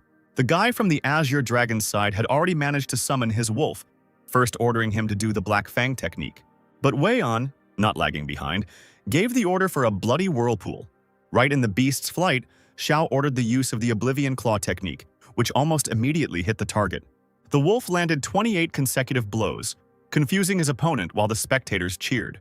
Unable to bear it any longer, Wei An ordered a retreat, realizing that the beast would not last long. But Xiao, hearing the order to retreat, decided to take advantage of the moment, commanding the wolf to attack harder, and the guy's beast firmly grabbed the enemy with its mouth. Then the wolf released chains which gradually began to surround the demonic beast, which was still trying to escape. And then, when the chains completely encircled the beast, the wolf jumped high up together with the beast, and from above he fell down on the demonic beast, which howled in pain. Wei An's beast flew down at a rapid speed, and it also quickly crashed, leaving an imprint of its landing in the ground. The demonic beast had a large number of wounds on it, and it seemed like the animal was no longer even making any sounds. Wei An couldn't believe that Xiao the wolf was able to defeat his beast. The boy's father looked at Xiao and didn't understand why his strength and aura were so different from what it was a few days ago. But to the surprise of many, the demonic beast jumped up on its paws, trying not to hold back, and, on the order of its master, began to use fiery punishment. The flaming beast finally shows its true power, and everyone around is starting to think that the wolf won't be able to resist. Xiao reacts almost quickly and gives the command to hunt in the darkness. And the wolf runs quickly towards his goal. The demonic beast fires a powerful beam at its opponent, and for a second, due to the bright flash, it becomes completely impossible to see what is happening. Meanwhile, the wolf, unexpectedly for everyone, found himself behind the animal, and, running out of hiding, the wolf bites the victim's tail with all his might. Wei An, not even suspecting what was happening now, had already begun to sarcastically say that this was the end for his opponent. But Xiao only smiles, making it clear that it seems he does have his own trump card after all. And at that moment, there is a powerful flash that prevents you from seeing anything. Wei An starts screaming that this is not his real body and realizes that it is a clone. The wolf, meanwhile, on the other side, is already running up to the enemy, preparing to attack. And with a powerful roar, the beast hits its target, knocking down everything around. The demonic beast, having fallen to the ground, cannot get up for several more minutes. And Wei An, who is fed up with everything, cannot believe how this is even possible, because it turns out the guy predicted his next move. Clapping his hands, the boy reluctantly admits that Xiao is indeed worthy of him fighting with him, because now he knows him in a completely different way. Unable to contain his anger, Wei extends his hand forward, giving the order to the second form. The demonic beast immediately rises up on its hind legs, continuing to growl menacingly, and suddenly, fur-covered arms begin to emerge from his back. The demonic beast now has 6 arms in addition to 3 heads, and the beast has completely changed. Now his appearance was more frightening, and the beast itself began to stand on its hind legs as if it were a human. Xiao, realizing that the enemy had taken on a humanoid form, thought that this was still not enough to defeat him. Activating the summoning of the second beast, Xiao began to wait, and Wei An couldn't believe that this guy could summon someone else without even knowing who it would be. And suddenly, a small electric rabbit appeared on the arena. Everyone froze in bewilderment. Wei An's mouth even opened in surprise. Yang Shuo, who was retreating from the battle, even let out a surprised sigh. And Xinxian just silently looked at this whole picture. And only Lian, as if understanding something, looked at the little rabbit with distrust. Even the Empress herself looked at the electric rabbit with confusion. And then Wei An lost his mind and started laughing uncontrollably, not believing that the guy was doing this in all seriousness. Adding that Xiao was not worthy of being called a beast hunter, the boy ordered the demonic beast to quickly use the 6 paths hammer to finish this off quickly. The beast, rearing up, confidently clenched his hands into fists, forming a blue flame in them, and he quickly ran towards the wolf, who was still standing on his paws. Xiao, meanwhile, gave the command to the rabbit to help the wolf. And in the arena, the wolf was already fully engaged in defense against the demon's attack. Standing confidently on his paws, the wolf began to howl, summoning a powerful beam that could knock down the enemy. But Wei An understood that it was all useless, because his beast was now 3 times stronger than before, and the Lotus of Hellfire would do nothing to him. But Xiao, hearing his opponent's anxiety, said that maybe one of them wouldn't do anything. But what would happen if there were 2 or 3 of them? Wei An didn't really believe the guy's words, because this was the ultimate move of the underworld wolf, and it would take a long time to recharge. But suddenly, something happened that no one expected at all. Right in the middle of the arena, a lotus began to glow with a red light. Wei's mouth dropped open in surprise, not believing that the lotus could open so quickly, and out of fear of losing, the boy quickly commanded to use Blood Whirlpool. But Xiao stopped him, saying that it was too late, holding the little rabbit in his arms. The lotus began to act, striking the demonic beast. And suddenly, to the surprise of others, a second fiery flower appeared in the air, and then the third one, which began to completely absorb the beast. Literally a second later, a powerful explosion is heard in the arena, preventing anyone from seeing anything. And when the smoke finally clears, the end of the fight can be heard being announced in Xiao Xinyu's favor. Wei Yan can't believe her defeat while everyone is saying that this fight will go down in history. The guy couldn't understand how Xiao was able to summon 3 lotuses at all, thinking that maybe that was why he made a contract with the rabbit. But Xiao corrected him, saying that the attack wasn't triple at all, but rather that the ability was simply refreshed 3 times. And finally, the guy said that he could even release 1 more lotus of hellfire. Yang Shuo began to shout joyfully, unable to contain his joy. Meanwhile, the Red Crane director, seeing one of his students lose, immediately ordered Zilian to go out next to fight. But the girl almost immediately declared that she would simply be ground into dust. But she had no choice because her father was sitting in the stands, and showing herself in a bad light was simply unacceptable. Lian stepped forward with her crane and stated that she never expected anyone to defeat her brother. Xiao, seeing the girl, laughed and said that he had been waiting for her for a long time. And the next second, his face changed to a serious one. And the guy declared that now he must avenge Lu Jin and destroy the beast Leon. The girl said that it would be better for the guy if he simply played along with her, or just gave up, since her father was sitting in the stands. But Xiao didn't care about this at all, and the guy decided to quickly start fighting. The girl released her water peacock and immediately gave it the order to attack. But as soon as the bird flew towards the enemy, it seemed as if something pushed it away. Lian looked at her beast uncertainly, not understanding what was going on. And then Xiao reminded her that he had promised to destroy her animal. The peacock quickly gave in and, under the pressure of Xiao's attacks, quickly fell to the ground, almost lifeless. The fight ended in literally 1 attack in favor of the Azure Dragon. Lian looked at her wounded animal in fear, not believing that the firewolf was even capable of such a thing. The girl already understood that she wouldn't be able to win, but now she only needed to last 3 rounds, and then at least she wouldn't disgrace her academy and family. The judge quickly brought the girl to her senses, saying that she could summon the second beast. But she was stopped by Wei Yan, who said that his sister refused to participate and that they should call the next participant. The fight ended very quickly again in favor of the Laser Dragon Academy, and the third participant, Dongfang Qing, finally entered the arena. The young guy, who seemed completely harmless, had already begun to come up with a plan on how to defeat his opponent. And stretching out his hand forward, Qing clearly stated that Xiao should pray, because soon everything would end. The guy summoned 3 large birds at once, which were already ready to cling to the victim with their claws. But they all fell in a fairly short time, and Qing raised his hands and said that he surrendered. The director of the academy could not bear such shame. Xiao thought that this Qing was the strongest of his team and breathed a sigh of relief that the strongest opponent was the first one. But Qing shrugged and said that even if Wei Yan lost, he didn't have much of a chance. Yang Shuo and Xin Xin immediately started running up to Xiao, congratulating the guy on his victory, which had not come so easily to them.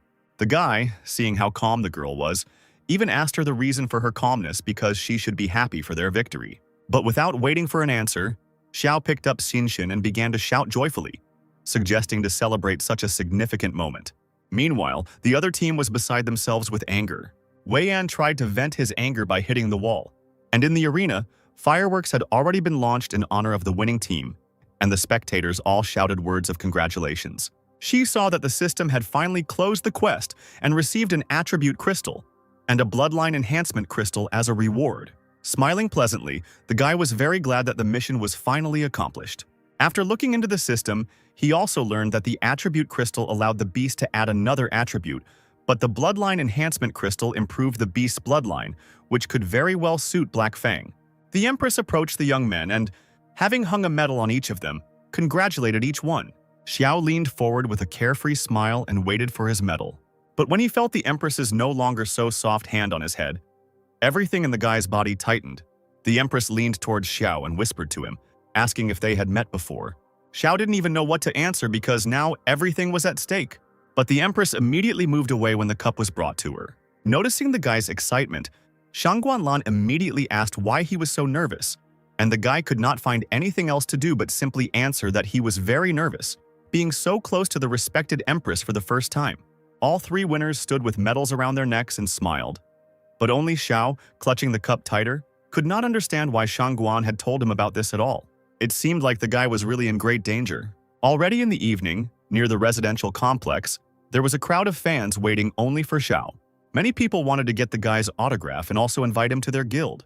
But without even listening to the others, the guy simply turned around and went inside the building. Xiao understood that the more famous a person was, the more trouble there would be, and decided to just go back as quickly as possible.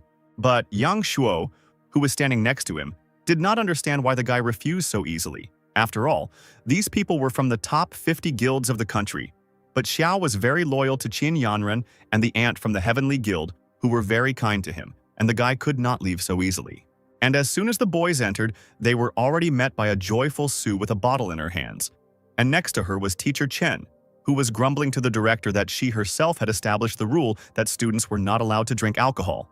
Director Sue, who had already drunk enough, immediately began to grumble that this rule should be abolished. And approaching Xiao, the girl hugged him with one arm, saying that even though he was the star of the evening, it was clear that something was bothering him. The director, having promised to help the guy relax, began to wait for Xiao's answer, but the guy simply asked the girl to show him her legs. Sue immediately grabbed the guy by the collar of his shirt, calling him a pervert.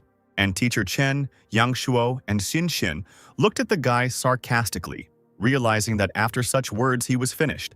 Dragging the guy along with her, Sue led him into the room and, locking the door, they were left alone.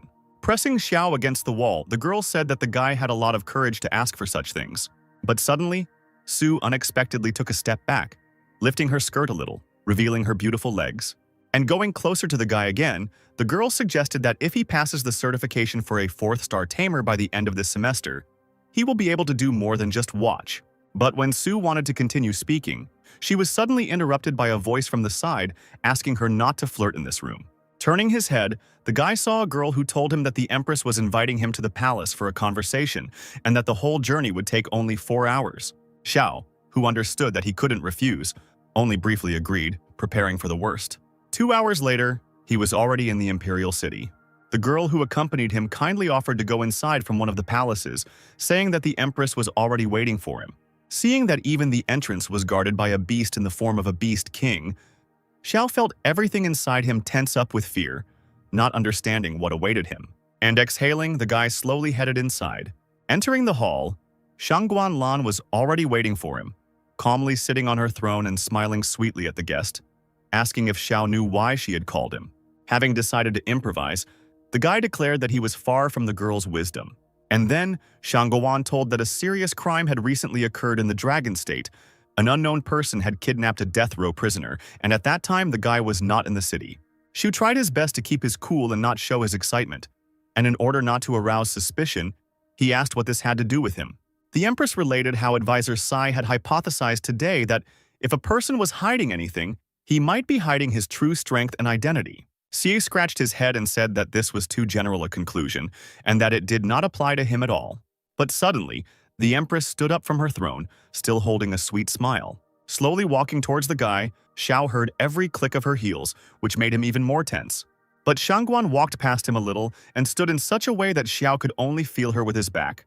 And turning around a little, the girl declared that it meant he was that man in the black cloak, which caused goosebumps to run all over Xiao's body, and fear began to overcome him completely. As he expected, Shangguan understood everything, and now it was completely unclear what he should do. And while thinking what to do next, the guy felt a woman's hand on his shoulder. And then the girl laughed a little and said that she was just joking. Xiao quickly turned around and asked the Empress if she hadn't suspected him. But she reassured the boy, saying that her people had called his sister and she had said that he would return home for a day or two and then go out to catch a new rabbit. Shangguan thought the guy was very cute, even though the advisor suspected him, but the guy had even gotten his first beast less than a year ago, so there was no way he could be that man in the cloak. Shu felt relieved, but he was already able to hide his fear from the stress he had experienced, and even though his sister had saved him, the guy would definitely have to thank her for it. The Empress continued to say softly that she thought the boy was very cute, but then Shangguan asked what Xiao would do after he graduated from the academy. But the boy still had 3 years and somehow didn't think about it. To this, the girl stated that ultimately he would have only 3 paths, The first is to join a trapper's guild. The second is to join the army to become part of the land, sea, or air forces. And the third is to join an international organization and become a bounty hunter. Coming a little closer to Xiao, the Empress asked him that if she gave him the fourth option, would the guy accept it? It began to dawn on Xiao that the girl might try to take advantage of the guy due to her position. Finally, Shangguan offered the boy to become part of the Imperial Soul and serve her. The Imperial Soul organization was Shangguan's personal guard, and they were essentially suicide bombers carrying out the most dangerous missions. The regular members of the Silver Priests are completely replaced every month, which once again proves the mortal danger of this profession. Seeing that the guy was thinking for a long time, Shangguan decided to ask him again if he agreed with her proposal. Xiao thought for a moment and thanked the Empress for this opportunity. As soon as he started to say this, Shangguan interrupted him, realizing that he wanted to refuse, but Xiao tried to assure her that he really wanted to enter the Imperial Soul. Patting the guy on the shoulder, the girl gently replied that she immediately noticed that Xiao was a smart guy and made the right choice.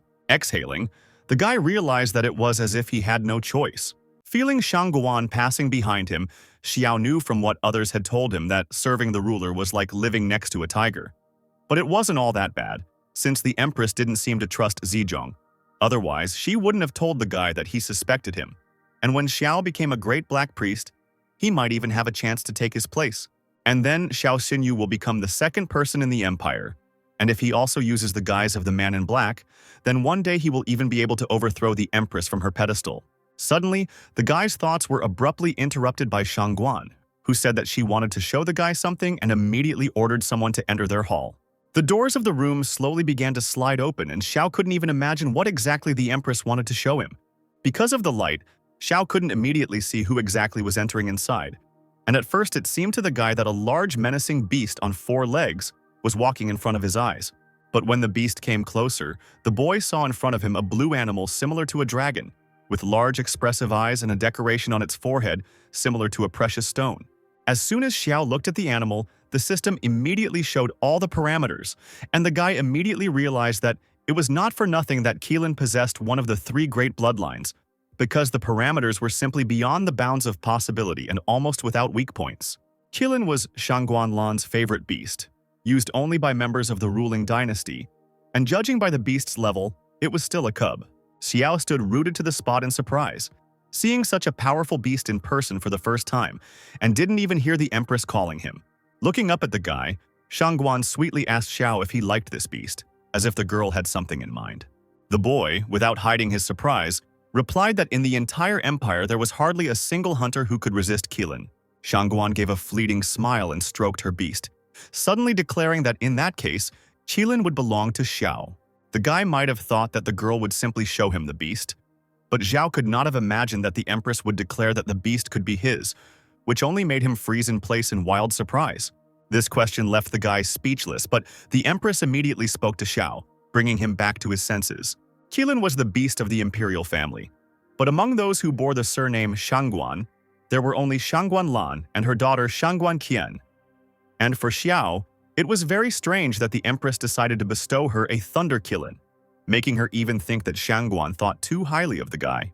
The Empress, as if reading the boy's thoughts, declared that Xiao would not get the beast for nothing, and the boy must fulfill one condition. Next month, at the Supernova test, he must take on a 5th-rank task and successfully complete it. The Supernova trials take place a month after the tournament ends and are intended for all participants who entered the arena. The tasks themselves are divided into 4 ranks of difficulty: C, B, A, S, from easiest to hardest. Most choose rank B, while the confident take A. Xiao had already asked the director once, to which he only replied that in all the years, only 8 people had chosen SE. And of those, 6 had failed, and only 2 had barely managed it. And now it became clear to the guy that the Empress wanted to test his potential, whether he was worthy of joining the Imperial Soul. Deciding that this was a good opportunity, the boy declared his desire to become stronger, so Xiao promised to definitely complete the 5th-rank task. Shangguan, appreciating such zeal, nevertheless declared that it was already quite late and was the first to go to her throne, telling the guy that he could go free. As she watched the boy leave, Shangguan thought about how promising the young man was, but she couldn't understand why she wanted to tease him then. And digging into even more memories, Shangguan suddenly remembered. An image of a child's toy, like a rattle, appeared before the girl's eyes, and how she herself waved this rattle in front of the little child. Meanwhile, Xiao finally returned back. Sitting down on the bed in his room, the guy could finally think about everything that had happened.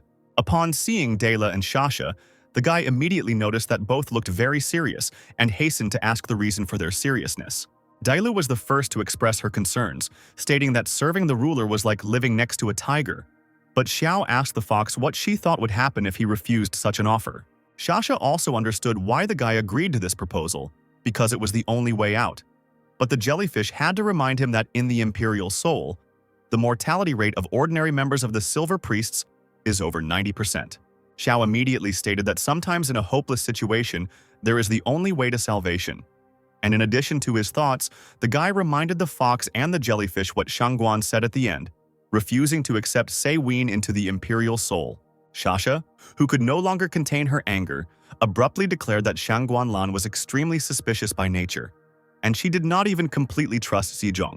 But Xiao only exclaimed that this was his chance, because he was a rootless commoner, as clean as a sheet of paper, and if he became part of the Imperial Soul, he would be obliged to be loyal to the Empress and would not be able to enter into behind-the-scenes alliances, which meant that Shangguan was using Xiao to restrain the Z family.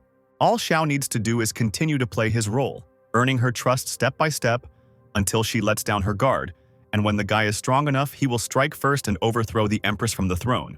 Indulging in his dreams, the guy even thought about how one day the Empire would bear his name. But the fox and the jellyfish continued to think that the guy was playing with fire. Dailu was very concerned about the calmness of the guy, who seemed not to understand the seriousness of the situation. The fox, as always in her repertoire, began to be indignant. Is it really true that if the guy becomes emperor, then there will be a bunch of women around him?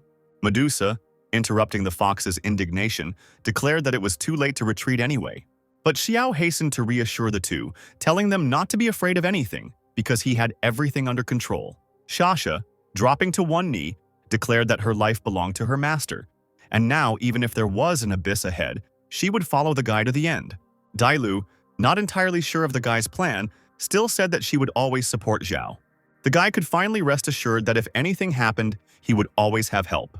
Soon the guy went on a trip, and this journey could not but please him, because Xiao was flying home.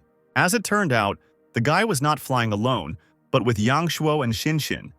But as soon as all three stepped on board the plane, Teacher Chen appeared in front of them, which surprised the guys.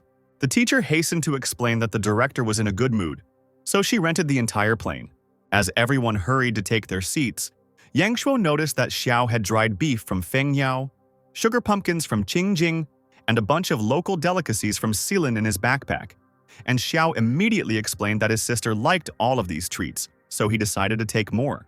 The guy really loved his sister very much and was ready to take care of her all his life. At this time, Yang Shuo noticed his sister sitting with headphones on and wondered how things were going between Xiao and Xinjin, and that maybe he should add a little fuel to the fire. After some time, when everyone had finally taken their seats on the plane, it took off into the sky.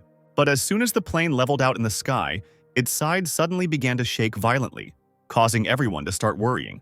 Yang Shuo began to scream in panic at the teacher, who himself did not understand what was going on. And Xiao was the first to notice that as soon as the plane began to shake, there was a strong smell of alcohol inside. As it turned out, it was the tipsy Director Su who confused the women's restroom with the pilot's cabin, which is why the pilot soon got hit on the head with a bottle and lost the ability to control the vehicle for some time. The aircraft, having lost control, began to loop in the sky, making various maneuvers and slowly descending towards the ground. In the end, the plane did land at the right place. Director Su was immediately taken away by the police after such an outburst, and Xiao, Yang Shuo, and Xin Xin headed for the exit with relief, happy that everything worked out. But before the guy could even walk a couple of meters, a crowd of guys gathered around him and praised Xiao, calling him a hero. In the very front row stood Shen Yu and Song Hu, who joyfully greeted Xiao. Jin Yu didn't miss the opportunity to tease the guys, and, putting on a serious face, Xiao asked who they were. But after seeing the surprise on their faces, the guy laughed out loud, declaring that Song Hu and Sheng Yu were like adopted sons to him and he would definitely not forget about them. To change the topic, Xiao reached into his backpack and pulled out a small book. Handing it to his friends, Xiao said that he had made a training plan taking into account your abilities and that it could make them stronger. Noticing that Yang Shuo and Xin Xin were standing behind him, the guy asked them why they weren't coming forward, since the fans were waiting for them too. But Yang Shuo was sure that Xiao was the academy's main hero, but the guy didn't think so, and taking his friends by the shoulders, he brought them forward a little so that the journalists, cameras, and fans could see all the academy winners. The paparazzi immediately began photographing the brother and sister, and after some time, their photos were already hanging on the main street billboards so that everyone could see the academy's celebrities. Wang Yan couldn't contain his anger when he saw the photo of the happy academy students. In anger, the boy hit the walls, not holding back his strength. The person Wang Yan hated the most was Xiao Xinyu. After all, if it weren't for him, Yan's beast wouldn't have died. He wouldn't have been expelled from the academy, and his father wouldn't have disappeared, and the boy wouldn't have wandered like a dog that everyone despises. Memories of his battle when he was humiliated flashed through the boy's head. Wang Yan continued to be angry, not holding back his words, and did not even notice how the figure of a man in a cloak appeared behind him. As soon as the stranger touched the guy's shoulder, Yan turned around sharply, letting out a cry of fear. The stranger gave Wang Yan's full name, also mentioning his father, Wang Dongsheng, which made the boy even surprised that this stranger knew his father. But the mysterious man in the cloak said that it was not so important now, adding that if the guy wanted to defeat Xiao Xinyu, then he should come to him, throwing a business card with an address in front of him. The next second, the stranger ran away, quickly disappearing from the small street, and Yan was left standing there in surprise with the business card in his hands.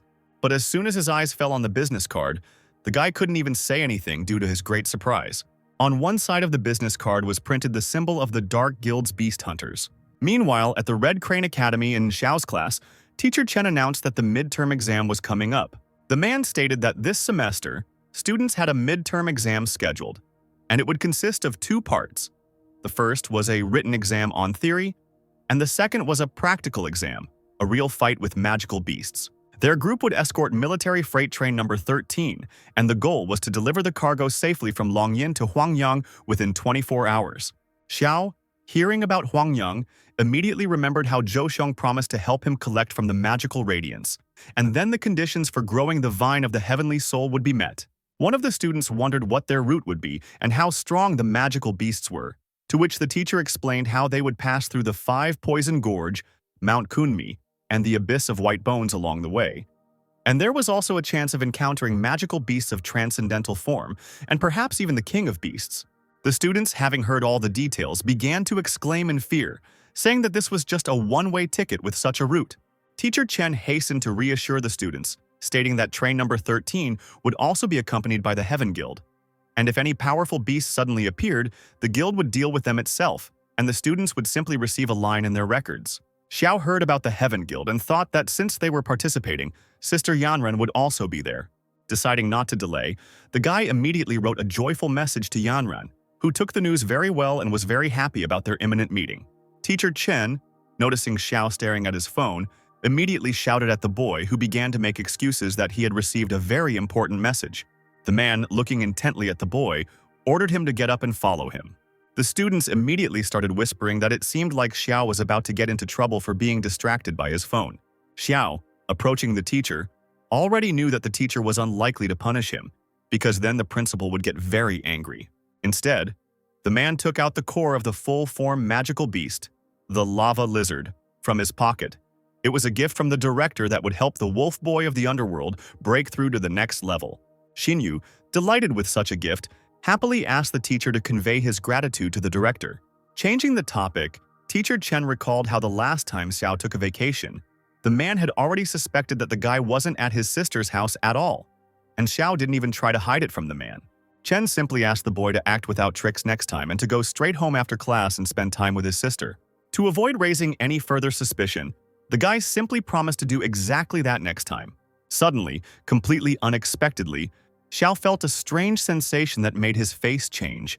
The boy, feeling the dragon's power, opened the window in the corridor and looked at the sky, while the teacher had no idea what had happened. This dragon power was very pure. It did not belong to Shangguan Lan, and the guy could not even believe, could there really still be pure-blooded dragons in this world, while at this time the sky above the academy began to thicken. Right in the thick of the cloud, the silhouette of a flying dragon appeared. From a distance, the dragon did not seem so big.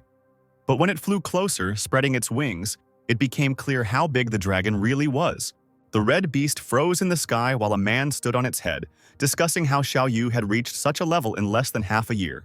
It was the Flame Alliance's commander-in-chief, Ye Mei, who suggested changing clothes and meeting the guy in the city. But the leader of the Flame Alliance, Xiao Lian, who stood next to the girl, crossed his arms and declared that the time for their meeting had not yet come. The girl asked what exactly the leader was waiting for and why they couldn't meet, and the man simply replied that this guy was growing up very quickly and he was sure that the day of their meeting was already near. After looking down at the city for a while, the dragon again soared high into the sky, disappearing behind the clouds. Xiu tried to peer into the sky. He was sure that he felt the power of the dragon, but there were no traces to be seen. But the main thing was that it was not Shangguanlan. Late in the evening, when the sky was already dark, Xiao finally returned home. Opening the door, the guy loudly shouted about his arrival. The first to fly up to him was Meng Meng, who, clasping her brother's leg, began to joyfully exclaim how much she missed him.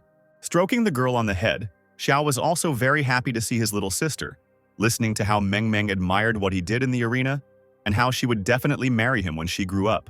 Laughing and kneeling down, the guy lightly pulled the girl's cheek, saying that she was still little and that her brother wasn't interested in lolis, expressing his preference for older girls.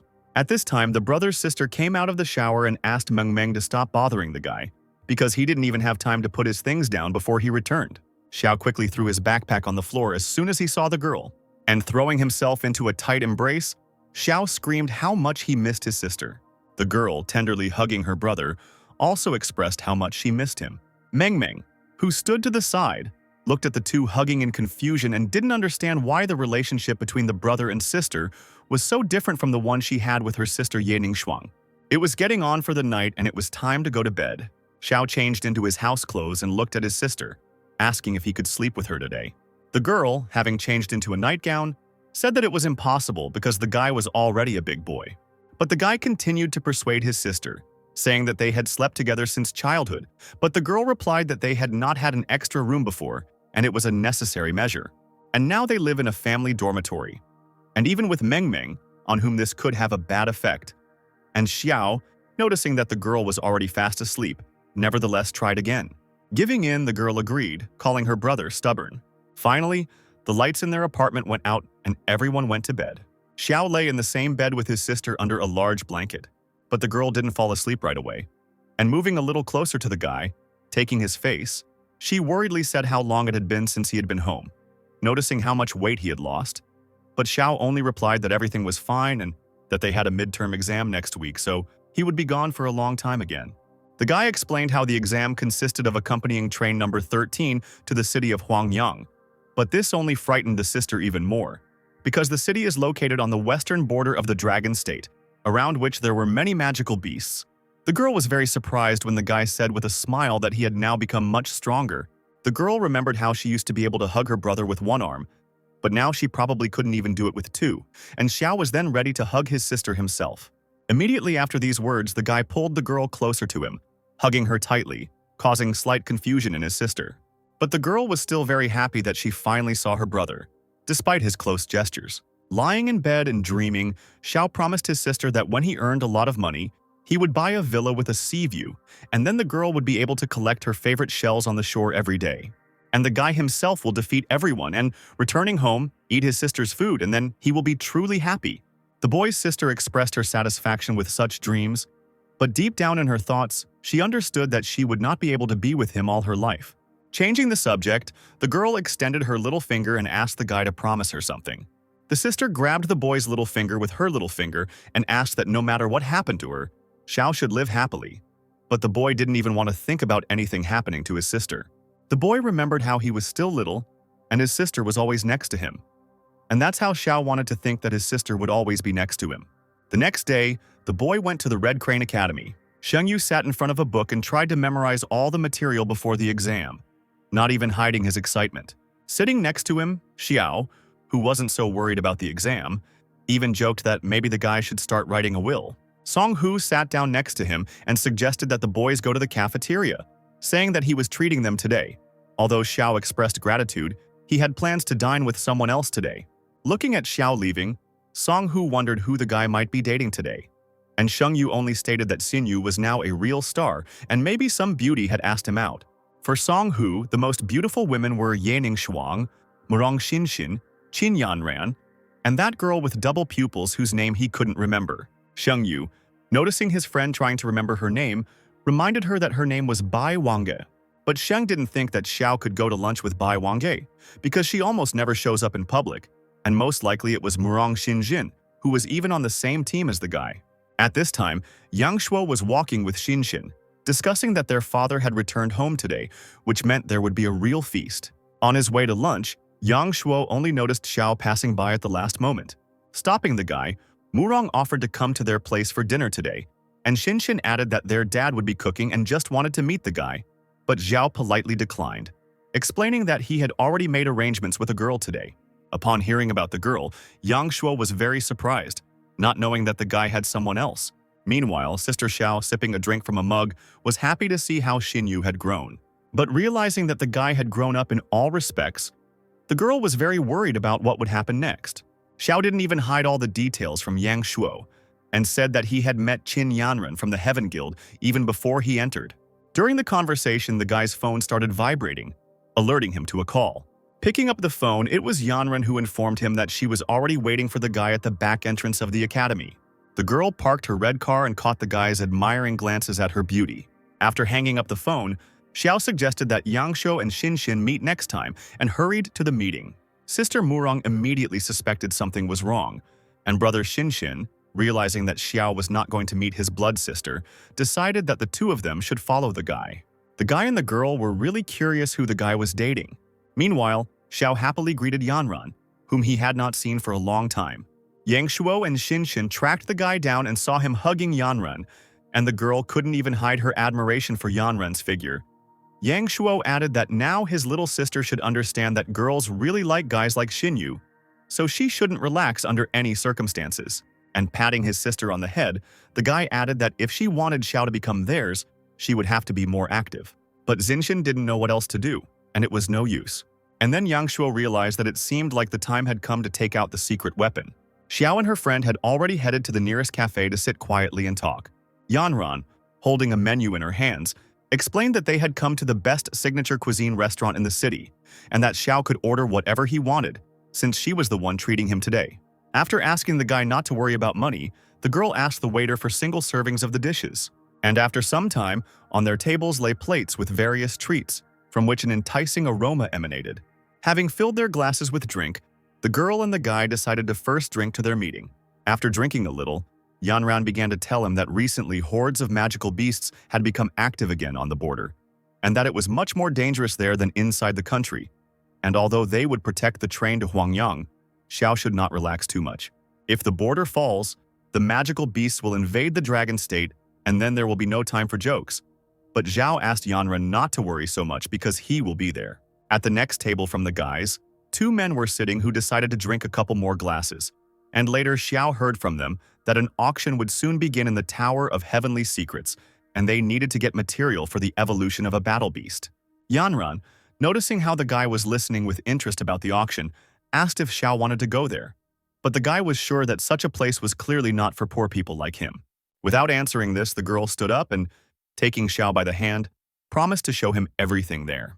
The guy was about to object that they hadn't finished eating yet, but the girl had already dragged him towards the exit, deciding to wrap up the rest of the food with her. Almost soon, they found themselves next to a very tall building, and it seemed that there was nothing higher than this tower in the city. Upon entering, Yanran immediately greeted the staff, informing them that VIP seats were already waiting for her, and Xiao finally understood what it meant to have a rich older sister. Heading to his seats, the guy saw a large hall, the ceiling of which seemed to be invisible, and everything inside seemed to be shining. Xiu saw the feathers of the winged hawks, the tail of the ice storm mermaid, and the skull of the black diamond, which made him unable to contain his admiration. And Yanran explained that the exhibits on the first floor were the personal collection of the tower's owner, Zhang Xuezhou. While looking at the exhibits, the guy didn't even notice how a guy in a suit surrounded by security started shouting behind him. The guy's rude tone made Xiao immediately turn around, and he immediately saw a young man in a suit with a flower on his jacket as decoration. In his pocket, Zhao noticed a card that indicated that this guy was from the Hurricane Guild, and it seemed that this insolent person was Li Han from Hurricane. Coming closer, Li Han immediately began to make fun of the girl, saying what a coincidence it was that he met her here. But Yanran told him to stay away from her, because she did not want to have anything to do with her. Li Han didn't even intend to stop being sarcastic and switched to Xiao, calling him a brat who didn't even have a mustache. Yanran quickly stopped the guy's attempt to somehow insult Xiao, and immediately introduced him as the champion of the supernova competition. Leaning slightly forward and without changing his rude tone, Li Han began to declare that Yanran was his woman, and if the guy had any brains, then he should get out of the Tower of Heavenly Mysteries. But Xiao didn't even budge. It seemed like the boys were about to fight, but suddenly the female voice of Mistress Jiang was heard from afar.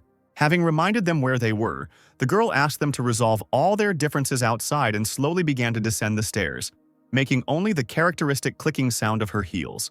A girl appeared in front of everyone, wearing a luxurious black dress, with a fan, and a small animal in the form of a white squirrel on her shoulder. Mistress Jiang straightened her fan and asked them to do her the honor of stopping the quarrel. Li Han, upon seeing the girl, immediately changed his expression, and with a smile on his face, declared that he had no desire whatsoever to cause trouble in this area. Zhang Xuezhou covered her face with a fan and looked straight at Xiao. The girl looked at the new guest in her tower with great interest, and Xiao couldn't take his eyes off his mistress. Having made sure that there would be no quarrel here, Xuezhou reminded them that the auction was about to begin and that they should go to their seats, after which she hurried back up to her place with the same dignity. Everyone who had gathered on the first floor silently watched the departing hostess. Yanran noticed how Xiao couldn't take his eyes off the girl and hurried to bring him back to his senses so they could finally take their seats. But in reality, Xiao was more attracted by the little animal on the girl's shoulder, a snow ermine with the shape of a beast king, which, in order to tame, you need to be at least a 6th-star trapper. Li Han, rising to his seats, finally told the guy that he would still answer for everything. Yanran, seeing that Xiao didn't seem to be afraid of Han, hastened to tell him how disgusting he really was. It all started when her Heaven Guild and the Hurricane Guild began fighting for influence in the city, and they have held a monopoly for several years now, claiming the title of the best for years and at the same time profiting from customers. And for killing a monster worth 100,000, they take a whole 5 million, and therefore more and more customers choose the Yanran Guild, displacing the Hurricane and elevating them. However, on top of all this, the Hurricane Guild came up with another dirty trick. Li Han was ordered to constantly pester Yanran, offering her to become his 8th wife, and even when the guy tried to set the girl up to defame her honor. Xiao didn't like all these stories at all, and he was beside himself with anger, wanting to teach Han a lesson.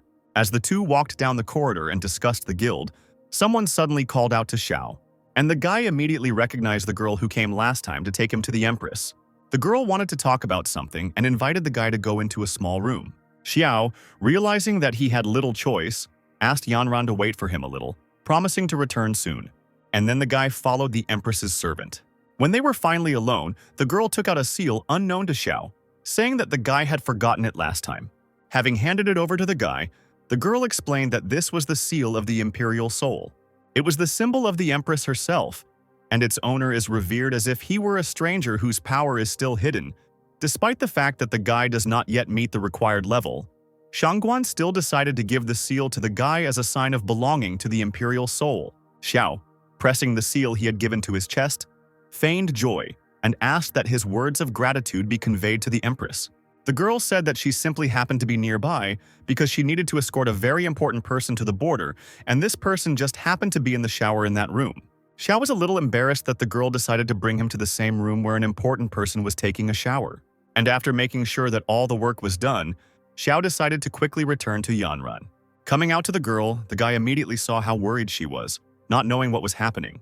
But after making sure that everything was fine, Yanran asked if the guy had done anything unusual while alone with such a beauty. And then, leaning closer to the guy, touching his cheek, the girl asked what kind of girls Xiao liked more, like Xuezhou or like the one with whom the guy locked himself in the room.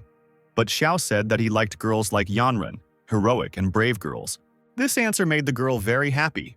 At this time, Li Han, sitting in his seat, was beside himself with anger, not understanding how Xiao could be so close to Yanran. And later, his servant approached him, suggesting that after the auction he find a couple of guys and teach Xiao a proper lesson. But Khan should have waited until the end of the auction, and it wasn't his style anyway, so his assistant suggested taking a look at something very interesting. Handing over the photo, Han saw Xiao Xinyu's sister smiling sweetly in it. And as soon as Khan looked at the girl, The guy couldn't take his eyes off the photograph, realizing what a real beauty she was. After some time, the auction finally began, and young handsome men bid a wide range of amounts, even just to have dinner with Mrs. Zhang. Xiao, watching this, couldn't understand that the Tianyan skull was only worth 3 million, and its price had already been raised to 10 million. But Yanran explained that all these people were not buying things, but rather Madame Jiang's attention in order to get closer to her.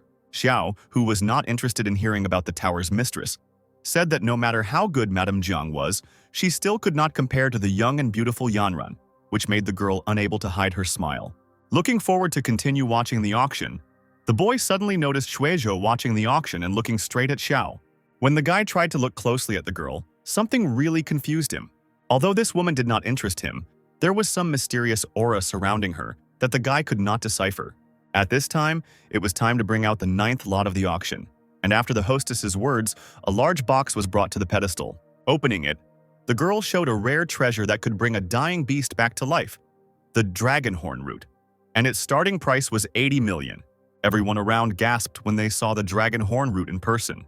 Everyone who placed bids was amazed by the lot and was ready to give all their money. Xiao also really liked this little thing. People in the crowd were about to start placing their bets, but some noise suddenly distracted everyone. A glass tumbler fell to the floor and broke, making a loud sound that made everyone pay attention to whoever did it. It was Xiao who, as if on purpose, spilled wine on himself on the road and broke the glass.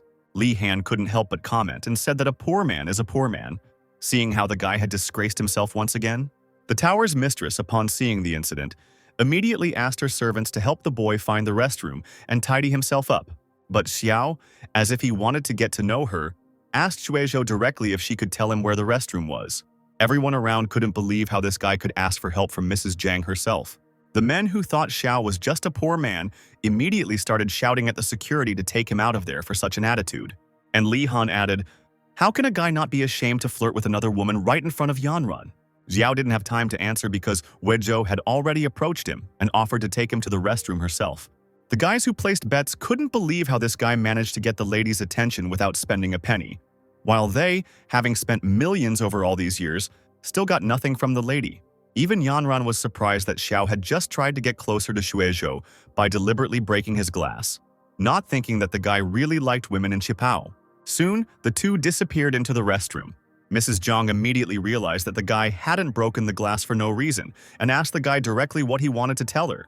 Xiao, wiping a stain on his t-shirt, very confidently declared that the dragon horn root put up for auction was fake. And Ms. Zhang did not even believe his words, because her auction house always checks items for authenticity and asked the guy to watch what he said. Otherwise, she would have to ask him to leave. But Xiao continued to assure her of his words, declaring that he was only a second-star hunter, and she was the owner of a snow ermine, and he certainly had no reason to deceive. Weizhou, realizing that the guy recognized the ermine, noted how attentive he was and still decided to believe him. The girl asked how exactly the guy realized that it was a fake. She said that the root grows in an icy valley in the north of Long Country, absorbs the energy of heaven and earth, and emits a light herbal aroma. But Madame Jiang's lot has no aroma, and perhaps it is Jiaolong's bloody mustache. Suizhou noted that the lot really does look like a dragonhorn root, deciding to immediately conduct an additional check. After a short while, the girl returned, claiming that it was indeed a fake, and that the Zhui clan from Lingnan had decided to deceive Madame Jiang. Having sincerely thanked the guy, the lady handed him a special gold card of honor for her auction house as a gift for such assistance. Xiao pretended to be uncomfortable accepting such a gift and said that it was even somehow awkward. And taking the card in his hands, he decided to let it stay with him for now, and then return it when the opportunity arises. Having finished her business, the lady announced that the auction was continuing and asked the guy to return to the hall, promising to return soon. And Xiao headed back to his seat, not noticing how Madame Jiang was staring at the guy. The girl, admiring what the boy had done, immediately thought that he was definitely a worthy son of the leader. At this time, Yanran watched from the side as the others discussed why this guy was alone with the lady for so long. And after the news that the dragon horn root was no longer participating in the auction, the girl began to worry even more. But before she could even think about Xiao for a moment, he sat down next to her. Yanran immediately asked what the guy was talking about with Shuizhou. The guy, deciding not to reveal the details, simply said that it was nothing special, adding that he had simply laid the foundation for a strong friendship. But understanding his sister's surprise, Xiao assured her that Madame Jiang was just a friend. After a while, Suizhou came out into the center of the hall again, saying that her old client had ordered the dragon horn root and it was time for the next lot. And upon opening the box, a special magical core of a monster with the attributes of holy light appeared before everyone. The starting price for this item was 10 million. Everyone around gasped in amazement, as if it were a chorus of surprise, as it was very difficult to find a beast with such an attribute, and therefore this core would be nothing more than a useless decoration. But Xiao was very interested in the core, realizing that it surpassed even the power of demons. Yanran, noticing the guy's interest, decided to help him win this lot. Xiao didn't even have time to object before the girl offered a bet of 20 million. This was followed by a bet of 30 million from Li Han. Yanran turned to the guy and realized that it seemed that Han wanted to take revenge on her in this way. Without giving in, the girl offered a price of 40 million, but Li Han continued to raise the bid, declaring that no matter how much Yanran offered, he would always raise it by 10. Unable to bear it, the girl screamed that Khan was already crossing all boundaries. But the guy specifically didn't want to let Zhao live in peace, and if the girl decided to empty the entire guild's treasury, he would stop outbidding. Xiao, seeing the tension, thanked Sister Yanran for her intentions and suggested that it would be better to forget about it, since it was just a magic core. And suddenly, Mrs. Zhang asked for a moment of attention, taking the core in her hands. Holding the artifact in her hands, the girl turned to Xiao. And then, Suizhou announced to the entire public that Mr. Xiao was the owner of the highest gold card of the Tower of Heavenly Mysteries, and her friend, and that this magic core was unilaterally removed from the auction and presented as a gift to Xiao personally. All those who spent millions on the gold card couldn't believe that an ordinary guy would get such an item. Even Li Han himself was indignant, saying how unfair it was for Madame Jiang to act, because how could such a large amount of money really mean so much less than friendship with a guy she had just met? Ms. Zhang smiled sweetly and said that it was her personal business, and even if there were losses, she would bear responsibility. Xiao didn't understand what was going on, because he only told about the fake, and the friendship with receiving the gold card was expected. But the guy couldn't understand receiving the core as a gift. Li Han, returning to his seat with anger in his voice, began to sarcastically say that although Xiao Xinyu was popular among women, it was worth seeing how they would stand up for him after he disfigured his face. After his words, security immediately stood around Xiao's VIP box, dispersing the people. Yanran was the first to get up from her seat, not understanding what the guy was planning. And Li Han, coming closer, said that today he would teach his brother-in-law a lesson. Xiao tensed up at the way the guy called him. Han, showing a photo of Xinyu's sister, said that the boy should be glad that he has such a beautiful older sister. Otherwise, he would definitely die today. Xiao, finally realizing what was going on, began to get seriously angry, realizing how much he didn't like this whole situation. And Han continued to be sarcastic, saying that he had previously courted Yanran, but now he had changed his mind and let his sister become the 8th concubine, and Yanran, with her bad character, the 9th. Xiao couldn't stand these words and was the first to deliver a crushing blow to the guy's face. Khan instantly flew to the floor from such a strong blow, and it was immediately clear that the boy's handprint was on his face and blood was flowing from his nose. Touching his nose, feeling for possible damage, Khan seemed to be preparing for something, and he screamed at the top of his lungs how Xiao dared to hit him, asking if he really didn't know who his father was. Li Han's father was the head of the Hurricane Guild, Li Jianghe, and the boy thought that if Xiao touched him, he would incur the wrath of the entire city. But even this did not stop Xiao, and he again delivered a crushing blow, only this time to the stomach. Khan flew back immediately, hitting his head on the floor. Taking a slight step back, the guy promised that if the enemy hit him again, Xiao's sister would be in trouble. And then Xiao's hand appeared on his face. Xinyu grabbed the guy's head tightly and began to drag him along the floor. And without holding back his anger, the boy shouted that if Khan even tried to mention his sister, he would immediately regret it. It seemed like the guy's opponent wanted to go all the way to teach a lesson to whoever stood in his way. Xiu had already begun to swing his hand, holding the guy tightly. Everyone around froze in anticipation of the inevitable. Li Han's guards were about to intervene, but the young master's assistant said that it would be better to contact the guild leader. By this time, Yao had already beaten his opponent enough, who was simply lying on the floor and couldn't even move. Li Han's face was swollen from the blows, and he just lay there silently. His guards, taking the young gentleman by the hands, hastened to lead him out of the hall to provide assistance. And when Li Han was a little further away from Xiao, he immediately gave the order to kill the guy.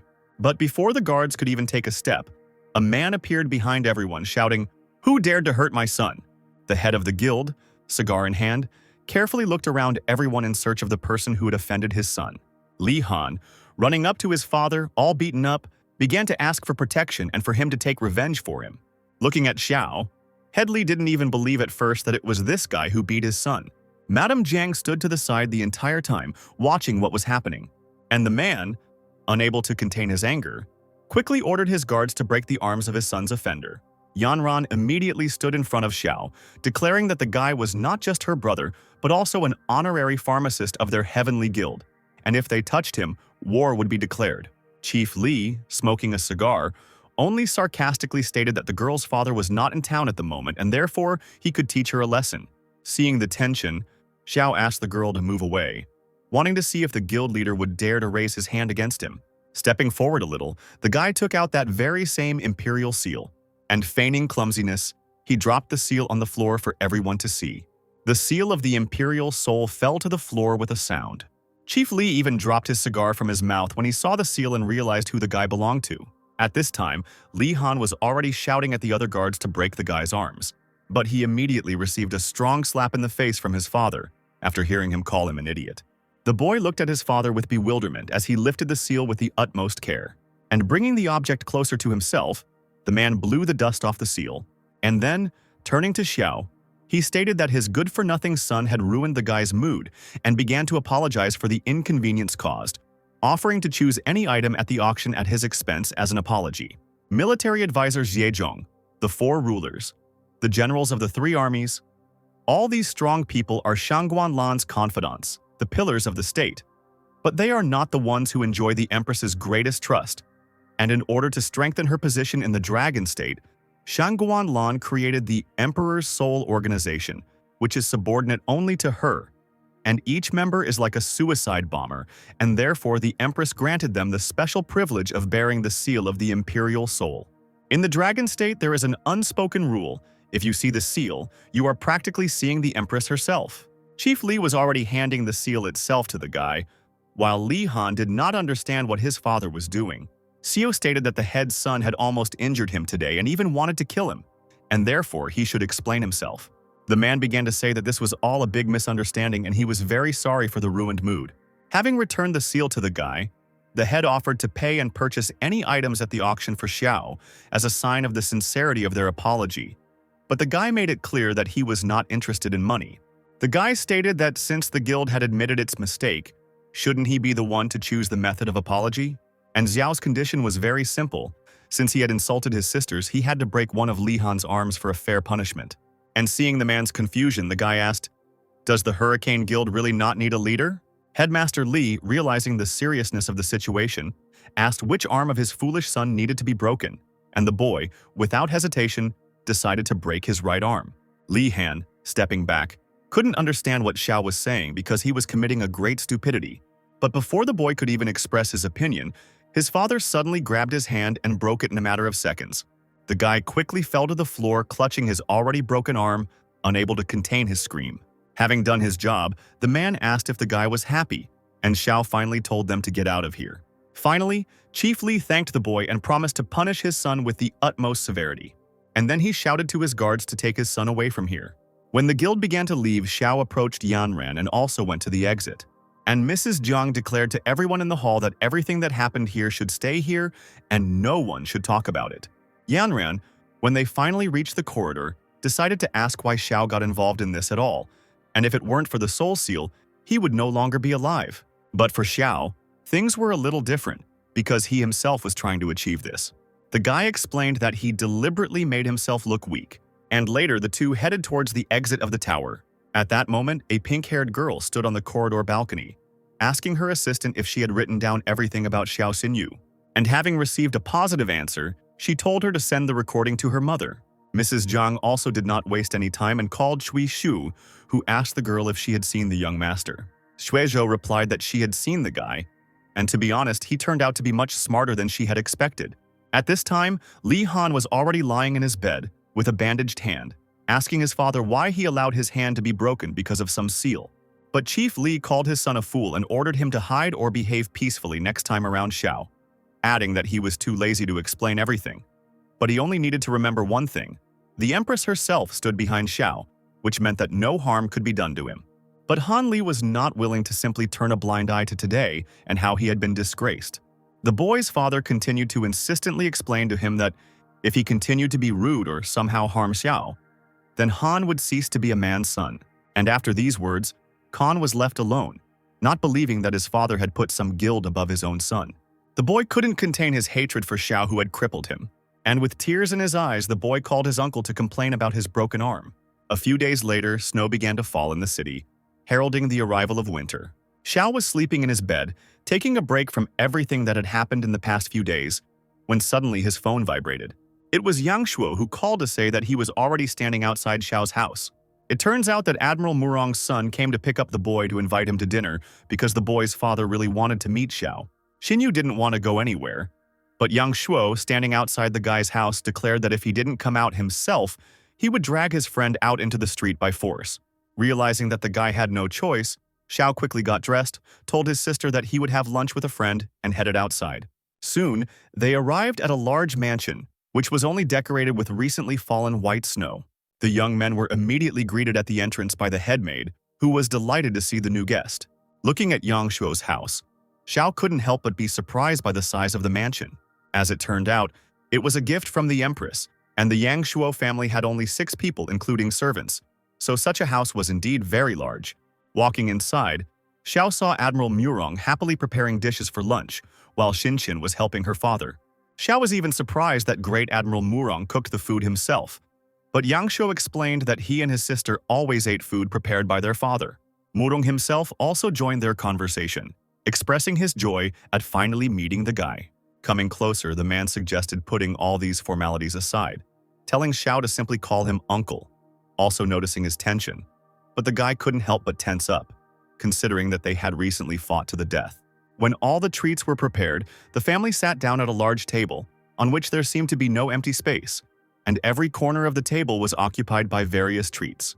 Murong expressed his admiration for Xiao's victory in the supernova competition, also noting how modest the boy was, unlike his son, who recently won first place in school for an essay. But his father still thought that Yang Shuo had simply cheated. The guy even handed over a greeting card, which congratulated the guy on winning the Azure Dragon Academy literary competition with the essay, "My father is an admiral." The man looked at the postcard with disdain, looking at the title of his son's essay. Yang Shuo said that he copied it from the family library, but the man did not appreciate such an act, while Xiao laughed at the whole situation. Xinxin, noticing the opportunity, decided to be nice to Xiao and offered him to try the shrimp, placing it on the guy's plate. Admiral Murong, seeing his daughter being polite, immediately began to ask questions, but Yang Shuo quickly interrupted this conversation. After putting the food into his father's mouth, the boy declared that he was the one who taught her, since it concerned his sister's happiness, and so Yang Shuo asked his father to play along with him. When Xinxin was little, her mother died before her eyes, and since then the girl has had serious psychological problems. She became withdrawn and silent, began to avoid strangers, and even the guy in Shuo found it difficult to communicate with her. But the fact that Xinxin had exchanged 20 sentences with Xiao since the beginning of their studies was simply a shock to Yang Shuo. Admiral Murong, noticing that his daughter seemed to really like Xiao, felt very worried about his daughter. And like a real father, the man began to find out everything about the boy's family by asking how many people there were in his family. And then the next questions started flying, about his parents, what his grandparents do for a living, what rank his great-grandmother holds, and so on. Yang Shuo, feeling that things were getting out of control, shut his father's mouth with his hand, saying that he would scare Xiao away. But the man, biting his son's hand to allow him to continue speaking, declared that he would not allow his daughter to suffer because of the boy. To avoid making a scene in front of his friend, Yang Shuo took his father into another room. The guy said that his sister was already hardly interested in guys, especially guys her age, and there was no need to react to Xiao like that. But Murong thought that the guy was too poor, and if his daughter married him, she would suffer. But Yang Shuo said that Xiao had become a special pharmacist in the Heaven Guild, so in the future, he might not even be inferior to their family. These words calmed the father a little, but the man still could not contain his anxiety. When they finally returned to the table, Murong kept his gaze on the guy, who of course noticed this and was very embarrassed. Turning to Xinxin, Xiao asked if her father was going to despise him. Their conversation was interrupted by Murong, who was curious about how the guy managed to become a special pharmacist for the Heaven Guild. Since he had only recently entered the heavens, Xiao explained that although he was young, he had a talent for medicine and could develop drugs that would help wounded animals recover from injuries. These words made the admiral laugh, and he even liked the guy's self-confidence. After all, special pharmacists are a rare resource for all major guilds. And if Xiao only had a superficial understanding of the topic, then the question remained how he managed to attract the guild's attention.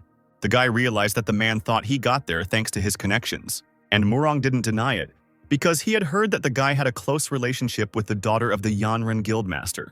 Zio responded that words don't matter, and let the facts speak for themselves. The young man also added that marine animals are easily susceptible to crack syndrome, which significantly impairs blood clotting in these animals, making it difficult to stop the bleeding if they are injured.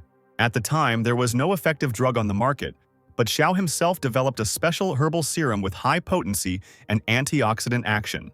Handing over the flask with the blue liquid, the man couldn't even believe that it was a highly active herbal serum. And wanting to check it out quickly, the man called Xiao Lu, his assistant, and asked him to summon his beast at the fountain.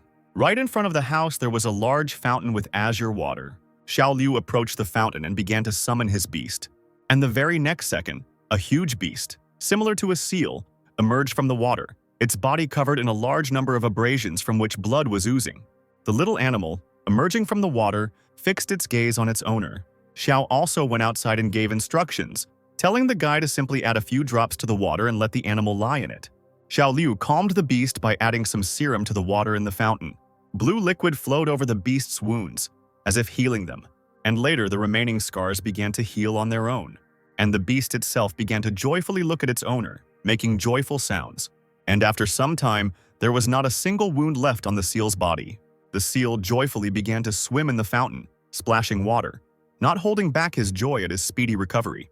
Xiao Liu also happily informed the captain that the cracks on the beast's body had indeed healed. Murong couldn't believe that the boy's drug was more effective than even the SK-92 drug developed by the imperial scientist. Admiring what had just happened, the man turned to Xiao and asked if his medicine could be mass-produced, and the guy asked to give him a pharmaceutical plant so that he could launch mass production.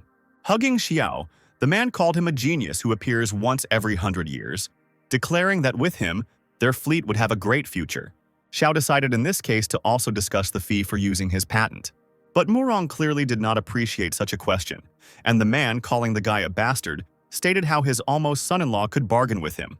Xiao asked with disbelief what the admiral had called him, meaning the words about his son-in-law. The situation was saved by Yang Shuo, who asked his father to behave decently, because if people heard, they would think that he was selling his daughter. Having come to his senses a little, the man finally asked how much the guy wanted for the patent, to which Xiao, without a twinge of conscience, stated that he only wanted 1 billion. Murong became angry again at such a high price and was about to hit the young man with a brick. But Xiao reminded him that the Imperial Institute was asking 5 billion for the drug SK-92, which doesn't even cure, so the guy's price was still quite reasonable. And Yang Shuo quietly whispered to his father, suggesting that they consider this billion as Xinshin's wedding dowry, and if anything, they could always change something in the contract. Xiao, watching the two whisper, began to feel like he was being conned. After lunch, Xiao refused the offer of a ride home and walked home. While talking on the phone with Xinshin, the guy explained that he had other things to do and therefore there was no need for it. After finishing talking to the girl, the guy looked at his phone, and entering the bank, the guy saw that an advance payment of 50 million had already been credited to his account, and he could start thinking about what to buy for his sister and the others, deciding to give his sister cosmetics and a massager, and Meng Meng her favorite sweets and new clothes, Teacher Chen his favorite tea, and of course, Xiao did not forget about Freya. Remembering the girl, the guy quickly summoned Freya, and a blonde in armor appeared before him. When the girl came closer, the guy handed her a glowing stone as a gift, and Freya, seeing the magical core of the beast with the attribute of holy light, even gasped in surprise, not holding back her emotions. With it, the girl will be able to quickly make a breakthrough and improve her level. Xiu also prepared a special herb for the girl to protect the meridians and a heart-strengthening pill. After asking if Freya was ready, the girl sat down on her knees and opened her mouth. The guy carefully placed a small stone on the girl's tongue, and Freya quickly swallowed the gift. Suddenly, the girl's heart began to beat wildly, causing panic. Grasping her chest near her heart, Freya prepared herself to level up. But suddenly something went wrong. The girl's eyes began to fill with light, and later she took off into the sky at a furious speed. Abrasions began to appear on the girl's body, from which blood began to flow, and the fairy herself could barely remain conscious. Having spread her wings and hovered in the sky, the girl could barely contain her strength, feeling a sharp pain. And then her eyes, becoming normal again, began to close, and the girl flew down, remaining powerless. Freya's fall was very strong and powerful. Frightened, Shu quickly ran to the girl, saying that if it was too hard for her, he would immediately stop the transmission of spiritual energy. But the girl, trying to get up, asked the guy to wait. And suddenly, Xiao seemed to see a picture unknown to him in his thoughts. Two men stood in front of the cage where the little fairies were kept and discussed the goods. The buyer grabbed one of the fairies by the hand, pulling her out of the cage, while the other fairy tried to escape from captivity. The man, grabbing the little creature with one hand, declared that from now on, the fairy would serve only him. The second fairy, still sitting in the cage, clutched her head and began to pray to her ancestors to save her from this horror. But suddenly opening her eyes, the little fairy was very surprised. After all, the same surprised Xiao stood in front of her. Freya had already come to her senses a little by this time, and touching the snow, the girl began to write something. Afterwards, a single phrase written by Freya appeared on the snow. "I can handle it." For a second, everything around was silent. The girl, holding her abrasions, began to feel her wings blazing with fire. And then, a strong pain pierced her whole body, causing Freya to be unable to hold back a scream. The white wings began to blaze even more with fire, turning black. Xiao, seeing how much pain she was in, asked the girl to stop. But it was too late to stop. The wings had turned completely black from the fire. The guy, worried about the girl, tried to stop her again. But before he could say her name, Frey suddenly nudged him slightly. And quickly rushing to Xiao, she kissed the guy, causing Xiao to even freeze in surprise. Dailu couldn't contain her anger at such actions, but the jellyfish tried to calm the fox down by saying that this was a very important moment for Freya. And immediately after the kiss, the girl's wings began to glow with a bright light again. And two more wings began to grow from her back. All this time, she looked only at the guy. Pulling herself together, Freya prepared to complete the transition to the next level, and Xiao could finally breathe a sigh of joy seeing how Freya had succeeded. When the angel finally came to, Xiao tried to make sure Freya wasn't hurt. Looking at the girl, the guy said, as the angel's chest was slightly swollen, offering to take off the armor. And then Freya called the owner depraved again, while Xiao simply laughed. At this time, Dailu appeared next to the guy, who did not expect that the guy and the angel were much closer than she thought. Shasha decided to apologize for the fox's behavior, explaining that Dailu saw their kiss. The fox offered to make up for everything in private in the evening, but Xiao hastily refused, while the wolf was confused, watching this whole situation reminiscent of a harem. The day was already drawing to an end and it started snowing outside again. 3 girls followed Xiao, who declared that they could choose whatever clothes they liked. But Dailu reminded them that they had never been to a store for people, and then the guy decided to help with advice. The first option was an office style, which made Dayla very embarrassed because the skirt was too short. The second option is a qipao, which was tried on by a jellyfish who really liked the dress, despite the very high neckline. And the third option was Xiao's favorite, a maid's costume, which Freya tried on, which made the angel feel very embarrassed because of the length of the dress and the almost exposed chest. When the boy was helping the angel choose an outfit, Xiao realized that he seemed to have angered the others. The fox and the jellyfish began to be indignant, saying what a pervert the guy was. And then Dailu said that the owner was very angry and offered to change the guy's clothes.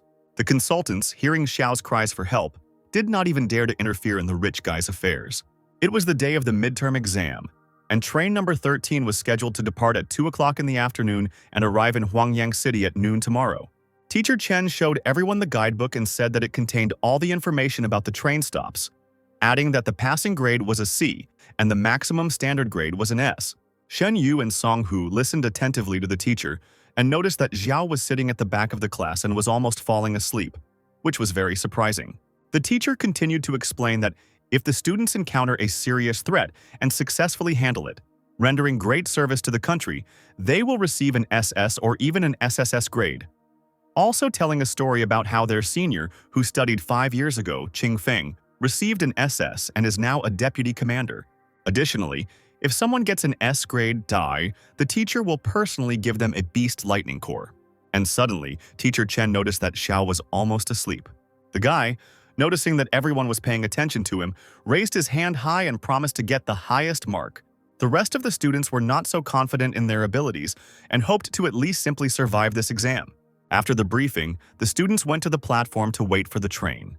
Students from different classes discussed which train number would arrive at the station. She stood apart from everyone and thought about how the weather had gotten so bad this year. Suddenly, Jinjin appeared behind him with a gift. The guy held out a pink bag and looked inside as soon as he took it. As it turned out, Shinshin had knitted a scarf as a gift for the guy. But because she was bad at knitting, she was only able to give it to him now. Xiao, who was very pleased to receive such a gift, immediately tied the scarf around his neck. And thanking the girl, he added that he was very warm. Suddenly, the sound of an approaching train was heard on the platform. The large train slowly approached the students. Xiao, noticing the transport, promised the girl that as soon as he returned, he would go to the cinema with Shinshin.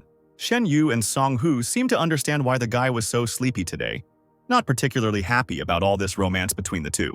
Noticing the guys talking about something, Xiao decided to go over to find out the topic of gossip, but Shen and Song quickly fell silent as soon as the guy approached them.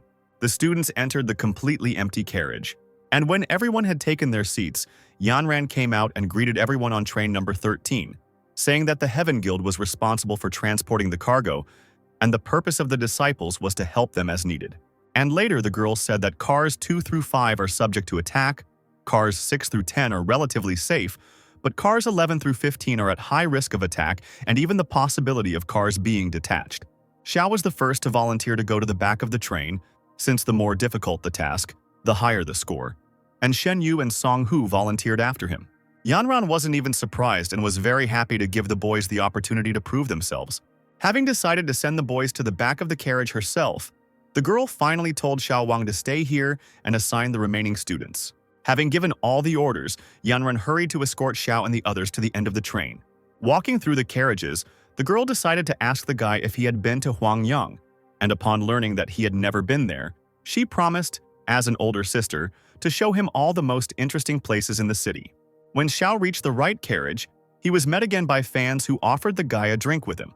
But the guy kindly replied that he did not come here to have fun, and Shen Yu and Song Hu even joked that it was as if Xiao had come not to take exams but for a corporate holiday, seeing how everyone wanted to be friends with him. There was also a guy in a cap sitting in the carriage who was indignant about where the guy got such abilities as a pharmacist, thinking that he just came there through connections. But Lin Yue was asked not to slander Xiao since he was not chosen as a special pharmacist. But the guy continued to be sarcastic, noting that if it were not for Madame Qin, Xiao would not have been chosen for this position. Yanran intervened in the conversation and ordered them to stop talking about her younger brother like that, adding that she was always objective when choosing special pharmacists. Lin Yue, unable to bear it, began shouting that he had been risking his life for the guild for 8 years and had accomplished a lot of good deeds. But even after returning from a business trip, this guy took the place of senior pharmacist. Xiao, hearing his name, told Dr. Lin that this title did not depend on merit, but on medical skills, and then Yue proposed a bet. All that remained was to decide what the guys would bet on. Lin Yue stood up from his seat and suggested that if he lost, he would leave the guild, and otherwise, Xiao would leave. The train finally set off and had already left the city, passing through the danger zone. The monsters were already waiting on the mountain, awaiting the moment to attack. And when the train was already nearby, the monsters with the head of a rat and the mane of a lion rushed at the train as if it were prey. Alarms went off in all the carriages, signaling that an attack had taken place. Yanran quickly ordered everyone to be on guard and ready to fight.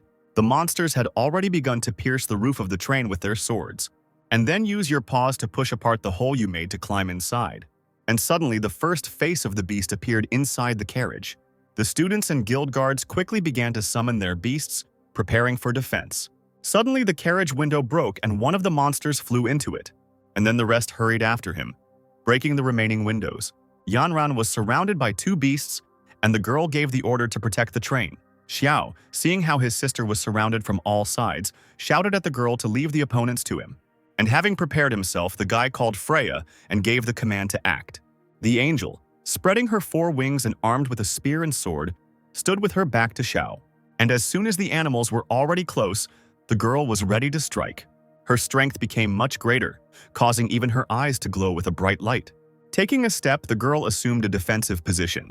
And then she raised her spear, which was also burning with a bright light. And fully armed, Freya ran straight at the enemies, quickly cutting each one down.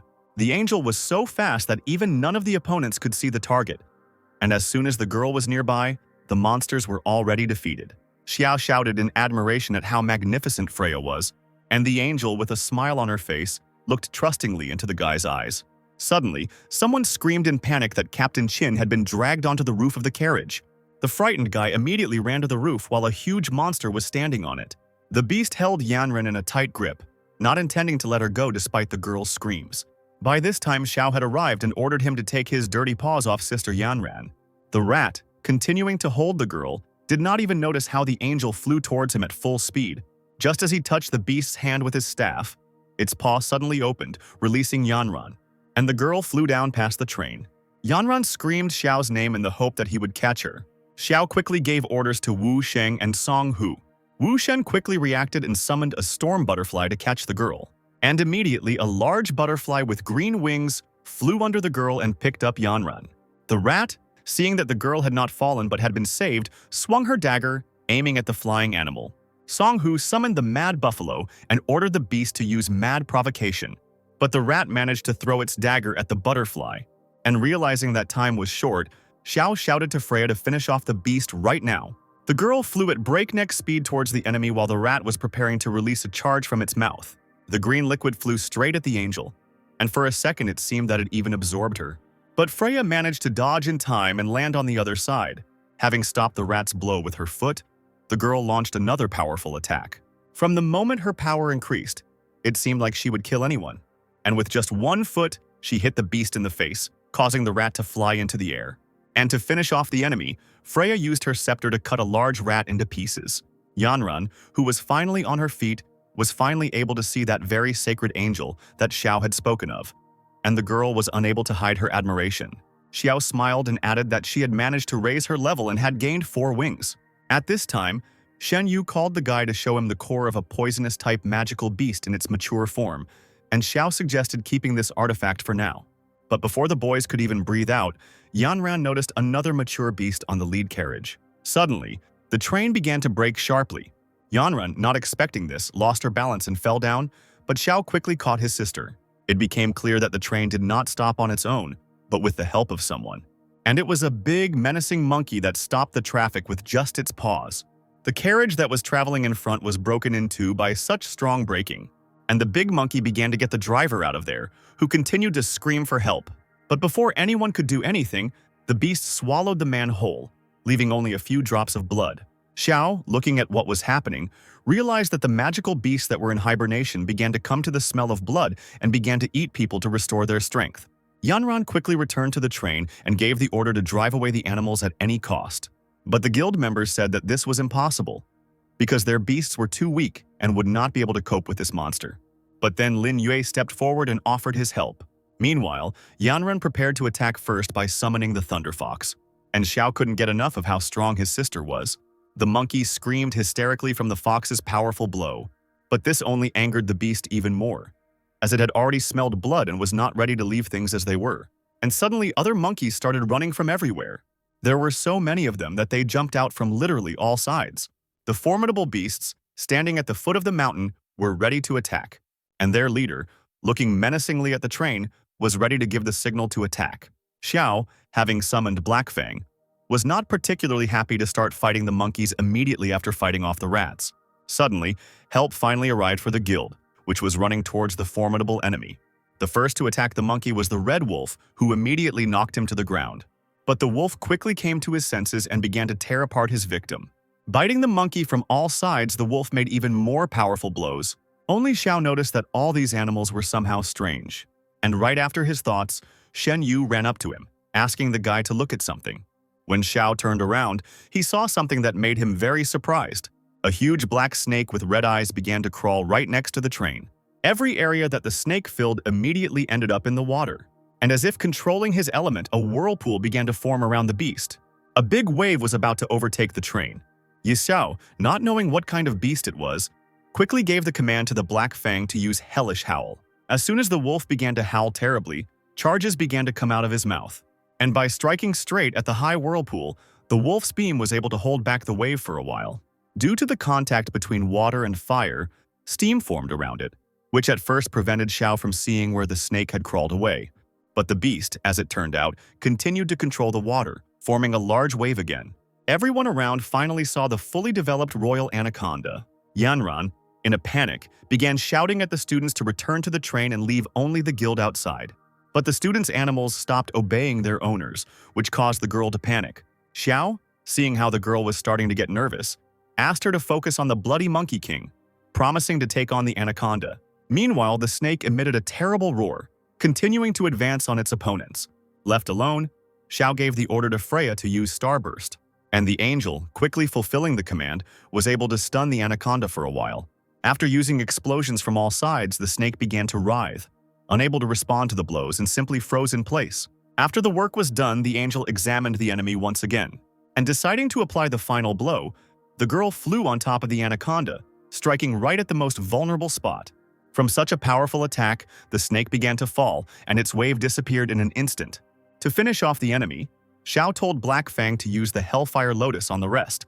With a terrible roar, the wolf again launched powerful beams at the now exhausted snake. The anaconda began to hiss, writhing in different directions, dodging the enemy. But the lotus began to absorb the beast and the snake stopped trying to attack. The monkeys themselves saw the attack, which made them even more angry. Freya decided to deliver the decisive blow to the snake, which had already stopped fighting back. And firmly gripping her sword, the angel swung the weapon. And with one movement, she cut off the anaconda's head.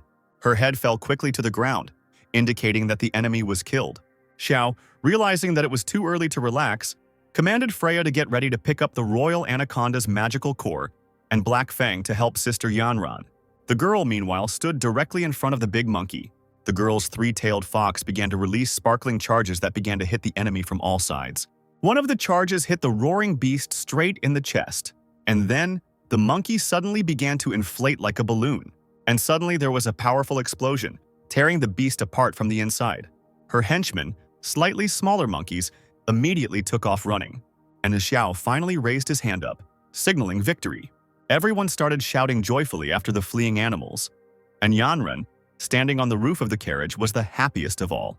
When the fighting died down and the danger had passed, everyone returned to their carriages. The guild guard began to scold Lin Yue when he found out that he had given all the beasts a neurostimulator, but the guy said he was only thinking about the students taking the exam. Yanran also stated that the guy simply didn't care about human lives since he acted so thoughtlessly. But Lin Yue asked the guild leader to watch what she said, adding that, besides, he was a qualified doctor and certainly understood more than those who got in through connections, hinting at Xiao. Xiao even asked the guy again if he was really hinting at him with his words. Lin decided not to answer this question and only reminded the guy about the dispute, saying that if Xiao was really so skilled, then he should go and heal all the battle beasts. But Xiao didn't answer and only exchanged a sly glance with Yanran. The guy thought that since Xiao was silent and still sitting here, it meant that he was still not capable of anything. The guild leader said that it would be better if Lin went through the other carriages, since Xiao had cured the animals before boarding. The guy was beyond surprised and stood up from his seat and started shouting that it was impossible, since he had been developing this neurotoxin for 10 years. Xiao, pleased with his victory, only replied that nothing is impossible, and also getting up from his seat. The guy remembered how Yanran told him that the guy did not become an honorary pharmacist because he did too many nasty things, did not care about the lives of his comrades' animals, secretly traded organs and nuclei, and even collaborated with foreign guilds. Every time the guy thought about it again, he immediately felt sick. Lin Yue wasn't going to leave the guild that easily, and while Xiao was talking about his terrible things, the guy quietly took out a knife, and he attacked Xinyu with shouts, declaring that if he did not become an honorary pharmacist, then the guy would not become one either. But Yanran stood in front of him and, unable to withstand such impudence, kicked the guy in the stomach, causing him to fly back. Xiao was not in his right mind by this action and also ordered Freya to act. With just one swing of her sword, the angel quickly cut off Lin Yue's head.